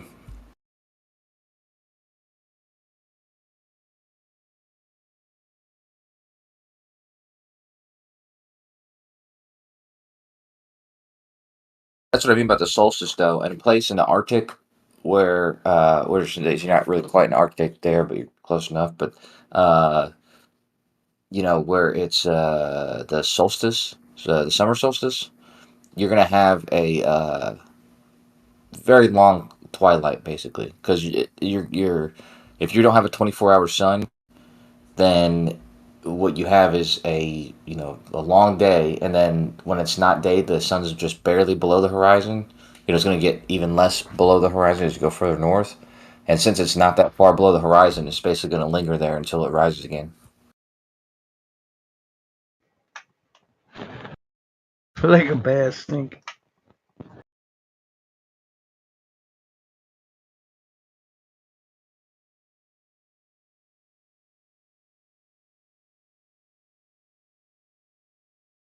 Kosho, it would be the same. It would be the same at the same longitude down south, wouldn't it? At the their summer solstice, wouldn't that? I mean, if it's a ball and it's it's the same on each hemisphere, it would be like that if you could go down to 45 south longitude. It should be the same then, huh? Well, it says it's about a minute different, and as I said, that's not that bizarre to me because the Earth isn't a perfect ball, one, and it's also not a perfect circular orbit. So if it's 1 minute off, that that's fair enough. If it was drastically different, if there was like drastic differences, then I would start to look closer at it. But yeah, just 1 minute for that's enough for the margin of error for, like I said, the not perfect shape and the not perfect orbit. So it's moving. Kosho, who's saying that, Kosho? What? Is that the Navy or something that's saying that? Oh, this chart comes from the Navy, yeah. But as far as I know, that I've used this for a long time. It's pretty accurate. But this is not a twilight. This is just based on sunrise and sunset. Yeah. Like I said, for that minute or so, it's different. Like I said, there's things to consider, like regarding like the equation of time, which is caused by the fact that we have not a perfect orbit, and so even though the solstices are 6 months apart, they're still like 3 million miles different range different, or 4 million mile range difference from the sun, stuff like that. So like I said, I'm just using that as a margin of error. But like I said, I would, if it was more than, this is just 1 minute different. If it was more than like 5, 10, 20 minutes or something, then I'd be like, okay, I'd look closer at it. We're talking about twilight here, and what's going to be done, I guess, is is looking at real observations rather than just taking a word for from it. It doesn't even matter because that Navy thing has nothing to do with twilight. I mean, it might have some relativity to it, but talking twilight, not the length of the days. Right. Well, I've said that. I've clearly said that. But I agree. Seems This like is you not. try to deck the. No. Like... Before you tell me what I'm trying, I'll remind you Okay. that I said blatantly. I said clearly, this is not referring to twilight. I know we're talking about twilight. This is referring only to sunset and sunrise. But I thought I'd bring it up because it's in regards to the difference in the north and south for the position that you were at. But I agree, this is not talking about twilight. Right. Sorry if I got a little aggressive there, but yeah. Well, it's fine. I mean, I say certain things for reasons. I don't want anybody to get confused that I'm trying to confuse anybody. I'm trying to make sure that it's clear. I'm not claiming that this has anything to do with twilight.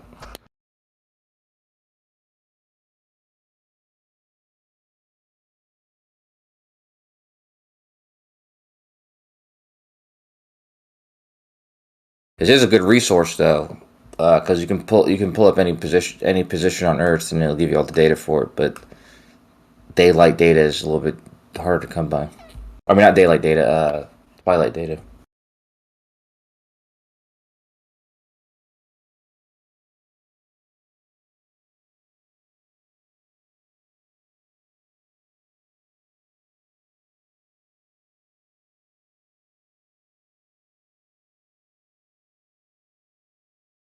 Well, that's why I'm so interested in it, because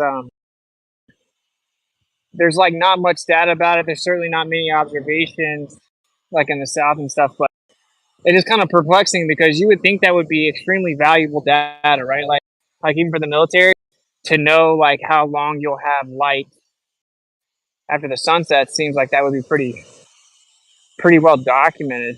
But I haven't like thoroughly researched it yet. So I mean, maybe it is somewhere. Well, I gotta go back to filling in these holes. Cool. I feel like I saw it somewhere, but can't be sure. It's weird to think about. You think about Ketchikan, Alaska, which is. Did you guys say that was at like 55 longitude north? What was that? That's what they said. Yeah. It was 55, and then Tierra del Fuego is a little less. And 55 Yeah, south. It's like, latitude. Yeah. am I doing the wrong thing? Yeah, you're saying longitude. Well, you said latitude. You said latitude before, but yeah, longitude's from east to west, isn't it? Longitude? No, north to It's the south. other way around. Okay, Yeah. sorry. If you're at it, it's weird that when you're at Ketchikan, which is supposedly 55 north, and then you go south to Tierra del Fuego, which is less than that, it's only 54. You think about all that space between Ketchikan, Alaska, which is way down in southeast Alaska, and then you go all the way to the North Pole. It's hard to imagine, like, and Antarctica has that little peninsula that reaches up almost to Tierra del Fuego. It's probably a couple hundred miles from it or something. And when you look at the globe maps and stuff, and you look at the globe, Antarctica is really small in comparison to the land from Ketchikan, Alaska, all the way up to the North Pole. I mean, you've got Greenland in there. You got huge amounts of Canada in there. It doesn't seem right. I'm probably wrong, but it is weird to think of that. There wouldn't be any land south of 55 south. You know what I mean? Whereas in the north, you've got all this land, way up there. It's weird. Antarctica is really large. Hey, this is not really a side topic, but you said Tierra del Fuego, right? Tierra del Fuego. Well, what does that mean? Land of fire. Fire. Right? A And land if of you fire. look at maps from the 1500s, it shows that area to be like desert. Like extremely hot.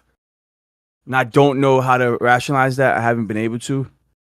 But apparently that area used to be like extremely hot. They even show like different animals in the Urbano Monte map. But there's other maps, not just the Urbano Monte map. There's even like explorers from that time period that also describe this area. And it seems to be, it was like a desert environment, bro.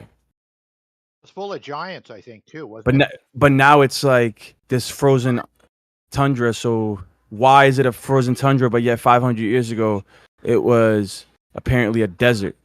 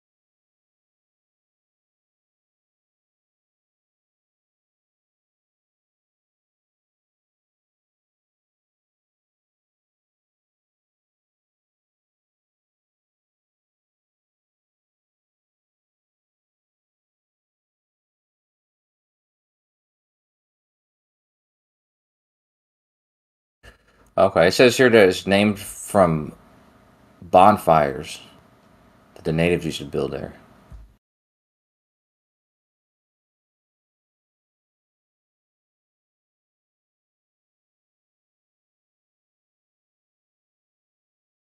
There's something about St. Elmo's fire down there or something. What's St. Elmo's fire? Wasn't that I thought that was like an observation. It's like ball lightning. It's like Yeah. ball lightning. Yeah. A certain type of lightning. Is that like the plasma, like the ball lightning? Was like a because Grim used to talk about that. That's right.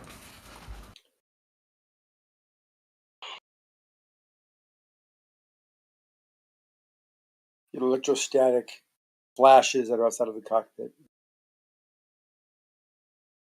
You're not allowed to say electrostatics. That's I am.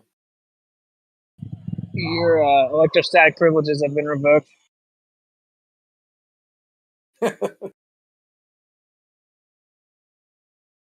What's up, Jake? Is that like a social justice warrior type position, like electrostatic privilege? Let's go, Kosho. What's up? What's up? And yes, crypto. I'm so glad. So the dream team are back then, Kosho and Zanik. Dream team. Or the Bash Brothers. The Mighty Ducks. I was going to make a British reference, but you guys wouldn't get it. So Andy will actually, yeah, more like the Chuckle Brothers. Nah, we only get freedom references, bro. So,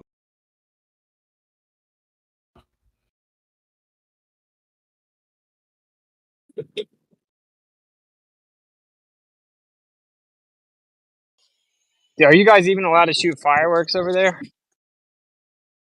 Oh, hell yeah. But why would they? That's what I'm saying. Well, we shoot them to like fucking remember how we beat them in the war and shit. We were fighting them in war. I hate bringing that up though because.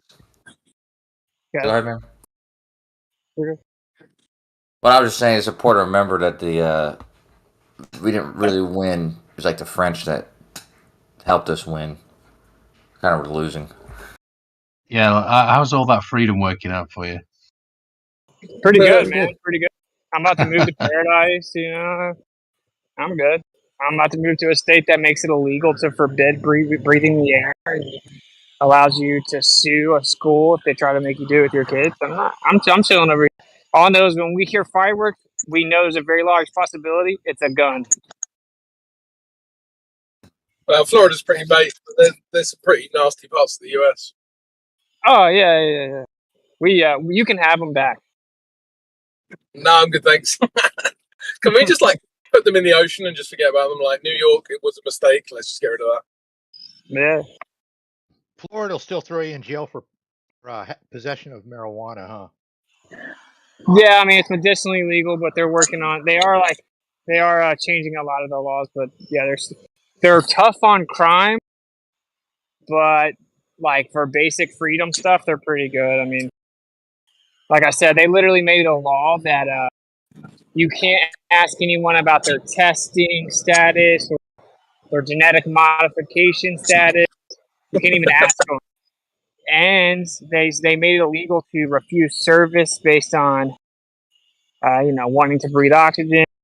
They made it illegal to make children do that in school, and they made it where they can they can literally fine the school and business $5,000 per incident, and they made it where you can legally sue them. They're pretty basic.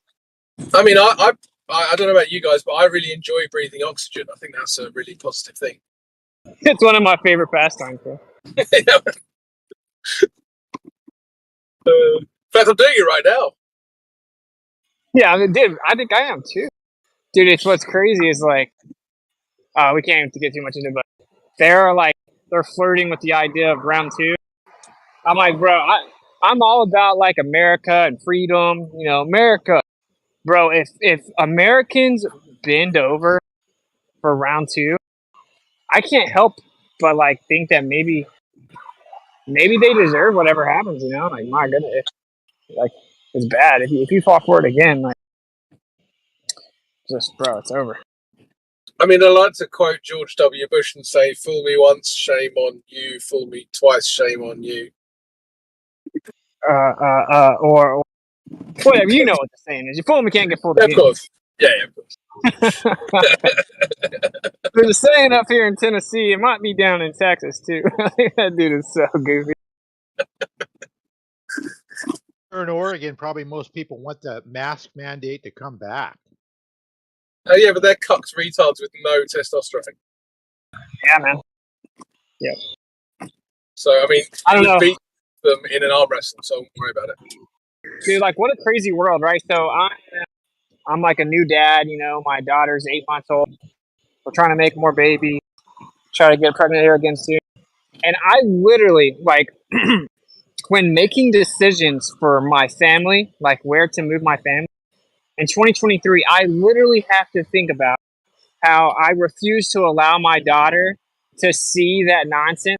When children learn by reading facial expressions and they learn to speak by watching lips, I refuse to have her be like traumatized by seeing a bunch of idiots with diapers on their face. I literally have to make my decisions regarding where my family's going to live considering something that retarded. Like, isn't that crazy?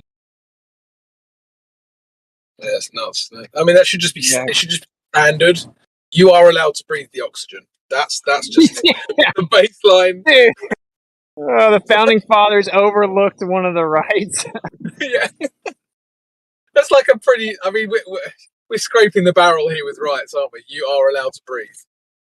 Oh, if you could go back in time, be like, wait. Before we get into speaking, we got to get to breathing first. How are you going to speak without oxygen, bro? Yeah.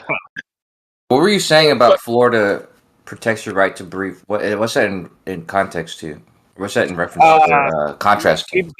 People forcing you to wear face diapers. Florida passed a law that makes it illegal. They made it illegal for businesses to require it. They made it illegal for employers to require it. Made it illegal for schools to require it. And they actually made it where you can sue them and they can be fined $5,000 per incident by the state. So pretty good. Yeah, we got We should be able to drop kick them, but I mean, I'll take what we can get. Go ahead, Crypto. No, said it was a good start. Yeah, go on. No, I was just gonna say in Texas, I said this a couple years ago that like if we had another civil war in this country, it actually could be because weed, because we have different federal laws on weed. But that's a whole other story. The states, make it legal, but the DEA can come in and the ICE agents can come in, and so there's conflict there. But really, in Texas, we had conflict between the governor, who was like really he even refused any of the jab. You know how they're giving incentives to the states for getting the people to take the jab. He refused it. Yeah. And so places like Austin, which is really liberal, I remember this was like New Year's 2020. They actually, like, right before New Year's, they did a curfew. They said, actually, no, we're not going to be having New Year's celebrating because the bars are going to have a curfew or something like that. They're going to close at 10. And the governor, like, superseded it basically. And they went back and forth a few times about that. Same thing with masks, like where the Austin was mandating stuff. The governor made a law that said no establishment has to obey any ordinance. You can't contradict this. Like nobody can make any rules about wearing a mask, even though there were places making rules about it. So it's kind of funny. Yeah, I wonder who would they're win like that butting war. heads the whole time. I wonder who would win the Civil War Yeah. between rural Texas and Austin, Texas. Well, actually, it's Texas. Yeah, the state of Texas and Austin. Yeah. I got my. But it's I really got not even my- any contest because I mean, it's not contest because the state has, National Guard and stuff like that. Whereas the mayor, Austin's just a liberal place, and not really much they could do. Like the police against the National Guard, I don't think it's a contest.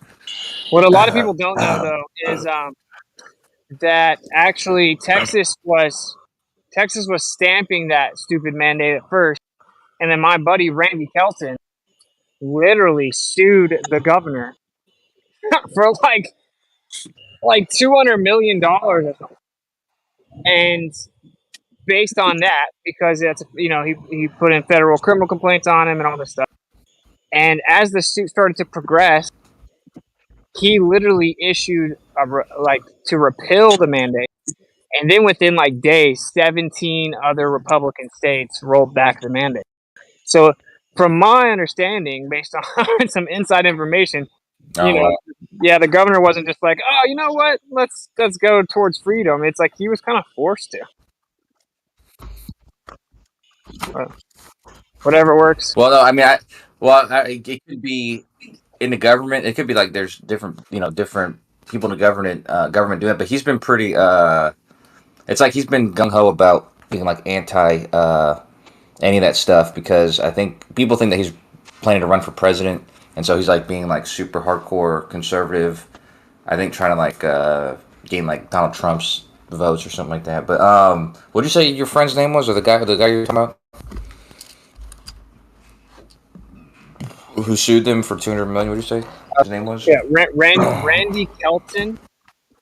He runs Rule of Law Radio. Randy Kelton. I think he has another one going on for like 400 mil or something. That dude's such a savage, bro. And that money? He walks Or he in. just sued? He's suing them. He's suing them. Dude, he goes into like He actually get awarded that? Oh, he's in the middle of the lawsuit. Yeah. So I might be delayed. He goes into a courthouse. This is the kind of stuff he does. He goes into a courthouse in Texas, and like he goes to deliver federal criminal complaints and stuff like that.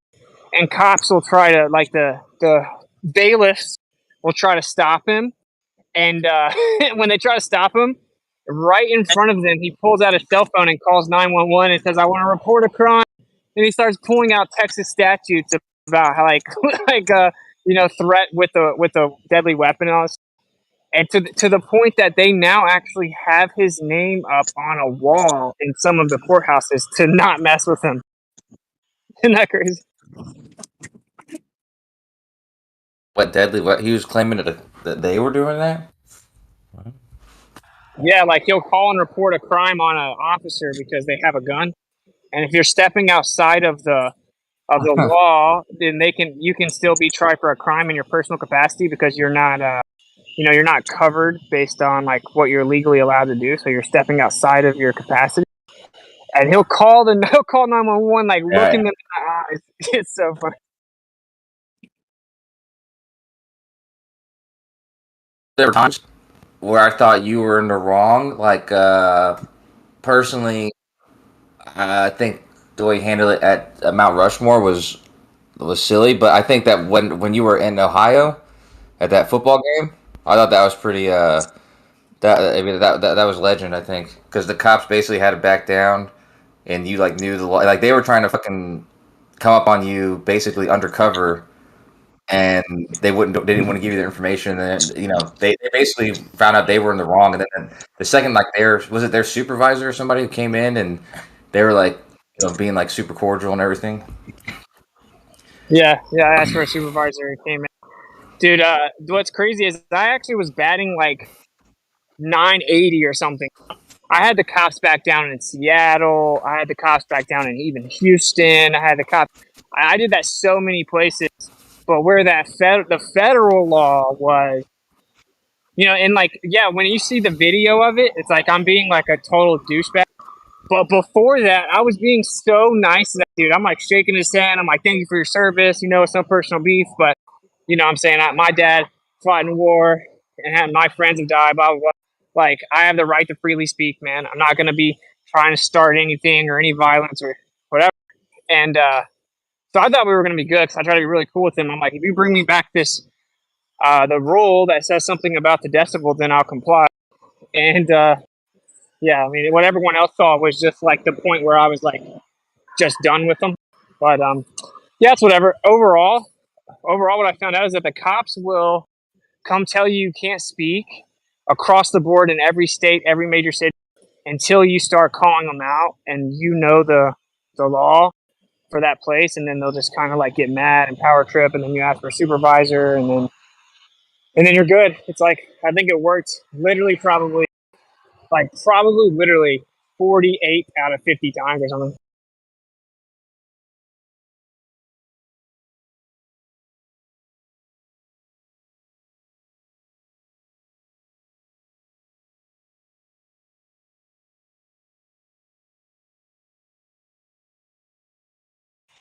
I even had to do it in Texas though. I had to do it in Houston. They tried to come, some like weird little like city worker, like sweet streeper or yes, street sweeper was trying to like tell me that I had to go or something. And he called the cops, and they're like, someone complained. I'm like, yeah, I know who complained. It was that dude right there. And I made them all call their supervisors. They ended up having like 10 cops out there. And then they were like, yeah, he's allowed to stay. And then I flash smacked all of them. And like literally like 3 of them were like, wow, this is crazy, and wanted business cards and stuff. I even had an issue in Texas, is what I'm saying. Like, pretty much every state, if you're in a city, you're going to run across the cops that think they can just tell you can't talk. So.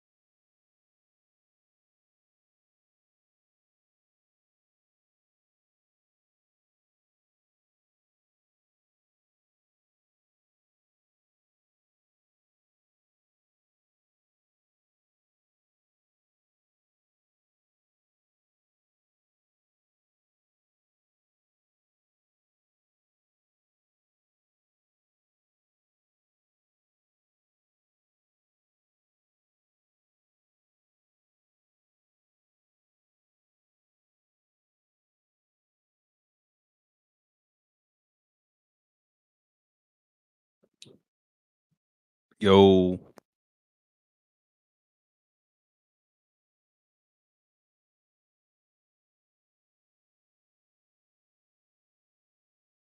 everyone stop talking?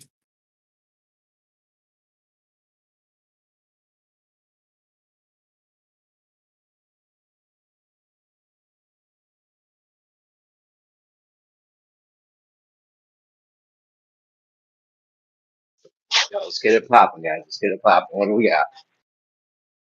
Post show top 879th Glober in the house. Eh?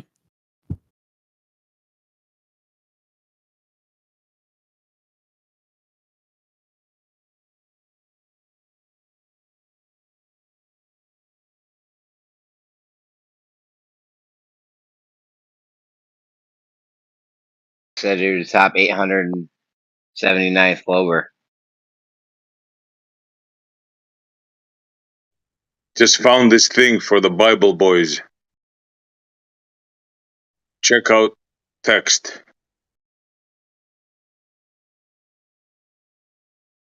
You getting biblical on us, Essie? I just found this. I was just checking my things and I go, look at this, man. I never knew this. Too bad Travis is not around. He would flip out on this. Yeah, man. Nice list you got there. I knew somebody would like this. Yeah, yeah. I missed the SC. I was getting in the car. What are you showing everybody? This is 200 plus flat Earth Bible verses. Oh, now, wow. I know my buddy Travis told me. Yeah. I know my buddy Travis told me there's no flat Earth references in the Bible. So he would get pretty pissed off on this. Travis, if you're listening, pop in, bro. We all saw Travis debate North. It's clear Travis is not really that familiar with the text. Yeah, right. There's only Okay. two. Did he study it in school? There's only two verses really that you need to put together, side by side, and look at them. That would be Proverbs 8:27. But before that, you would read, I think it's, Isaiah 40:22, speaking about the circle of the earth.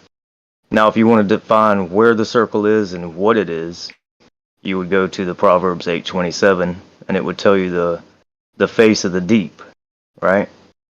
And so you might need three verses, maybe Job 38:30. But wisdom was there in Proverbs 8:27 when he drew a circle on the face of the deep. Then we find out in Job 38:30 that the face of the deep is frozen and the waters beneath it are hidden as with a stone. And so, you could go to Job 38:30 also, but there's this whole idea that, Isaiah is saying it's a sphere instead of a circle. Could be cleared up with Proverbs 8:27. So that's what I would say. And anyone who listens to that debate with, I guess it was Travis I debated one time, that was kind of clipped, and there's actually two videos that should be put together. What about all the Bible verses SC posted? Those are all legit, though, right? I haven't really gone into all of those. I don't think I've heard people say that before, and maybe there are some of those verses that you could argue either way. But ones that make it very, very precisely clear would be, as I've stated, the whole circle, the word circle in the scripture speaking of the earth is in Isaiah 40:22. Now, if that's what we're going to address, when everyone taught it was a sphere, even I taught that years ago. So if you want to get into where that circle is and what it is and what it consists of, I mean, you have to go to Proverbs 8:27 and you have to go to Job 38:30. So 3 verses is all you really need for that to make it very, very clear. So that's what I would say. If you have someone to address those 3 verses in particular, that's what I would start out with. Instead of 200, I'd start out with 3, where they get the idea of the sphere from, and I would go from there. What do you think, Jeremy? You have a Jewish name, a biblical name, and your son has a Jewish biblical name. And I know that you're enamored by this stuff, so do you agree with that Earth is a circle, Jeremy? No, first of all, I'm not enamored by it. I don't think my name's Jewish. For It two, is fucking Jewish, for dude. three, So what do you fucking do about it? It's a Jewish name. Jeremiah, no? Jeremiah. This is Jeremy. I had a Yahoo. bull. I didn't have no. I never had a bullfrog. All right. My cousin named her son Jeremiah, and my name's Jeremy. I was like, oh, you named your son after me? She's like, no. It's like, oh, it's the same fucking name. I mean, I don't know why. Was I even in consideration when you did You have that? a terrible Name your name, son bro. the same name? Your name sucks. Jeremiah was a bullfrog. As far as Earth being a circle, I mean, I don't know. Maybe could be circular. Could be a Well, square. the face of the deep, the face of the deep has a circle inscribed on it, and the face of the deep is frozen. Not every part of the earth is frozen. So here's the important distinction to make it very clear. The face of the deep has a circle inscribed or carved into it. The face of the deep is frozen, and the waters beneath it are hidden as with a stone. It is he who sits above the circle of the earth, right? So when we're talking about the circle, where is the circle? Is it in a square? Is it just a circle? And what purpose would there be for the deep, which would be the farthest you could go down, really? So, and that's very clear because the text says that the waters beneath it are hidden as with a stone that covers them. The stone that covers them being the frozen deep with a circle carved into it. So that's where the circle is, in the deep. And why is it carved into the deep? Is it for what people call the firmament to sit down in? Why is there a circle in the face of the deep? For what purpose? I mean, I don't know. That's what the book says. It could be a circle. Maybe I wouldn't be opposed to it being a circle. It would make sense being a circle. I don't know. It may not be. You co-sign on anything, dude. You co-signed with the clown one night just because he was agreeing with you. Well, okay, I didn't know that guy was a clown. I didn't know he was an actual fuck clown, first of all. And that is a genetic fallacy, sir. Yeah, okay, man. Textbook genetic fallacy. Yeah, I don't think you buy this 200 verses or the circle thing. I don't buy any of it, dude. You just co-sign with anybody that can give anybody that will actually, you throwing away the globe. You're just rambling. Well, people translated Even if it's that a globe word. or clown. Well, the whole point of it is people translated, the Isaiah 40:22 to be a sphere, when the language does not allow that. It's not a sphere. It's not a ball. It's not a sphere. So it's he who sits above the circle of the earth. Now, if you want to take the text as the standard and let it interpret itself, then you would go back to the text and say, okay, where exactly is this circle? And it tells you the circle was carved into the face of the deep. So if we're just reading the text for what the text says, it's going to tell you that the circle is on the face of the deep carved into it. And it's frozen, and the waters beneath it are hidden, as with a stone that covers them, which would be the frozen solid face of the deep. Face of the deep. Yeah.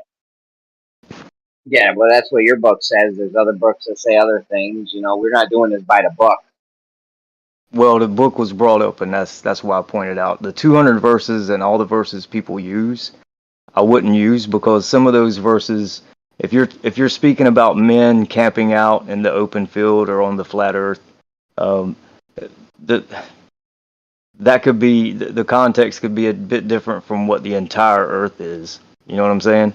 So well, look at you need to be Genesis. very specific. Right off the jump in Genesis. Hold on, let me get the thing so I don't miss. misquote it. Hold on, it's like the first one in the West. Earth created before the sun. That can't be heliocentric. It could still be a globe, but that definitely can't be the heliocentric model. Yeah, A you're lot of right. people don't know this, but Genesis has 4 different authors. That's why there's contradictory stuff in there. So there's parts in Genesis that contradict itself on the creation. It's because it was written by at least 4 different people. I mean, you can say that, but you might have to present some evidence. Yeah. I can present some. And Jeremy, don't be rude, by the way, dude. Okay? Just because I accuse you of co-signing doesn't mean you have to go against the book. We're going by the book because SC brought up the book, dude. And I do know that there's at least one. There's one. I forget which translation it is. But there's one that does say globe, but that's the only. All the other ones say circle. I can't remember which translation that is, but or which version that is, or whatever. But my whole opinion is, I don't know if you just said this, North, or you said something like this, but I happen to think that most of what's talked about, including the flood, most of what's talked about in the Bible is not even considering the whole earth. And my opinion, just my opinion, is there's no way they could consider the whole earth, because it doesn't matter if it was inspired by higher power or whatnot. It was written by men who had no knowledge of these things. And so if they got a message from somebody, you know, they would only be able to interpret it in reference to what they know. And none of them knew the entire earth. So I don't think any of these verses have anything to do with the globe or the entire earth being flat. That's my personal opinion. Well, you know, the claim is that it's inspired, right? So the information, especially from the prophets and things of that nature, are coming directly from the Creator himself. Even think about when he was speaking to Job. Where were you, Job? So I'm making your point, right? Where were you, Job, when I done this and I done that, right? So when I brought that, you know, scripture up in Job 38:30, he's speaking of what the face of the deep. Now Job has no knowledge because Job hasn't been there. But in Job 38:30, it makes it very clear the face of the deep is frozen, and the waters beneath it are hidden as with a stone covered.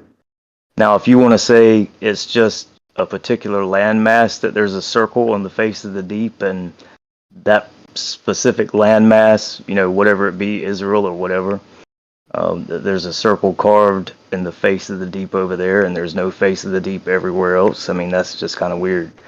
But I would say that it's very clear when he's speaking about a particular landmass being the earth, or he's speaking about the entire earth.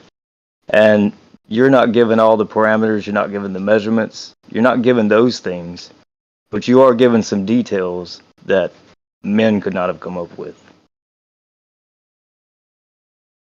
Yeah, that's fair. This, like I said, that's my personal opinion. I think it's sort of like, because I know people personally, and obviously prophets are going to be a little higher above that, but I know people who have, even Winston has given, you know, his, what do you call that, testimony, you know, for wherever he's got messages from God or whatever. And so I'm not even just talking about prophets, just talking about normal people. I know that, and it's like when these messages come from God, they're like, just like with anything else, they have to be interpreted by us.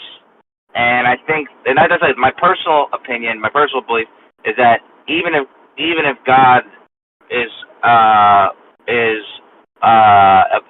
perpetuating a message to somebody or expressing a message to somebody through a dream, through a vision, through, you know, word that they can hear audibly, they still have to interpret it. And so when it comes time for them to record it, there's going to be something that's lost in translation. And by that I just mean that it's going to be, you know, whatever was expressed to them, and then whatever they understand. So whatever they understand about the world, that they can record that. So for instance, let's say God was showing somebody rockets or something like that, like the Saturn V 2,000 years ago, and he showed it to them clearly.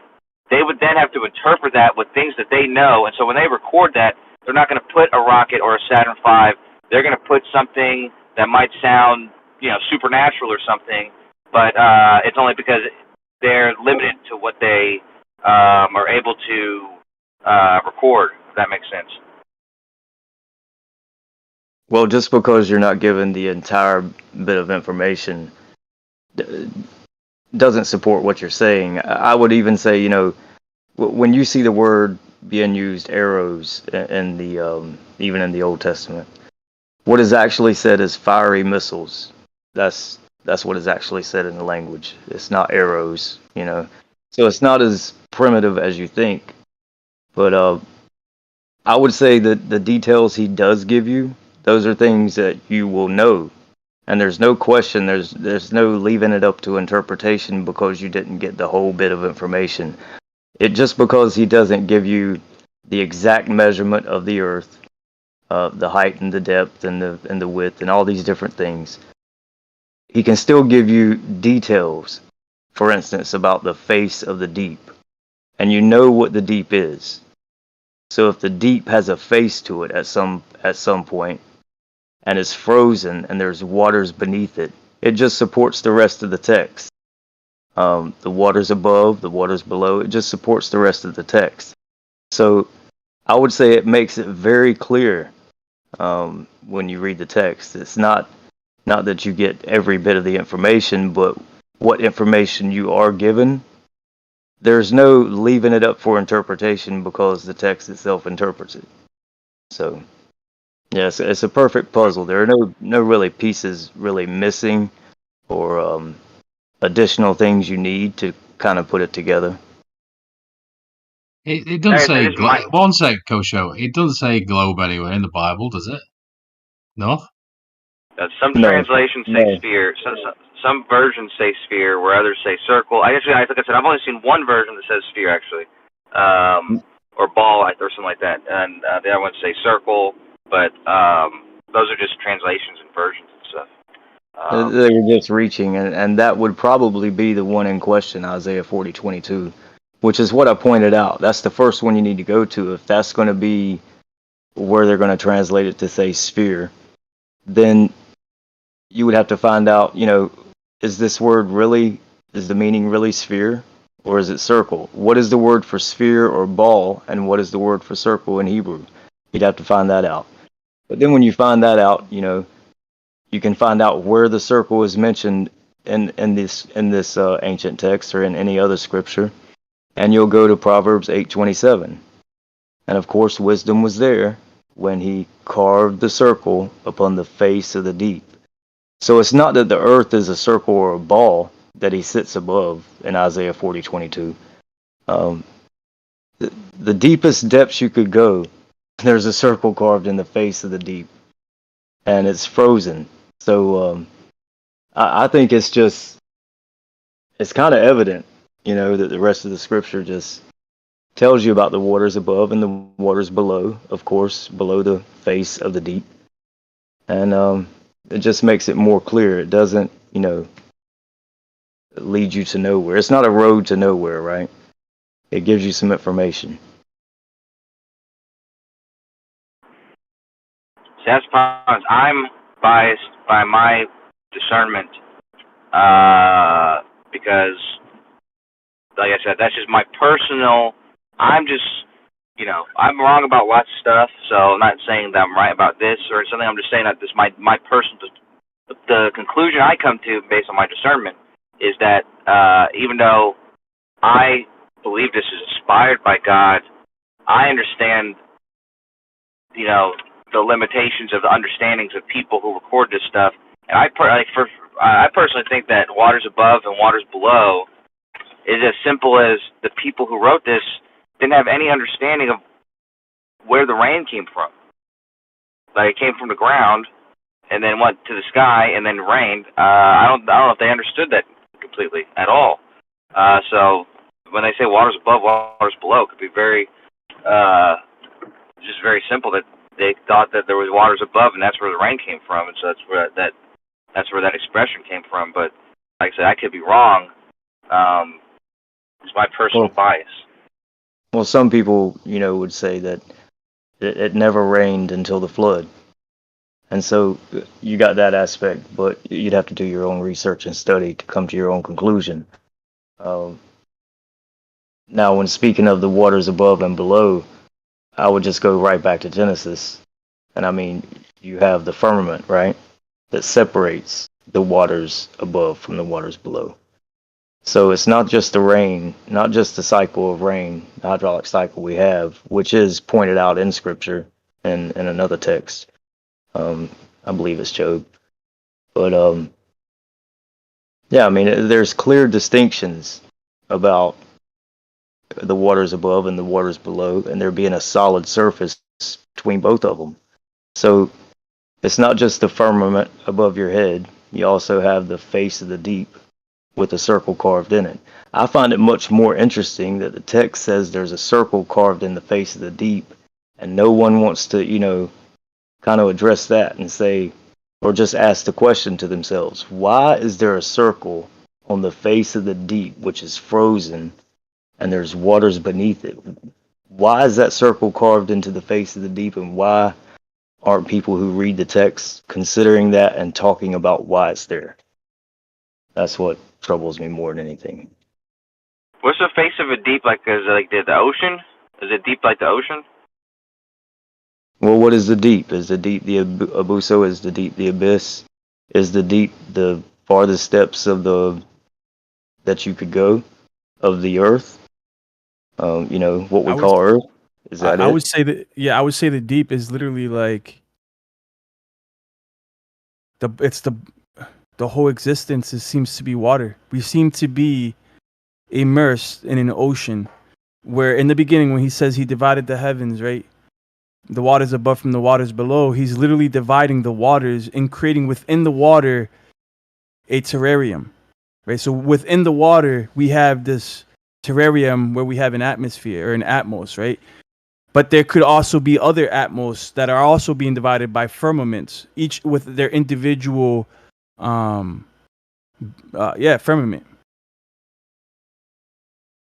It gets a little complex.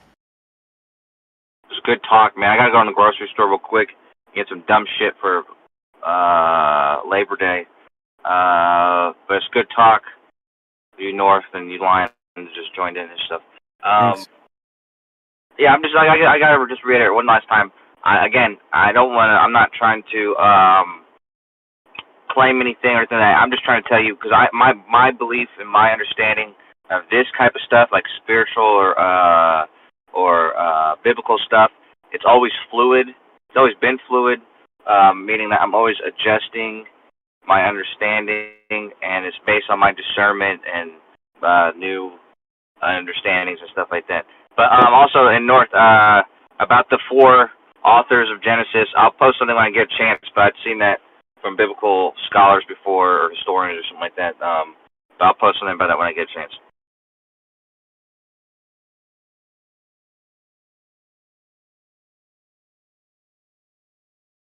Well, scripturally, we know that the Tanakh was rewritten by Ezra. And we do see evidence of that in the Tanakh, in the Torah itself, when Moshe is speaking about Moshe. There's like 100 different instances where Moses is being brought up in third person. So if he's the author, I doubt he would be calling, he'd be referring to himself in the third person. Arth, you said that there's, I think this is what you were saying, that there's a scripture in Job that sort of describes the, the rain cycle on the earth. I don't remember ever reading that, but where is that scripture? Yeah, I'll find it for you. Just give me a minute.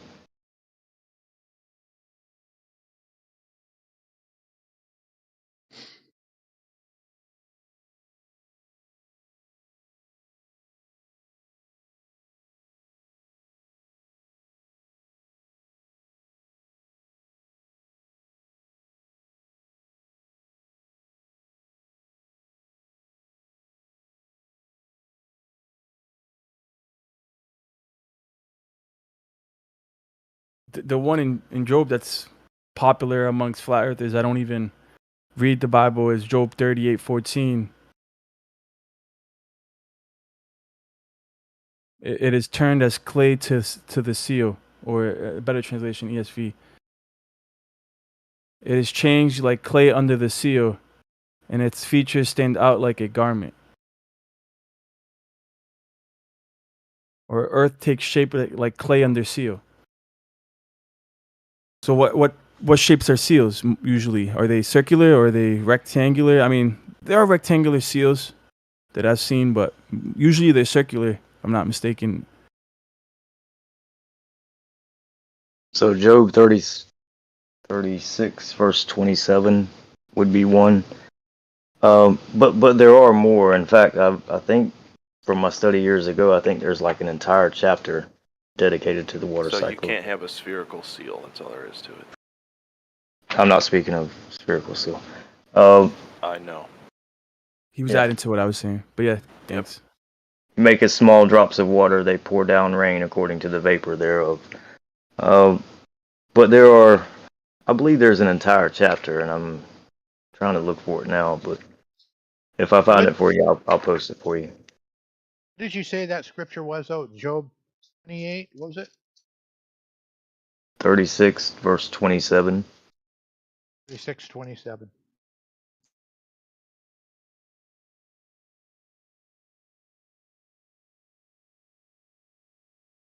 Yeah, shows it going up and coming down there. Utah.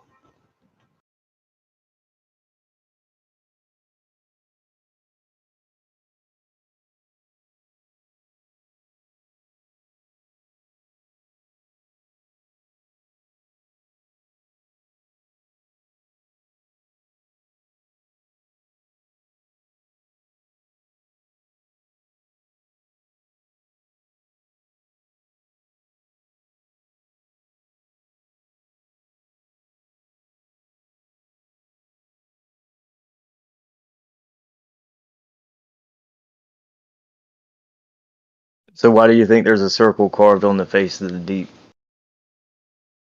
If the face of the deep is the deepest you could go, that would separate you from the waters beneath. Why do you think there's a circle carved into it? The dome. That would be where the dome connects. You think the dome moves in the track, or do you think the stars move within the dome? Who knows? Honestly, I'm not sure. I wouldn't We're know. just two lost souls swimming in a fishbowl, year after year.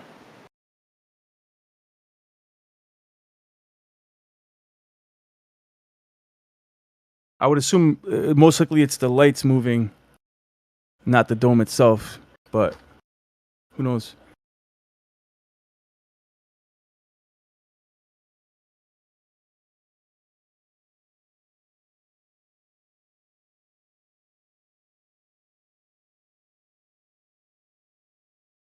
Because it seems like the luminaries are inside the firmament. But the firmament itself could be rotating, but I think that would be less efficient, right? But So who the knows? stars disappear as you go higher. I think the stars might be projections from underneath or from somewhere else under, maybe, because, after a while you don't see them as you go up. I think there's something to that. Yeah.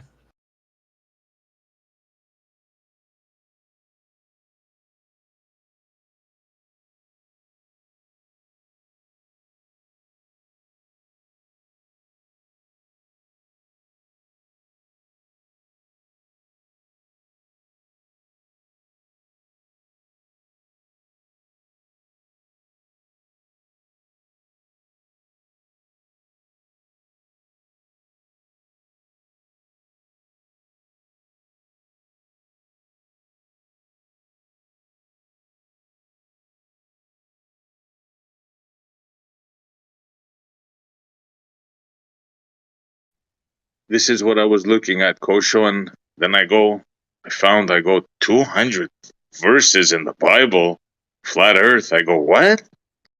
I never remember having this. So I go, I gotta post this. It wasn't done to stir trouble, Kosho.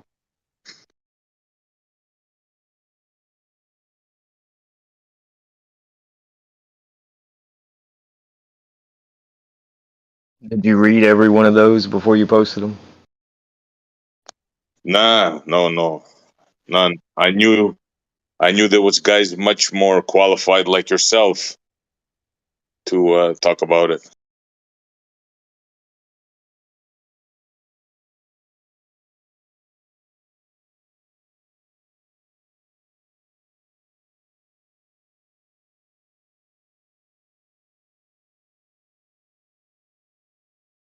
Yeah, I would just say that, the circle is not said so many times, right?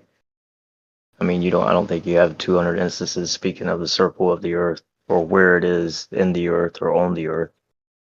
So those would be the ones I would address first, like I said. And I still ask, and I'll even ask you, SE, why, if there is a circle and there is a face of the deep and it is frozen, why do you think the circle is carved into the face of the deep? I wouldn't know how to begin to answer that. Like, I have no idea, bro. Seriously.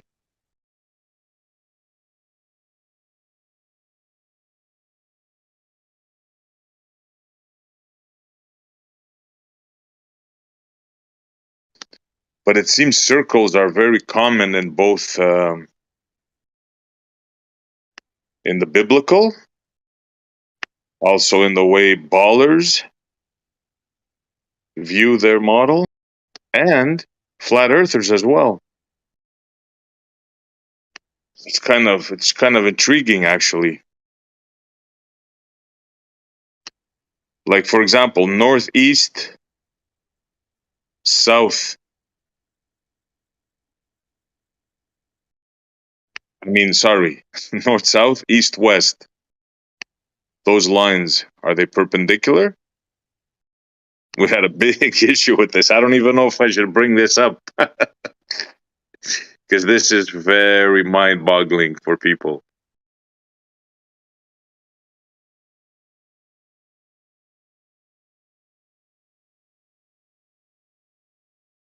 So for the ballers, east-west is a circle that goes around a ball, right?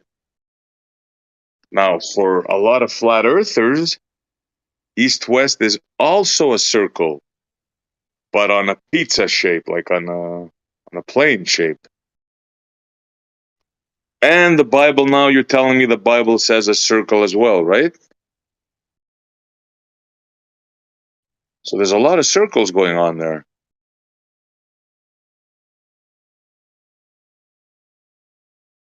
But if we have perpendicular, if we have north, south, east, west perpendicular, how does that work out? Yeah, circle and sphere are two different things, and when you're in the Hebrew. Yeah.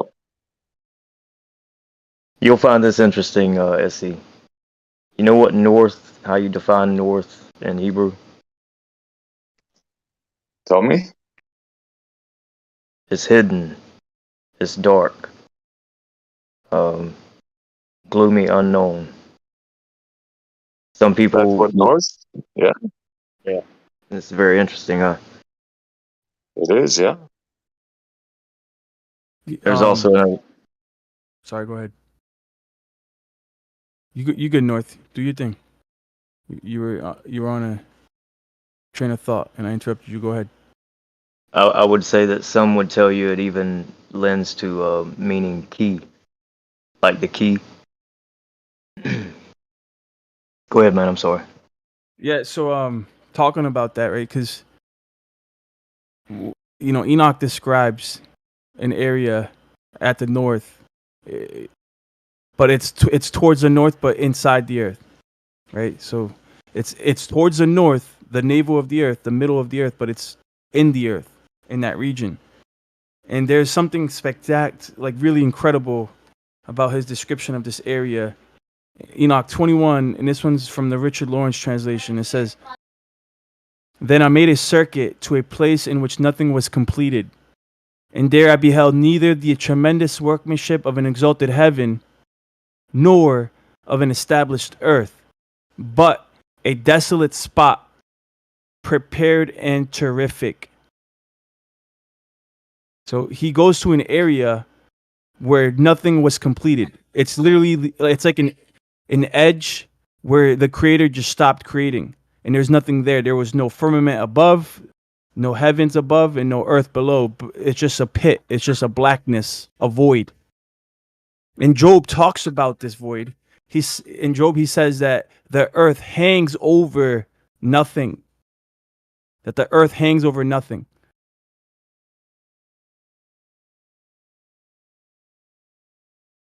And people use that verse to support space.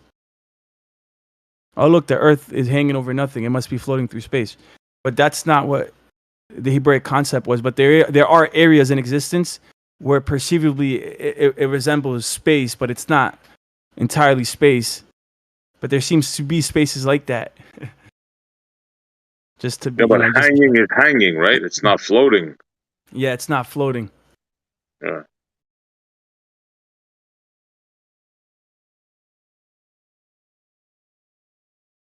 That means it's a mechanism. It's something. It's something hanging from something.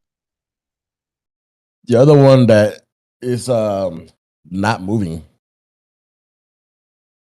Yeah. Earth has been established that doesn't move. Yeah, so Job 26:7 corroborates Enoch.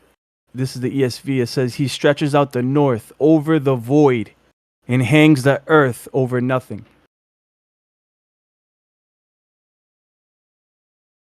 So that these scriptures corroborate each other, and there's no way that a man could have, just made it all up and made it all connect the way it does. It's just impossible. And where is the motion mentioned? The non-motion? Is that mentioned? There's no motion of the earth whatsoever. It's stable, stationary. It says it in many scriptures, but what it does describe is the sun moving around and the moon moving around in their orbits, in their circuits. Does it say what it's hanging from? The earth?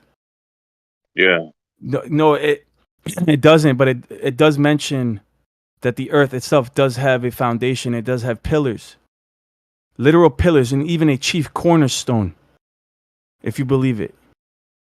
Yeah, but how could it be both hanging and have pillars? No, it hangs on nothing. That's what I'm saying. I'm not entirely sure, but there could always be some sort of method that you could hang it from the top down. It wouldn't have to be on anything. You know what I'm saying? But I have no idea.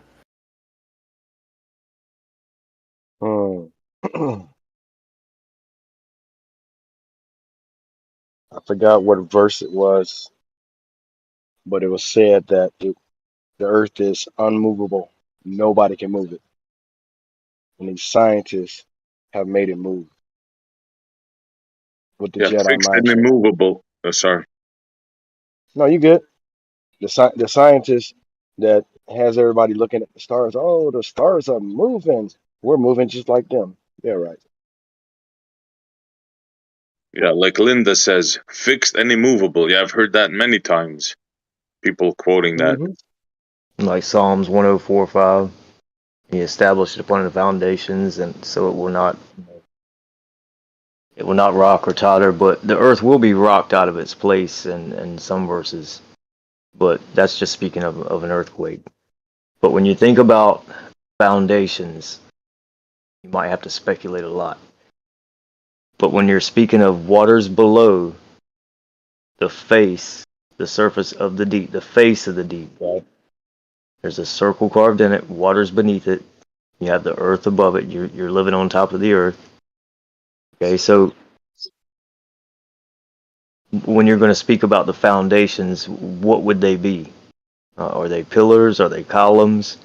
Are they connected to the solid surface of the face of the deep? And where do they go? To another solid surface, or Those columns. I do imagine columns. You see these Roman pillars? Even the White House has these Roman pillars. When you really look at history, where those pillars came from, at least as far as I know, they come from the Hebrews.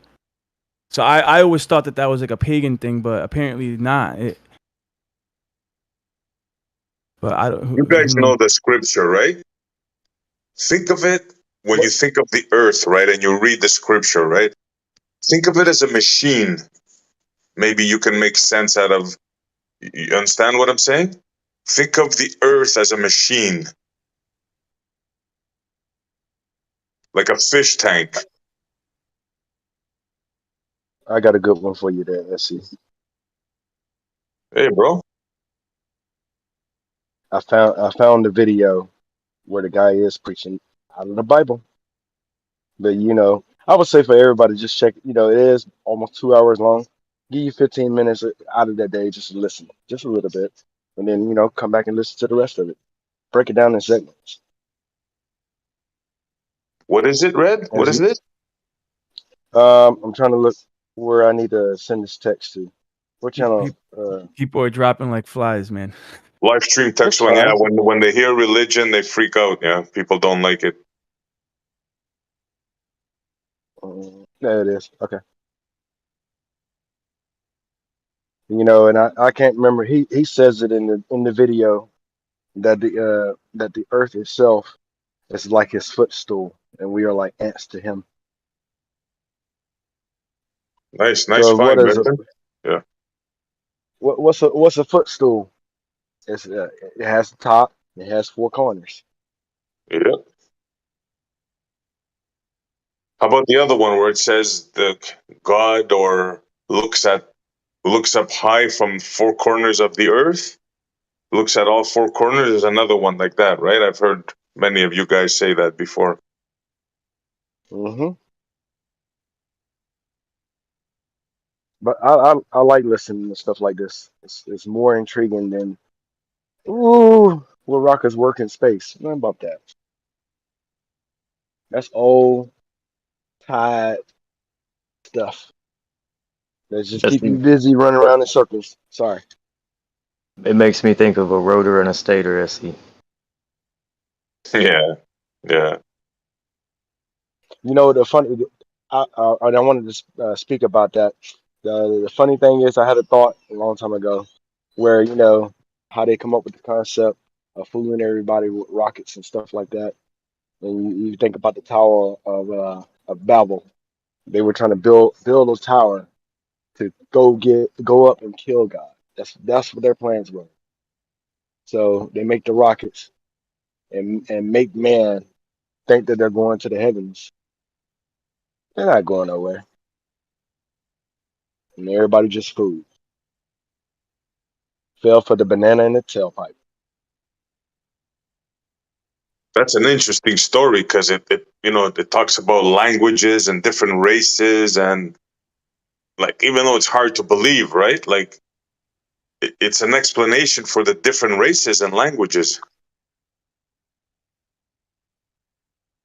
I forgot how it was in the Bible. He confused and changed everybody's language and spread it to people amongst the earth. Yeah, well, didn't everybody speak the same language before that? At one point in time, yeah.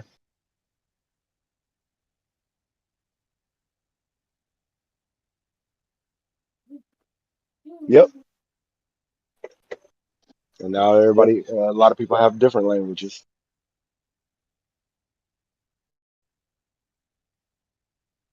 Confuse the people so they wouldn't all come back together to be foolish enough to challenge God.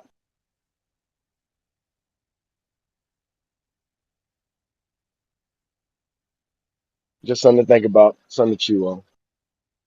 Yeah, definitely. I'm gonna check it out for sure. Yeah, thanks, Redmond. Yeah, yep.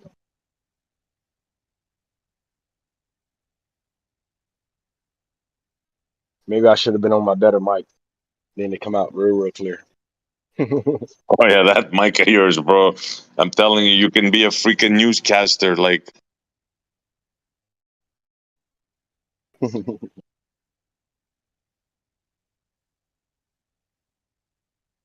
But you did say that video that I put up there, right? Yeah, I'm gonna save it. Yeah, I'm gonna watch it later. Yeah, check that out. Pretty cool little video that I had stumbled upon, which I thought YouTube had deleted off my channel. I'm like, I got to get where I can start saving this stuff so they don't delete it.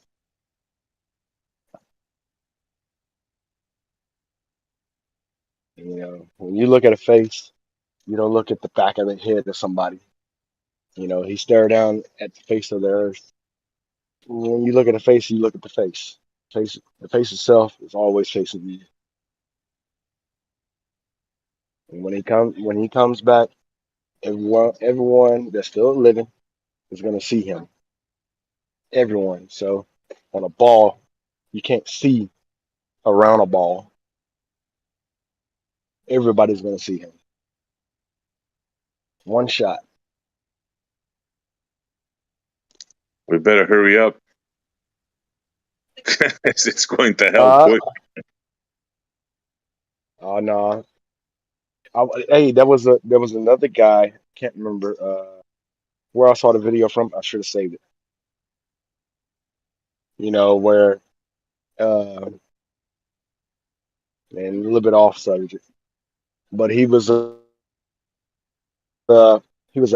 exorcist, and he said, he asked the person that was possessed. He asked them, "Why did God create hell?" He said, "God did not create hell. We created hell. God, he doesn't have any type of thought of making hell. They made it."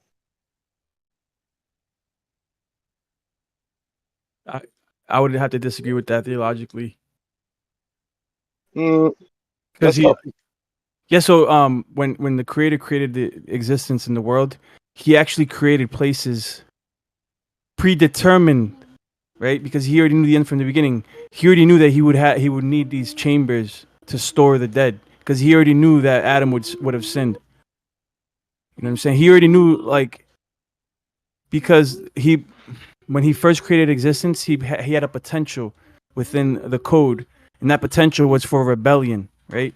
And if He created that potential, He knew eventually that one of His creations would take advantage of that potential, which would ultimately lead to a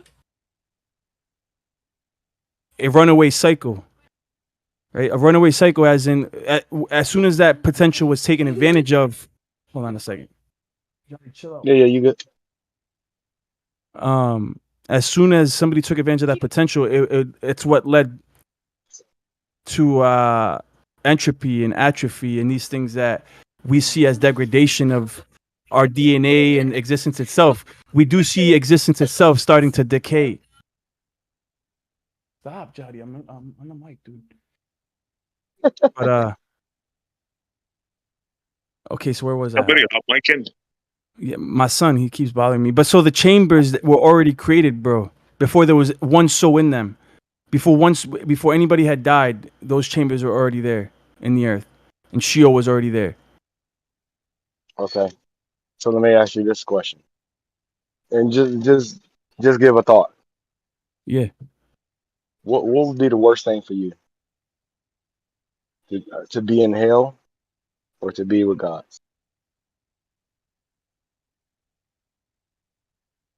Worst thing for me would be to be in hell, for sure. So that's the furthest thing. God didn't bring sin. The choices that other people made brought the sin. I So, agree. you know, yeah. So He's not the producer of sin. right, because he's pure. Yeah. So if we didn't have choice, it almost like this. Just think, somebody that a king that's ruling over people, and if he didn't give you choice for you to, well, maybe not a king. We'll say like your father. Would you grow to love your father if he let you love him versus you're gonna love him? You grow resentment towards him. He's a loving father. Is Go ahead, God my the bad. creator of is God the creator of everything? Say what? Is God the creator of everything? Yes. Then he created sin. He can create everything, but if No. you use the thing of No, creation no. against it, You can't say he's the creator of everything and not say he's not the source of everything. then let me finish. So if you can create a world or, many things and have a purpose for everything that you created, if someone chooses to use something that's created, like a rock or a stick or any other thing, to harm someone else, that's their choice. It's not the intended purpose for that object. It wasn't the intended purpose for that created object to be used in that way. Now, that's a choice people make. So they are the ones who sin, and the wages of sin are death, and the judge of sin would be the creator. So I would say to you that, just because everything is created, you form things out of creation. You can form them to do mischievous things or wicked things or things to harm your neighbor, or you can just let the system be what it is and not harm your neighbor and let it be the intended purpose it was, intended for. Let me put it this way, right? How do we know something is a sin? Did God not say that these things are sinful?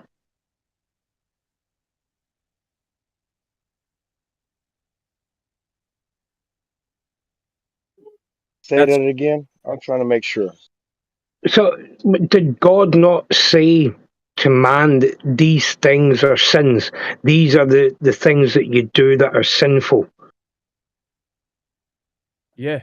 Okay. Right. So then God has decided what is sinful. Therefore, He is the one that created sin. No. You're missing it. What do you mean? What do you mean no? Because if God didn't tell us, hold on. if God didn't tell us that these things were sinful, then we would not know about sin. Therefore, we would not sin. Do you even actually know the story of Adam and Eve?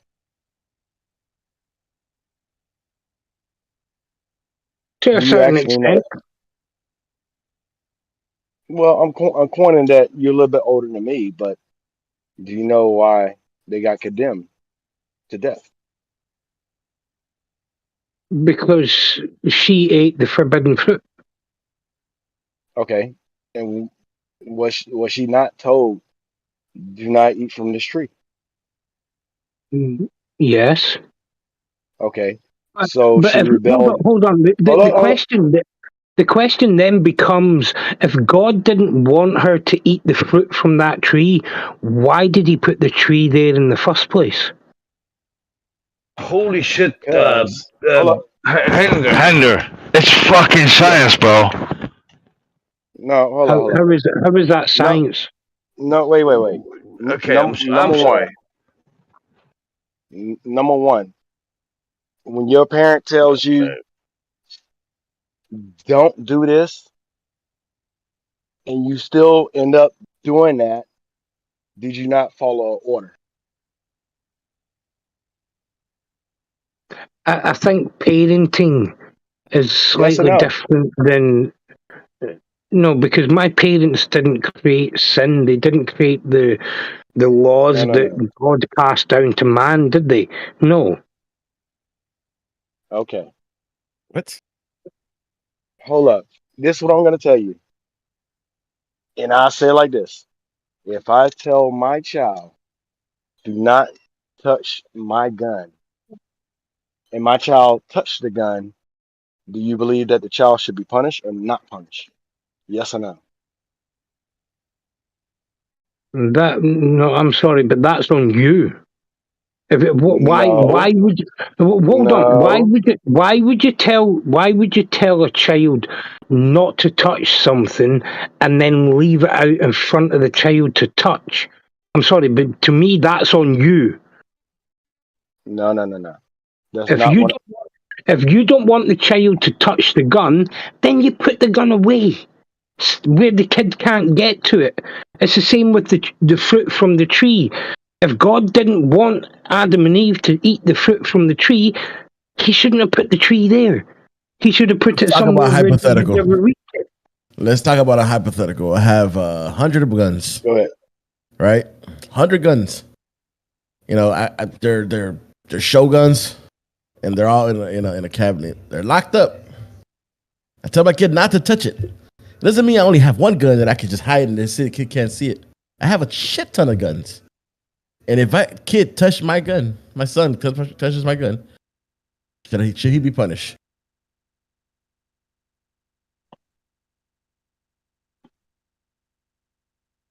Again, is what you're telling the kid not to touch, is it left out to where the kid can touch it?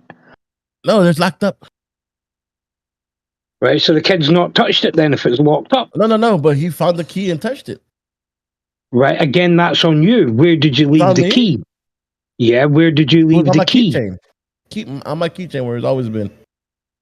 Right, and where do you keep your keychain? Is that within reach of the child?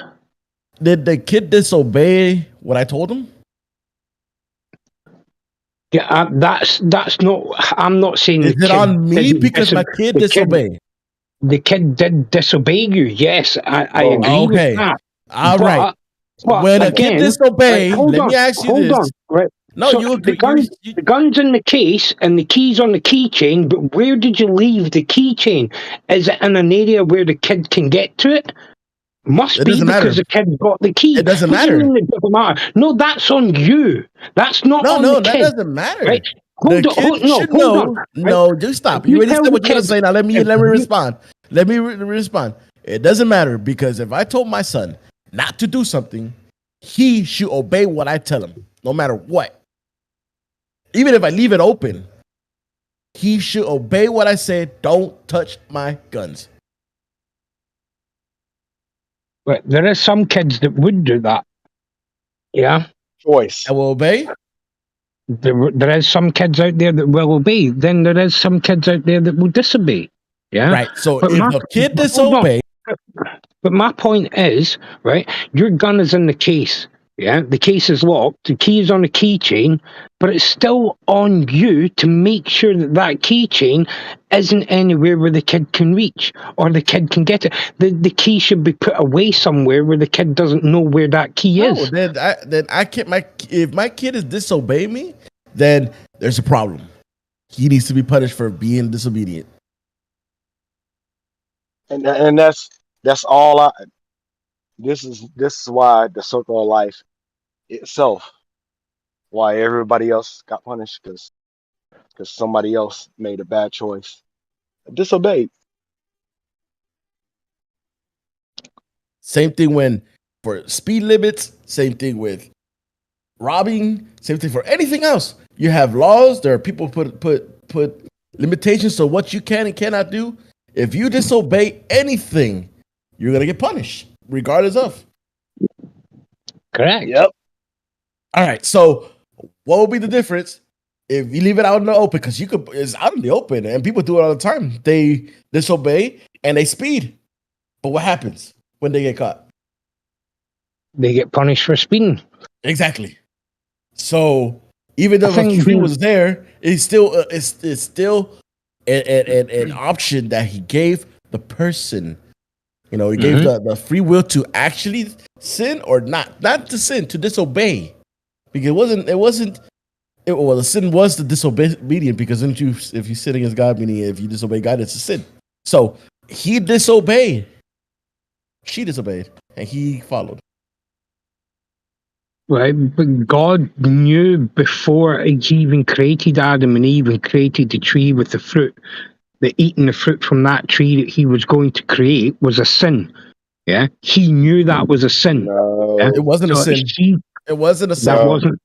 That wasn't a sin. No, the sin was the No. disobedience. Right? So Eating the he tree still wasn't knew. eating the tree wasn't a sin. The sin was the disobedience to God's commandment. Right. So even then, God knew that even if they disobeyed, that would be a sin. Or you're right, any but other of the 7 deadly sins. Yeah. He's right. He but already hear me knew- out. Hold on. He already knew. You're misunderstanding. The tree wasn't sinful. It's a tree of knowledge. It was a tree of knowledge, knowing the right from wrong. The sin was disobeying God's commandment. Yeah, but hold I'm on. It He's not makes saying no that. difference. But hold on, real quick. Let me just get in because Yeah. technically you're right. Like he could have destroyed that tree. He could have removed that tree if he wanted to, right? Let's just get to the point. And he didn't do that, right? And you're complaining because you're saying that he should have destroyed that tree or removed it altogether from the garden. Why would you leave it there, right? Knowing that it could potentially lead to death. Like it's like leaving a rattlesnake amongst your children. Why would you not take the rattlesnake out of the way, right? But that's different. But this is different, right? There's a different. You know why? Because the tree was there, but also the tree of life. Meaning, if there was a time that God was going to let you eat of the tree and said, "Okay, it's time because you obeyed me to eat the tree. Here's the tree of life." After that, because the reason why He took the tree of life out of there was because we knew that they ate the tree from right from wrong, and then He said, "Well, let's take this tree out." Because if they eat from this tree, they will live forever. Yada yada yada. But I just want to say that the reason that he left the tree of good and evil in the garden to begin with, because our Creator, He's in the business. And I don't want to say business like that, but He's in the business of testing souls. So the reason He left that tree there was to test Adam and Eve to see if they were loyal to Him. That's what it's all about, Him trying to test us to see if we truly are loyal and do truly love Him and listen to Him and obey Him. Right. Now, hold on. It's not the actual act of disobedience that I'm talking about. It's the fact that God created the sin before He created Adam and Eve. No, you don't. What do you mean, you don't no? know. No, You don't know what you're talking about, dude. He created Adam and Eve. He created the tree. He created the free will to make your own choices. And then once Adam and Eve decided to do something, then that's when God said, well, actually, hold on, that's a sin. You think If you Adam do and this, Eve is an it's a actual sin. thing? If you think kill, if you murder someone, that's a sin. Yeah, but He doesn't make it a sin until someone that He's created actually does that. No, Holy shit. that's not what we see scripturally. Scripturally, we see that the law was written on heavenly tablets before the foundations of the earth, right? And it was just ministered to mankind as time progressed. Some of the law was slowly ministered to mankind until basically the entirety was given to Moshe. So God created sin before He created man. No. Let's just say you have free will. So you had one part right. You have free will. You have a choice. He didn't make He didn't make robots, and He didn't make clones of Himself. So we all have a free will to choose, and you should have the right to be an individual, don't you think? Aren't you grateful that you're an individual and you can make your own choice? Aren't you grateful for that? And if so, why not choose the right things? Why choose the wrong things? Why choose the things that lead to your death? So I would say just be happy you have a free will to choose what you want to do, and you're not a robot. And you have the right and the choice to go against the one who created you. That's freedom, man. That's the utmost freedom.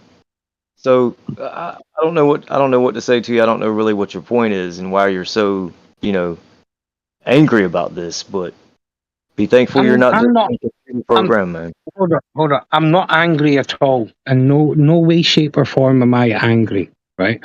All my point is that before He gave us the free will, He created the sin. he knew what was sinful and what was not sinful. It was God that decided this before he created Adam and Eve, before he Of course. created mankind.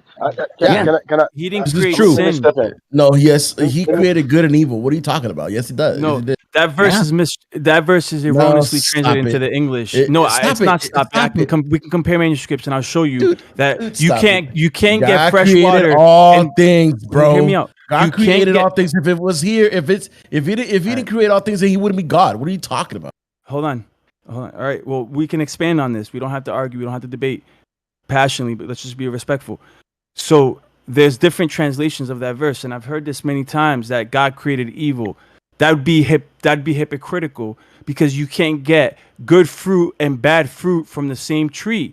And you're saying that the creator now can produce good and evil fruit. How can that be? So where did How the can evil you get- come Hold from? on, I'm not done yet. How can you get bitter water and fresh water from the same spring? You Where can't. did evil come from? This is the father of lies, the producer of evil is who? He can't create in the anything. He scriptures. Who's the doesn't create producer of anything. evil scripturally? He doesn't create anything. The producer of evil is No, he doesn't Hasatan. create. He doesn't create anything. He's the producer of it. It says He what the does scriptures say. not create All right, a it's all right, thing. bro. I'm not gonna get Produce- hot-headed over this, but Hey, you're could I saying just that say- the creator of heaven and earth created No, evil. the tree was the knowledge of good and evil. Who created the tree? You can use creation for evil, but the intention of the creation was not evil. This is the point I'm trying to make, guys. Please, when you can use something for something other than its intended purpose. I can take a steak knife. I could kill you with it, or I could cut the steak. You know what I mean? I could take an axe. Instead of chopping some wood, I could chop you, right? But it's not the intended purpose. And so we form things out of creation, and then we use them for evil intent. Or we take the existing creation, such as the tree, and like the deceiver did, he used it for ill intent, and they were disobedient. So that's the whole point. It's not that he creates the evil like he created rape. You can't ascribe rape and murder and molestation, all of these different things, you cannot ascribe that to the creator. I mean, those are not his characteristics. So you're clearly redefining what the text says about the author of the text. Hold on a minute. How did Mary become pregnant? Huh? That's not Mary, mother of Jesus. How did she become pregnant? That was a miracle. Tell us. Were you there? I don't think you even know what a miracle is, but let's hear what you got to say. This is gonna be fun. I'm going to get on the good mic. Okay, can we go back to the original conversation that we were just having before we start talking about the miraculous conception? Yeah. Yeah. Go ahead. So I have here Lamentations 3:38 from the Septuagint. Out of the mouth of the Most High, El Elyon, there shall not come forth evil and good.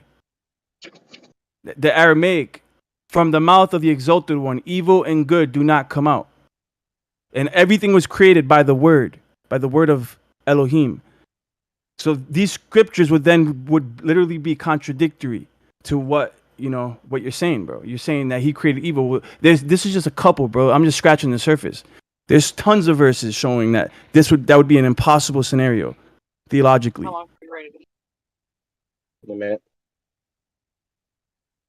And when they ate of this tree, it was also spoken of earlier about the tree of life. And the whole reason he kicked them out of Eden is because if they returned to the tree of life, which was in the midst of the garden also, both of these trees were in the midst of the garden. So if they were there, perhaps the intended purpose for the tree of knowledge of good and evil was it to be eaten for a period of time, perhaps, and then maybe there was a period of time where God had in his plan or in his will that they would partake of it, but in doing so, they would have to partake of the tree of life to stay alive, which he said, this is why we're kicking them out of the Garden of Eden. So the intended purpose for creation You can use it for ill intent, but that's your ill intent. That's not his will nor his intent for creating the thing. We have, pain receptors, and we have all of these different things, but they're to keep us alive. And just be grateful for the creation you are. You're not a robot. You can enjoy the things you can enjoy. You can enjoy a multitude of things on this earth that was created for you. And just be grateful. It's just like I don't know, man. I hear people and it sounds like just a bunch of spoiled brats that have no idea what's in store for them.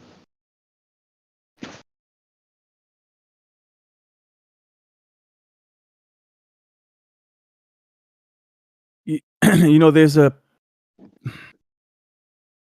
texts, right? Like the Apocalypse of Abraham, Apocalypse of Moshe, the first book of Adam and Eve, Cave of Treasures.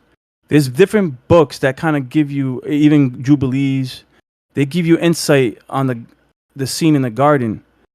Because Bereshit, Genesis, really only gives you a little summary of what happened. And there's a lot of questions still left over that, unless you read these other texts, you're only led to speculations. But these other texts are very clear that apparently, even Third Baruch, this tree that was in the garden, the word gan is the word for garden in Eden. What does garden mean? Right? What's the etymology of the word garden? Gan. Anybody ever looked into it? Gan is an enclosure. And if you go deeper into it, you'll notice that it talks about a fencing or a hedge of protection. Gan is synonymous for hedge of protection. And the first thing that you do when you make a garden, usually you put up a hedge of protection to prevent the animals from eating your fruits, right? So what we have here is an enclosure within the earth itself. So the garden was enclosed inside an enclosure, right? And they were being protected. Why would they need protection? Why would they need a hedge of protection, theologically? If Adam was the first one to sin and he had nothing to worry about, why would they need protection? Because he wasn't the first one to sin. There was other rebellious entities, like the Melahim, that had rebelled against Yah ages before. And those entities were still loose, right? Running havoc. When you're talking about entities, are you talking about likes of Lucifer? Yes. And others that fell before Adam and Eve were created. They had already fallen, right? The first one to ever rebel is credited to Hasatan, right? Or Lucifer. He's the first one to ever rebel out of all of Yah's creation. He's credited to be the father of lies and the producer of evil. Even if the creator of heaven and earth allowed this potentiality to exist for his divine will to be accomplished, right? We can't be mad at the creator for allowing this potentiality of rebellion to exist at all, right? Because it's part of his divine will. And ultimately, in the bigger picture, it's gonna all work out in the end, whether we realize it or not, or we see it or not. If it's in his will, then more power to it. Hey, have you seen that movie recently? It's called The Pope's Exorcist with Russell Crowe. The movie. It's a good movie. Kind of. I didn't know the Pope had an exorcist. Did you know that? I know the first Exorcist was based upon the true story of what's the guy's name? Roland. He was a NASA engineer. So shit. That's worth looking into. I mean, they didn't even announce it until after his death, right? In which he died like probably 2 or 3 years ago, maybe. So they just announced that. Now I'm wondering what's the second Exorcist? What is that based upon? Is that some more NASA employees or what's going on there? When I saw the movie, they have a quote at the beginning of the movie. Like this is it's different than like I know it's not in the same franchise like the Exorcist movies. I didn't know that about, by the way, about the NASA employee. But no, this movie at least, it's like a Netflix movie that just came out, and it's about the Vatican's like highest exorcist, I guess. Like the Vatican themselves has like an exorcist, and so he only answers to the Pope basically. It's called The Pope's Exorcist. But it was pretty. I mean, I thought it was an interesting movie just because for a lot of reasons. I don't want to spoil it, so I won't say anything else. But I mean, it's worth watching. I know you especially, North, but me as well, and most people in here, we're not really Catholic sympathizers. Like the whole like Catholic mysticism or mythology, like all the Catholic mythology and all that kind of stuff. But I think it kind of does a good job because it's not really Catholic. It's not really Catholic based. It's more like spiritually based. And I'm not a believer in Satan, for instance, either. But yeah, I think it's a pretty good movie. But you think it's funny? If you believe in God, you know there is evil, Satan. Well, can I tell you my opinion very quickly? I'll be very brief. I'll just say that in my personal belief or opinion or whatever, I believe in a spirit in which some people call God, and obviously the Jewish Bible, Christian Bible, they call it God or whatever, Yahweh and all that kind of stuff. I believe that in that spirit. However, I just believe that the spirit that they call the devil and this thing they call sin is just a consequence of our natural bodies and the fact that we live in this natural world. Our bodies, we're subject to this sin, and we attribute that to Satan or demons or sin or whatever. But I personally think that it's just our natural existence, whereas the spirit is something different. Well, I will say this, and my microphone coming to just fine. Yeah. All right. I would say to that. If you believe in one, you believe the other. Well, not you. Force for me. If you believe in one, you have no choice but to believe in the other. You got right and wrong. That's all we have right here. The simplest way of saying it. And my pastor, he said it. He said the longest numbers you got is the numbers that you were born and the numbers when you die. The shortest number is the dash in between those numbers. It's short. I will hope that everybody come to an understanding of the Father loves you. He's not pushing you away. You accept him and praise him because he wants you to have eternal life.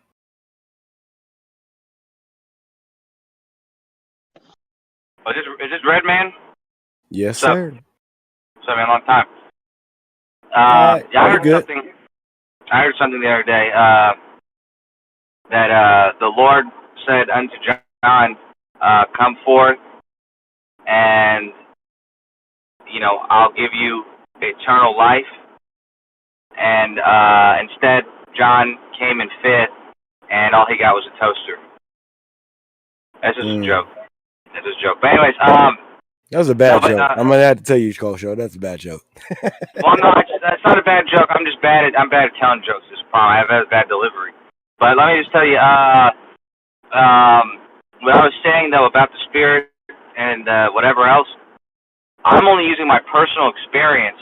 And so, for my personal experience, I'm not a psychotic, not really, or a schizophrenic, but I do have internal dialogues. You know what I mean? Like sometimes a dilemma will show itself in my life, and then there's multiple forces. Like there's something saying like, do this, take whatever you want, whatever it is. And then there's, another force, the voice that's saying, it's wrong, don't do that, even though nobody's looking.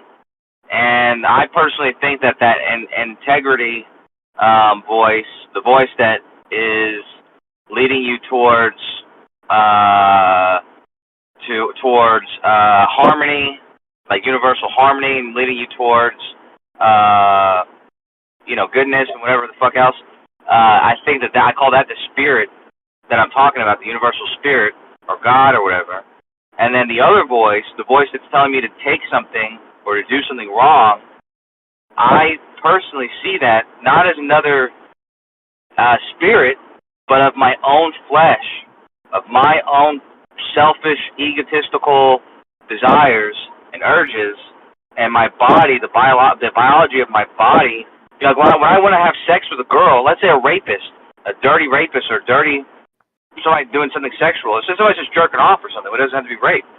They're driven by biology of their body, and it may be wrong whatever they're doing, but I don't think it's a demon that's inspiring them to do that. I think it's their own personal, urges, and then nothing else stopping that. There's no goodness that's stopping that, so they go ahead and do that. And that's just that. So this is, like I said, this is my personal belief. I don't think there's two spirits, like an evil and a good spirit. I think there's a good spirit, and then the evil is really just derives from our personal, physical beings. Yeah, no problem with that. I mean, that's your thought. But what I would say is, once I get to the place where the book that's been written on me, not written on me, I wrote the book, my own book, and it's like I got an answer for that. What do you mean? I got an answer for everything I've done in my life. Oh, that's what you're saying. Yeah, I got you. Yeah. Yeah. So nobody else can stand before me to help me out. It's about what I've done. Well, personally, I think that's what hell is actually. Because like I said, I'm a Jew. I'm naturally a Jew. My father's a rabbi and stuff, so I go by that. I call it the actual book, and I call the other books like spin-offs, but that's another story. My point is that in that book, they don't really describe hell so much at all, or the devil really at all, although people infer these characters that are here and there as devil. I personally think hell, I think, like I said, this is my personal belief, that when you die, and before you're born, you're actually a part of this spirit that's greater than all of us, that is everything. You're actually a part of that, and then in this existence, in this physical life, it's like an avatar, and we're all, you have a spark of that, but you're not that. And so whenever you're done and you die, the hell that you are facing, that's dependent on your actions in life, are really just, the realization that all the consequences of what you've done, they affect everything. So it's basically like, what a net effect did you have? Did you have a negative net effect? Did you do all these negative things? Because in realization at that point, you'd realize that you're a part of everything, and all you did was hurt, you hurt yourself, basically. You hurt the thing that you're a part of, and, so that's like, that's the what I take from it. But like I said, I have to caveat that these are my personal interpretations, so just to be clear once more. Yeah, no problem with that. I mean, everybody, we are all people here. We're all trying to figure this out. But I think in a lot of ways, it's like my preacher said, and he said it just like this: I much rather believing in a God Then once my book is closed, and all this time, there is no God. And then when my book is closed, when I go before Him, and I really I figure it out, oh man, He was real, and I didn't love Him like a loving father I should have loved, because He is a loving father. Because every morning I get up, I'm like, shoot, man, I got up today. Thank you. Because there's a lot of people that don't wake up. Yeah, well, it's good to have gratitude. I have a problem with that logic, though. At least I can see why that logic would be a better strategy. It's because it's not my personal. It's not how I think of things. Like weighing whether at my afterlife, if I believe in Him, then it's if I was wrong and all this kind of stuff. But I think that if you go about it that way, most people are just going to say, well, if I'm going to take my chances and say He doesn't exist. That way I can have fun right now, rather than suffer for a long time, or not suffer, but sacrifice, fun or something like that, or whatever it is, on the off chance that I'm going to have an eternal afterlife. They're just going to choose the one that seems like it's, because that's what most people do. You know what I mean? Like they'll choose like a temporary, pleasure for, in place of a risk of a, eternal hell. Thinking that hell doesn't exist. But like I said, I don't live that way. I don't live like making that choice. Like I said, I have other reasons for believing what I believe in. But I'm just saying that strategy can lead most people to actually not believing in it because it's easier. It'd be easier for them to just go towards quick enjoyment sort of thing. Yeah, but that's why I said you got the longest numbers when you're born. You got the longest numbers when you die. That dash is quick. So You said that. Can you elaborate? Wait. Can you elaborate on that a little bit? Because I didn't get it when you said it before. I didn't understand what the dashes and the numbers were. I didn't get it. Okay. Yeah. You write out your date of birth. I don't even want to know. Write out your date of birth. Put one dash, and then put your death date. And I'm not wishing this upon you or anything like that. Oh, Yeah. I got you. So, what's the shortest thing? The dash. And this is what people not realizing. You might live 50 years. You might live 100 years. But the dash is still shorter than the numbers that's beside one from the other. So why would I, in between that time, do everything to thank Him? Giving me breath. Yeah. The one way, this is, okay, like I said, we're just talking about personal things, personal beliefs or whatever. But my philosophy is, because I agree with you, but I like that. It's like poetry a little bit, what you said. But what I think about is legacy. So your legacy lives. Your legacy lives within that dash, and it can extend beyond the dash only if you do things, great enough or proud enough, or if you have, great impact on your children and your family, because then they're going to have an impact, and that's going to be part of your legacy. But I think that dash is defined by your legacy, and so it's the same kind of idea, but rather than like I said, that's not a religious idea. It's just like it's a personal. I think legacy is one of the most important things personally, and that's, like I said, that stretches to many things, not just the things you do or the things that the impact that you've had, but also the family you've made and the children you've made and the impact you've had on other people's lives who may do things, that kind of thing. Yeah. Well, it rolls back into Kosho. Nobody else can go and step up before you. It's only going to be you standing there before Him. Regardless of how great other people have done things to help you and push you up to get you where you want to be. It's on you and him. That's it. That's what's up, Well, man. I Hey, mean, the go ahead, thing Ben. is, Go you ahead. don't know it's a him for a start.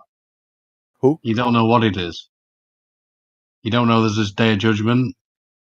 But I mean, look, if he's going to make me live a good life, and Yeah. I kind of like JT's sort of side of that, where he says, look, if he makes me live a good life, and it isn't true, then it's like a win-win. I kind of get that. Well, I thought on that. Just give you a little nugget of what I think about. It's more or less. I live my life to try to spread the good word of His love. Because a lot of people don't feel love. No, that's the most powerful thing is love itself. Because love can bring you up to the highest high. And I do a lot of deliveries. I'm gonna say like in Atlanta, see a lot of homeless people. There's some people that I give money to. There's some people I might have a meal, or go buy a meal. Some people take the meal, and I've seen people take the meal and throw it in the trash. Can't you just give me money? I gave you something to eat. So I can't worry about their choices. I can only worry about me.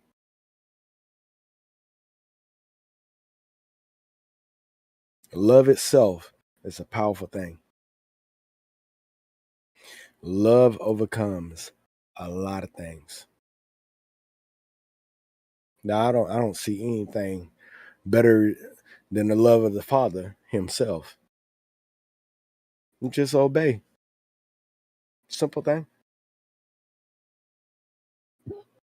Yeah, and gratitude, as already stated, is underrated. It really is. Best thing ever smoking.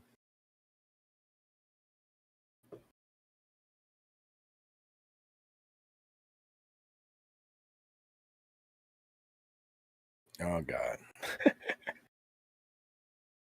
I still love me some Sharon G.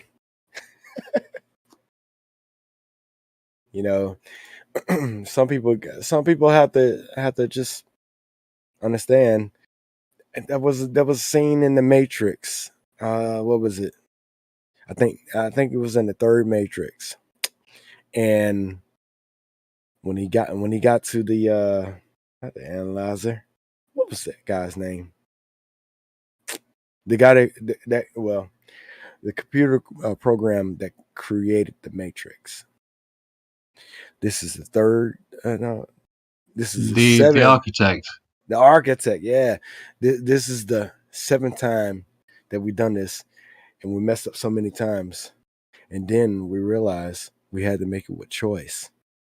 And the system worked, but the system still broke because they didn't realize. Well,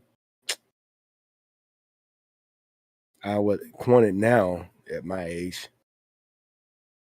With him trying to play God, he had to introduce choice. And it flowed. Might be shaky, but it still flowed. Even balance. And that's a they stole that out of the Bible or something like that. I would say. But that's my own thought.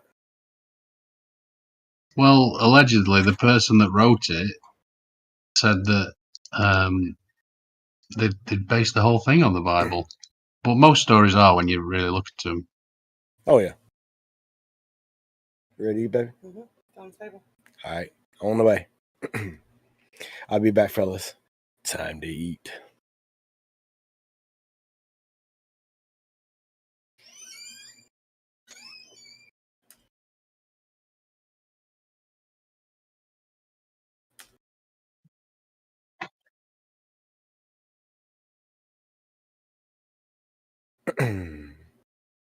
I said in a lot of ways about about to eat some dinner, but God is not sin. God is life.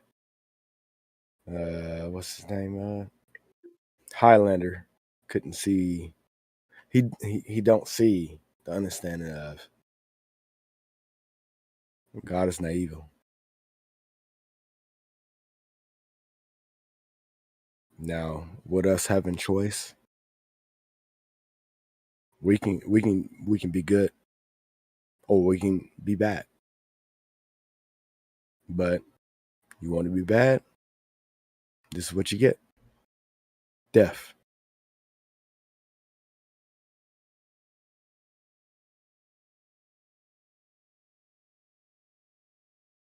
Be bad, you choose death. Farther away from the Father himself. And these are words that Betty, these are words that people need to hear. And nice and easy. You want to do what you want to do it your way. Been there before with my parents. Shoot. And like my dad told me, do it your way and see how it turned out. And every time it turned out, they have more experience. And it turned sour. I'm like, well, how did this go wrong? Because I didn't listen to my parents. And they always run back. And I'm like, I wish I'd have done your way. Well, I tried to tell you. Yeah, you sure did. Had to listen to the Father. What time it is? Yes, little girl. What time is it? Time to eat. All right, fellas. I got to be out. I got What's my. up, Red Man? Man, you have a good one, man. I'll Later, be Red back. Man. I'll be back. Night, Redmond. Enjoy your supper, bro.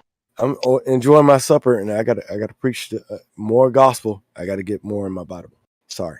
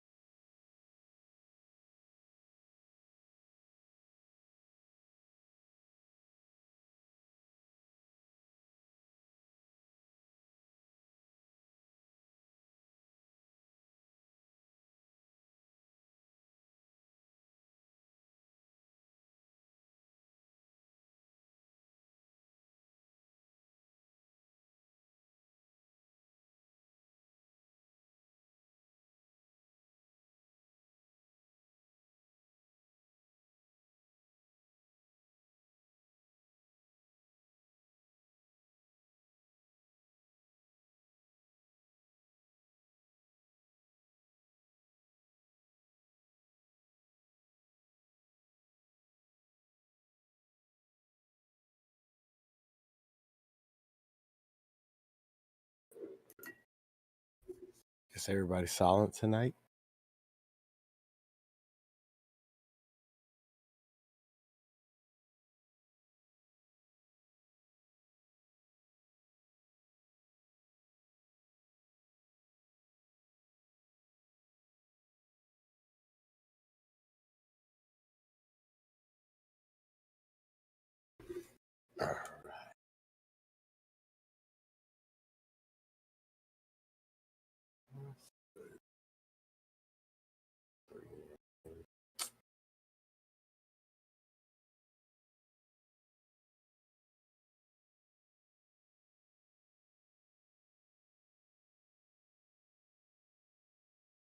See if this works.